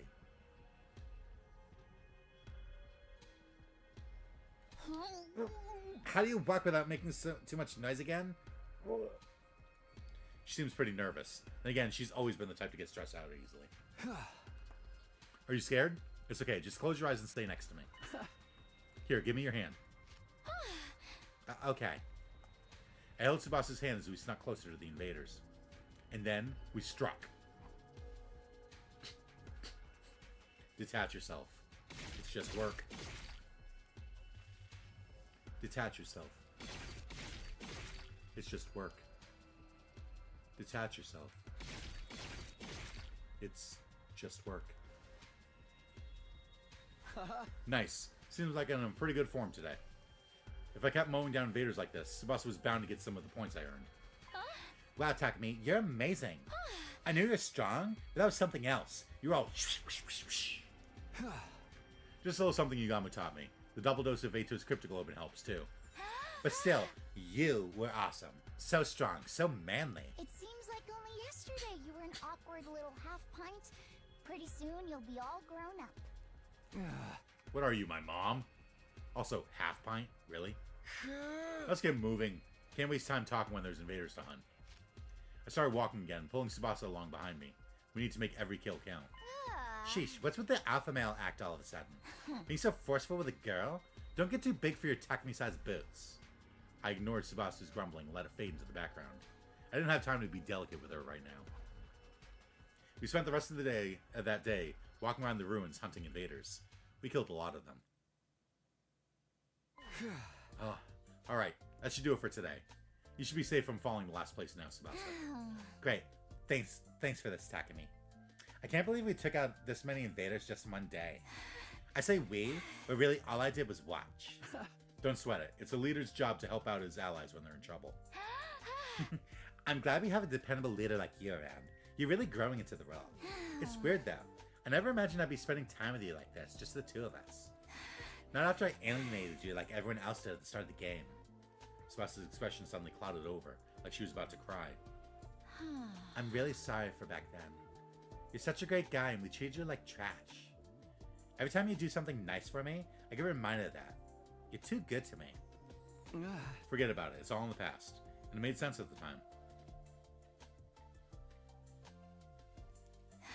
Maybe, but if anything, I think it's a good thing that you all alienated me back then. Huh? A good thing? Why? Made me appreciate just how much of a difference having someone on your side can make. Now that people have decided to stand by me, I'm more determined than ever to keep them safe. That includes you too, Tsubasa.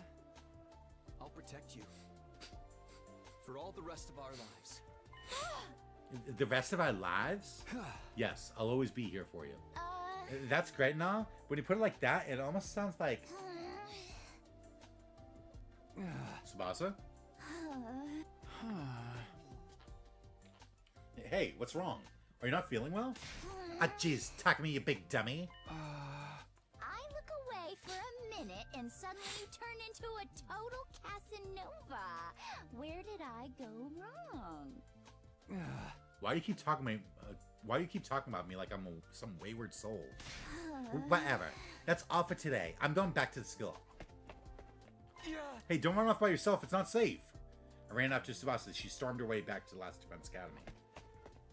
Feeling a little winded after the journey, we went straight to the leisure lounge.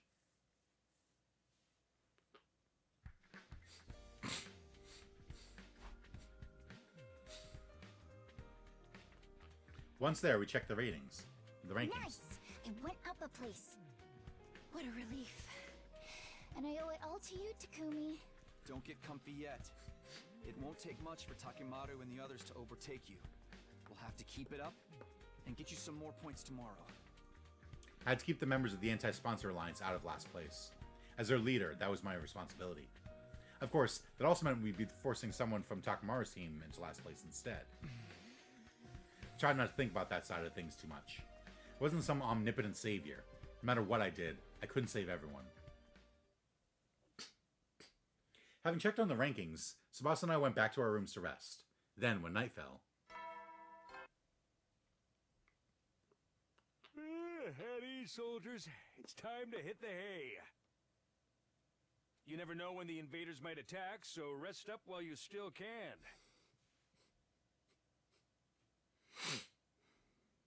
Well then, good night.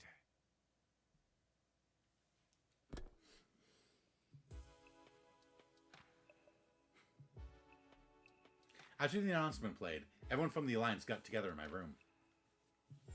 Yep, Tsubasa go up a rank in just one day? Nice going, Takumi. Huh. The way you fight to protect Lady Tsubasa is truly inspiring. Huh. You're like a stone-cold professional killer. I don't know about stone-cold, but I agree with the professional part. You were swinging your sword practically at the speed of light. Come on, guys. I'm just doing what any decent leader would. I don't know how to deal with everyone being so nice to me. This cheery atmosphere is going to take some getting used to. Anyway, enough about me. How's your progress, Yugamo? Is your plan to take down the sponsor still going smoothly? Yugamo spent the whole day in the escape pod hangar, working on the method he'd thought up to kill our invincible adversary. The exact details were still a secret, of course. None of us had any idea what this method was. Yep, no problems here. Everything's going according to plan. When I spring my little trap, the sponsor will die. No ifs, ands, or buts. The sponsor would die. That was a reassuring thought. But how exactly are you going to kill the sponsor, Sir Yugamo? I've been so curious I can barely eat. We're all allies here. Can't you tell me what this ingenious plan of yours is? Just a hint will do. Just a teensy-weensy little hint of a hint. Knock it off, Kyoshika. Yugama's in charge of killing the sponsor. That includes whether or not he wants to keep it a secret. If my lord commands it, I suppose I have no choice but to back down. Carry out this plan however you want, Yugamo. We're putting all our trust in you. Thanks. I won't let you down. Soon enough, you'll be sitting up and begging to thank me for my efforts. Sit up and beg? What are we, your pets? I could only hope it was a good sign that Yugamo felt comfortable enough to joke around. If we could all survive to the end of this round and end the killing game, our futures would be a whole lot brighter. Once the sponsor's gone, that only leaves the invaders to deal with. Indeed. We need only defend the school until day 100, and our victory will be complete. After the invader hunt, defensive battles are going to be a breeze. I'll take on any and all challengers that come our way. I think so too. The sponsor is the only real threat to us right now. If we can just take them out of the picture. We'll have basically already won. Victory, ending the war, winning the war. The idea was so exciting it was intoxicating. Just a little more. One final push and it would all be over. No more going out hunting to earn points. No more sponsor lording their power over us. Peaceful days like that were just around the corner. However, the hope we felt in that moment blinded us to the truth. Whenever life appeared to hand us a victory, there were always strings attached. When things seemed to be going well, we needed to be more careful than ever. The anti-sponsor alliance had forgotten that, but we'd receive a cruel reminder the very next day.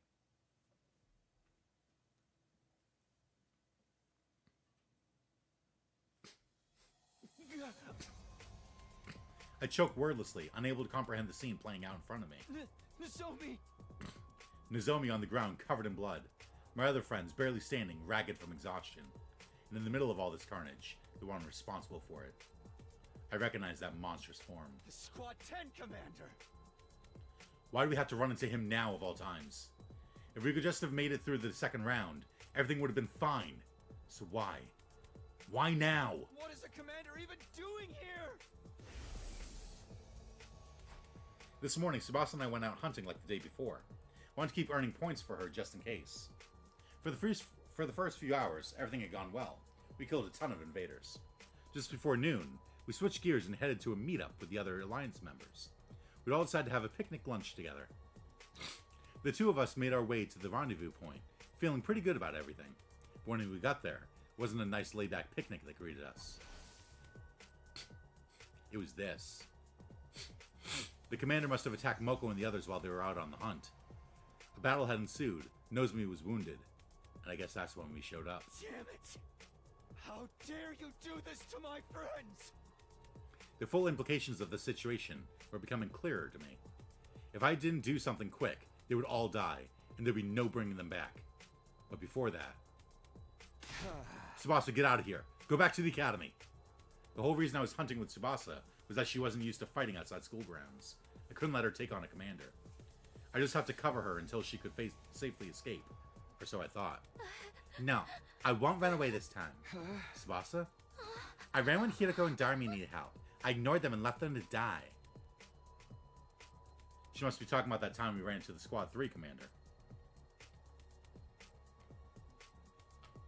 I jumped in to help Hirako and Darmi back then, but Tsubasa was too scared. Scared of dying. Don't dwell on the past. Just go. No, I won't. Not this time. I'm not running away anymore. Tsubasa, wait, you can't charge in on your own. She wouldn't listen. She was already running full speed into the fray. There was no time to stand around and talk. Our battle against the Squad 10 commander had begun.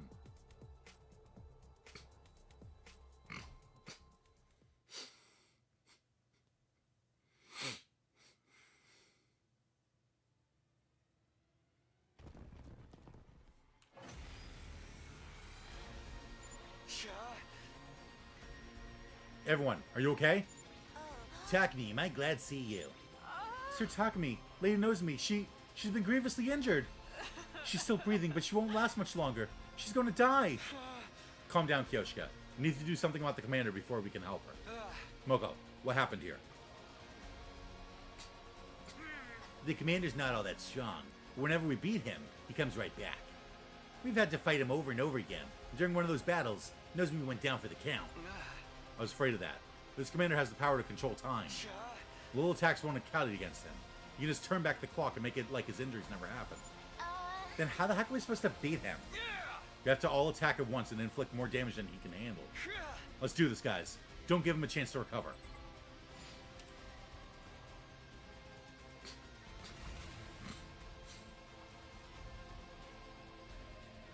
Onwards.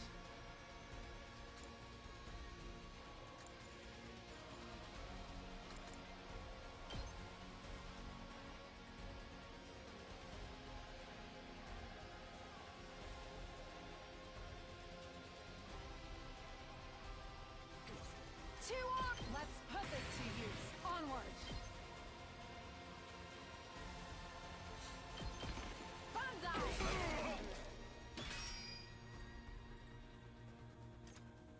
No.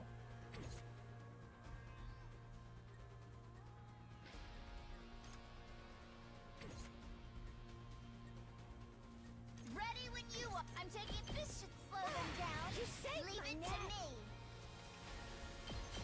Watch out. Locked and loaded. Don't try to stop me. Let's keep ready when you are. Out of the way. We did.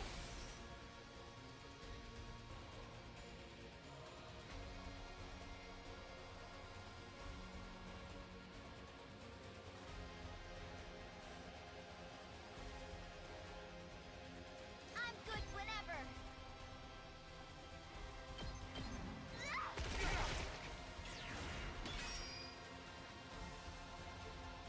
I've got this.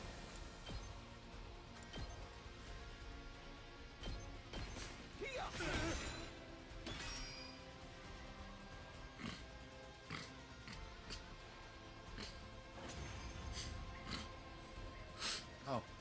Okay. I was about to kill him. Darn it, we almost had him that time. The Fiend has recovered again. At this rate, the battle will never end. Don't give up, guys. We'll get him this time. Everyone take a deep breath and go.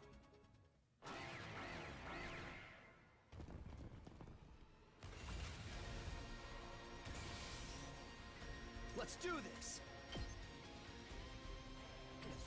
So it doesn't have a counter, right? No. Okay.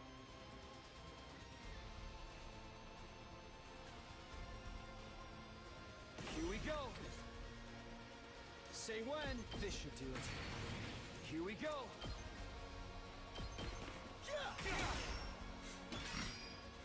Let's go. That's it. Ready when you are. Last strike. I'm too strong for you, New Gank.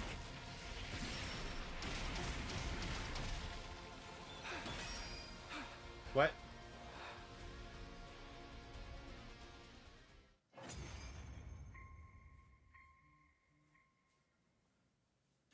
Not again. We were so close. If we don't finish him soon, Nozomi really is gonna die. Cease the slinking away, coward. Stand and fight us. What are we going to do? We fight and fight, but the commander's still not going down. Nozomi's at our limit. We need to get her back to the school before it's too late. Just then, I'll take this guy on alone. Moko stepped forward, proposing a plan that was completely insane. You guys go on ahead. I'll do what I can to slow him down. The way I see it, there's no other way to save Nozomi but this. He wants to leave you behind? We can't do that. Sir Takumi is right, Lady Moko. We could never abandon a comrade to die. Don't be hasty, alright? If we beat him with our next attack, we'll still have time to... Shut the hell up, all of ya! Moko shouted so loud it felt like she was making the ground shake with her voice alone.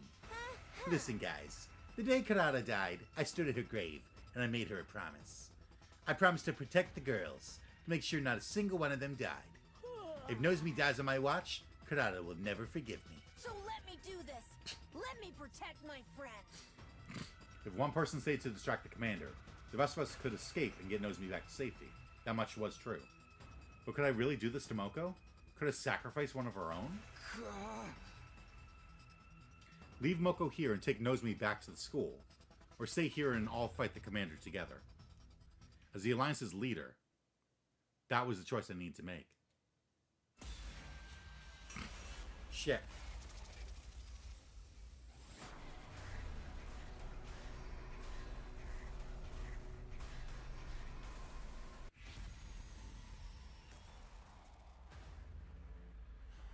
See, it's not giving me the option to just be like, hey, Tsubasa, take Nozomi and get back to the academy. You have a fucking car.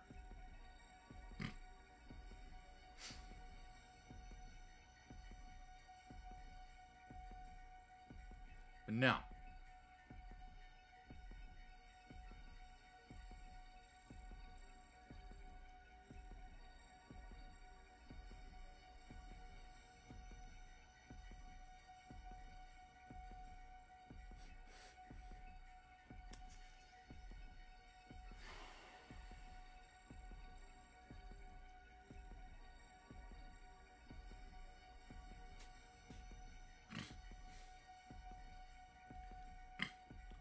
Let's see, if we leave her behind, she's gonna die.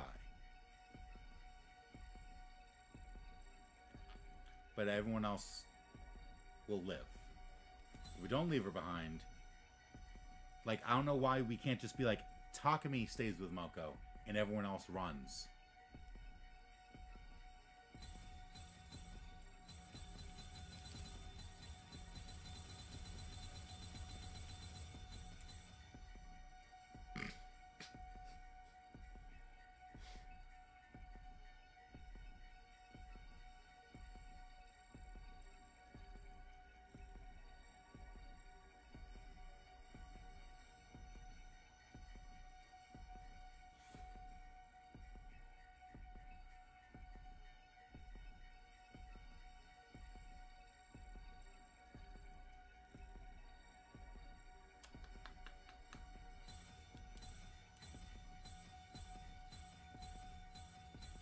The pros and cons. So, con, Moko will die. Pros, everyone else lives. Pros, Moko won't die. Cons, Nozomi probably will.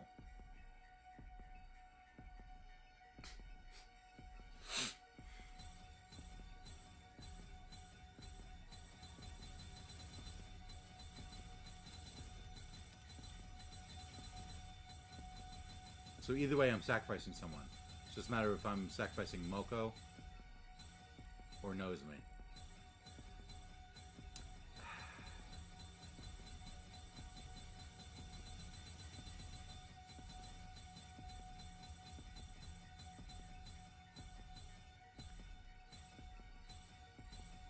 I'd say, like, Nozomi dying would ruin the morale, but so would Moko dying.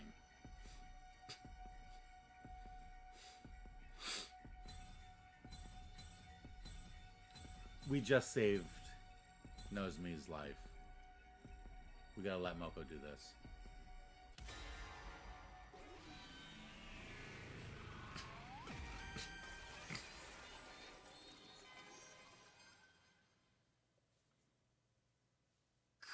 Moko, please cover us while we bring Nozomi back. No, Takumi, you can't seriously be thinking about leaving Moko behind. Thank you, Takumi. Now I can finally keep my promise to Karada. I refuse to accept this, Lady Moko. There's no sweetness in this parting, only sorrow. Never. I'll never leave you behind. In fact, I shall be staying behind with Chap. Yeah. Lady Moko, why? I caught Kyoshika's body as she fell forward, knocked unconscious by Moko. My cutie pies are in your hands now, Takumi. I know you got what it takes to keep Nozomi and Kyoshika safe. Because that's just what great team leaders do. Moko encouraged me with the brightest smile on her face. A smile that had been the source of my strength countless times before. Moko, I don't know how I can repay... Right. Time for all of you to exit the ring. The other guy's about to fly in for a second round any moment now.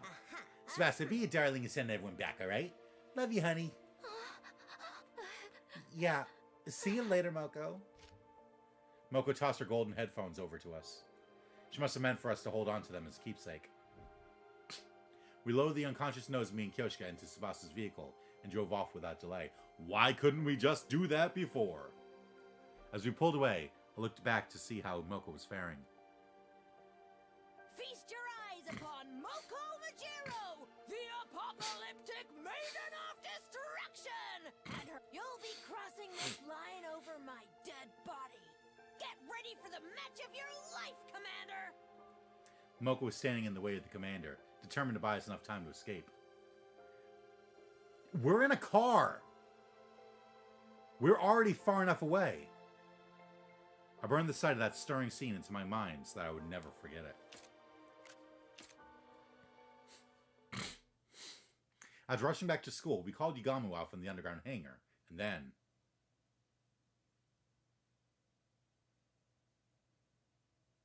Yugamu quickly took the lead and directed us on how to save Nozomi's life.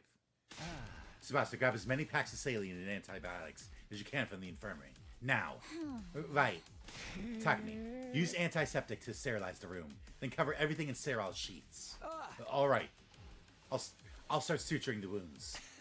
Man, this would have been much easier if we could just toss her in the Revive-O-Matic.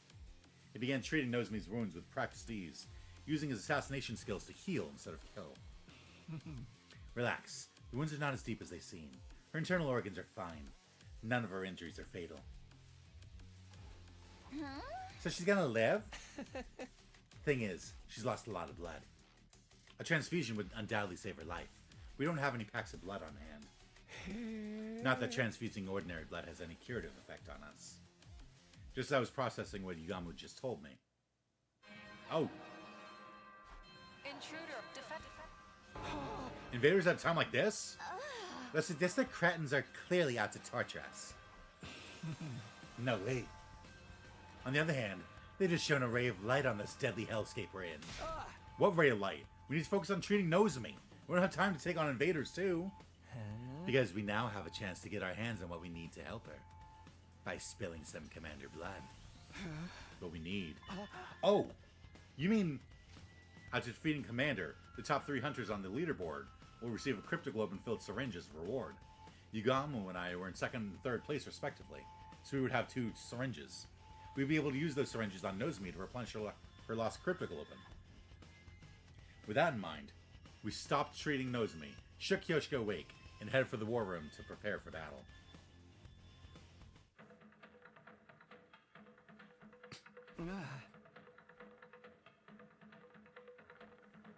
Is this everyone? We're Takamara and the others. There's no time for us to be divided.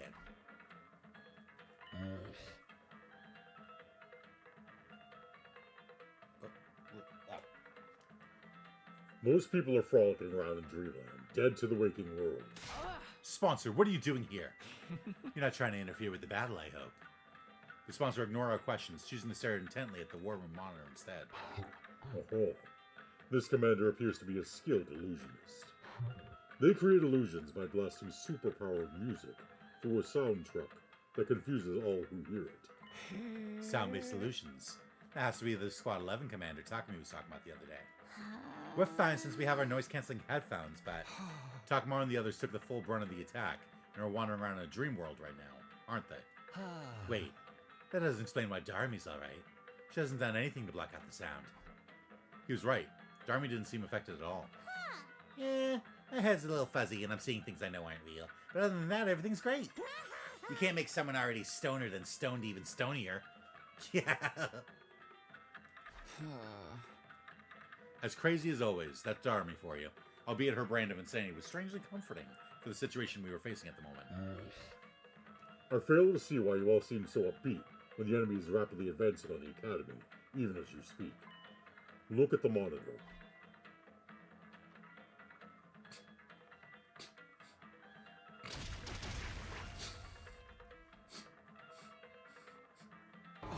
Cripes! The academy's under attack!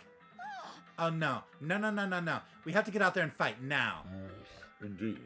This is hardly the time or place to get totally wiped out. You're still needed for some stuff I have in mind, understand? Now, go out there and show everyone your pride as hunters. Stop acting like you're in charge. We'll protect the school for our own reasons. Let's do this, guys.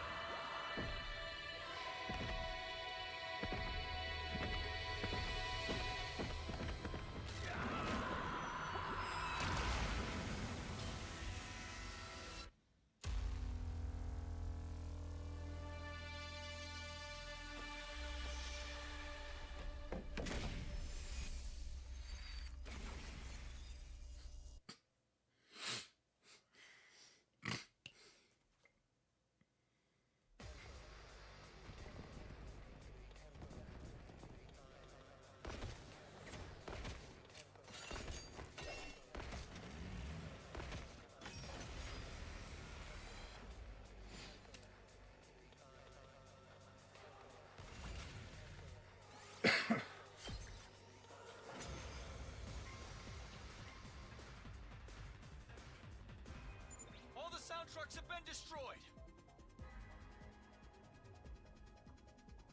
Aw, the illusions are gone!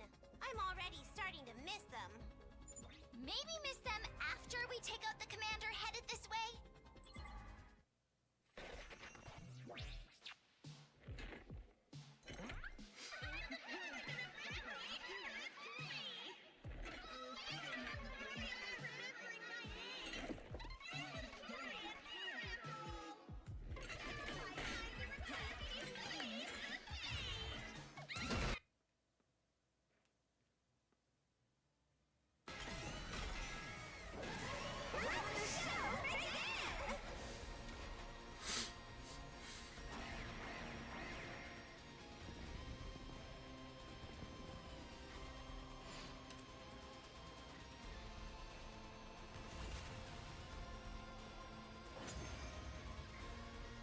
Then she dies and New Gang shows up.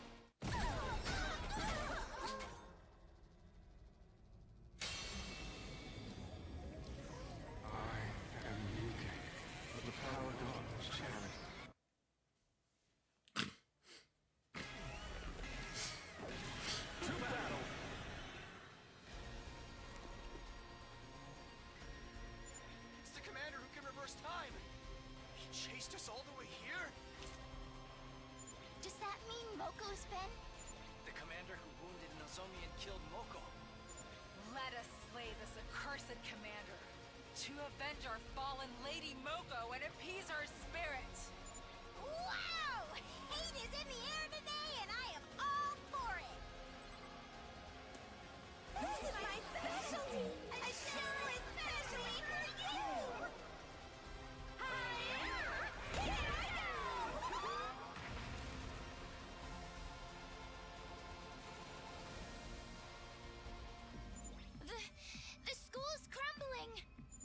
When did they breach reach the walls! How is this working when we're wearing the noise-canceling headphones? Take a chill pill, everyone.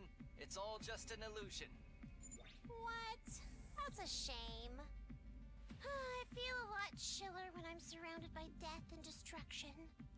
Most of the illusions can't harm us, so just ignore them and focus on taking out New Gang first.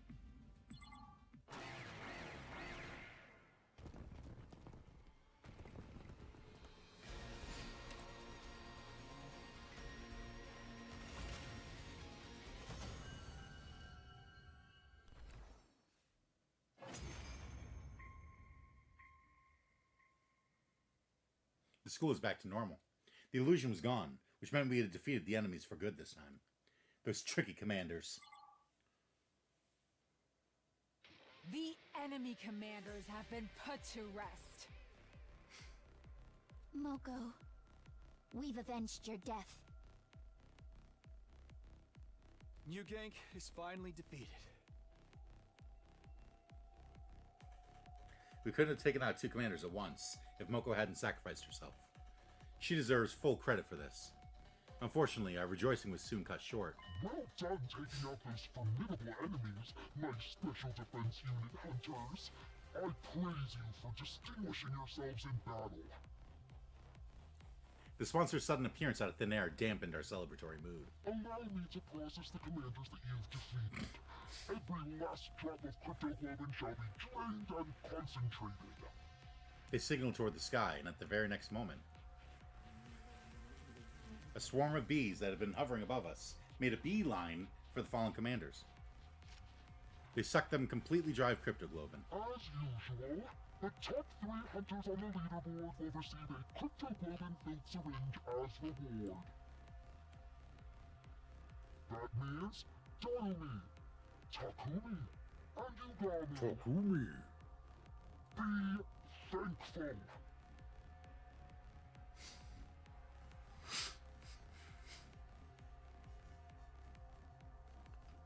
The sponsor gave out cryptoglobin vials to the top hunters like we had anticipated.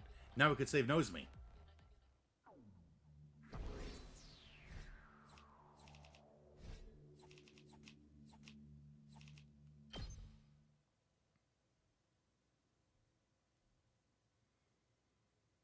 After the battle, we rushed back to Nozomi's room. Once there, we injected her with the commander's cryptoglobin without delay.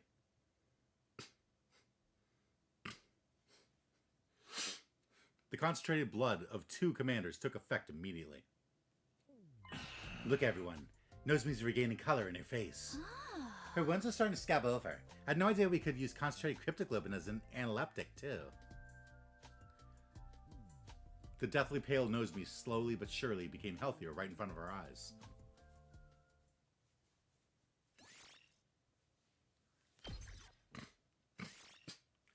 And I suppose that's where I'll stop. I didn't get any endings this time.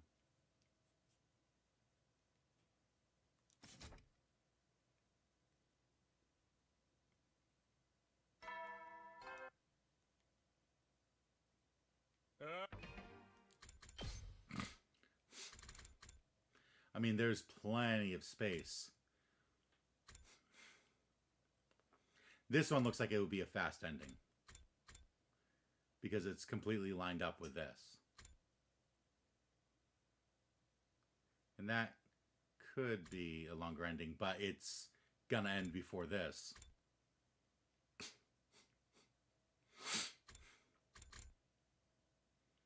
Yeah, it seems like these are like faster endings. Probably like, yeah, you screwed up kind of endings. But anyway, thank you to anyone who tunes in. Hope you enjoyed. Good night. Slurp well.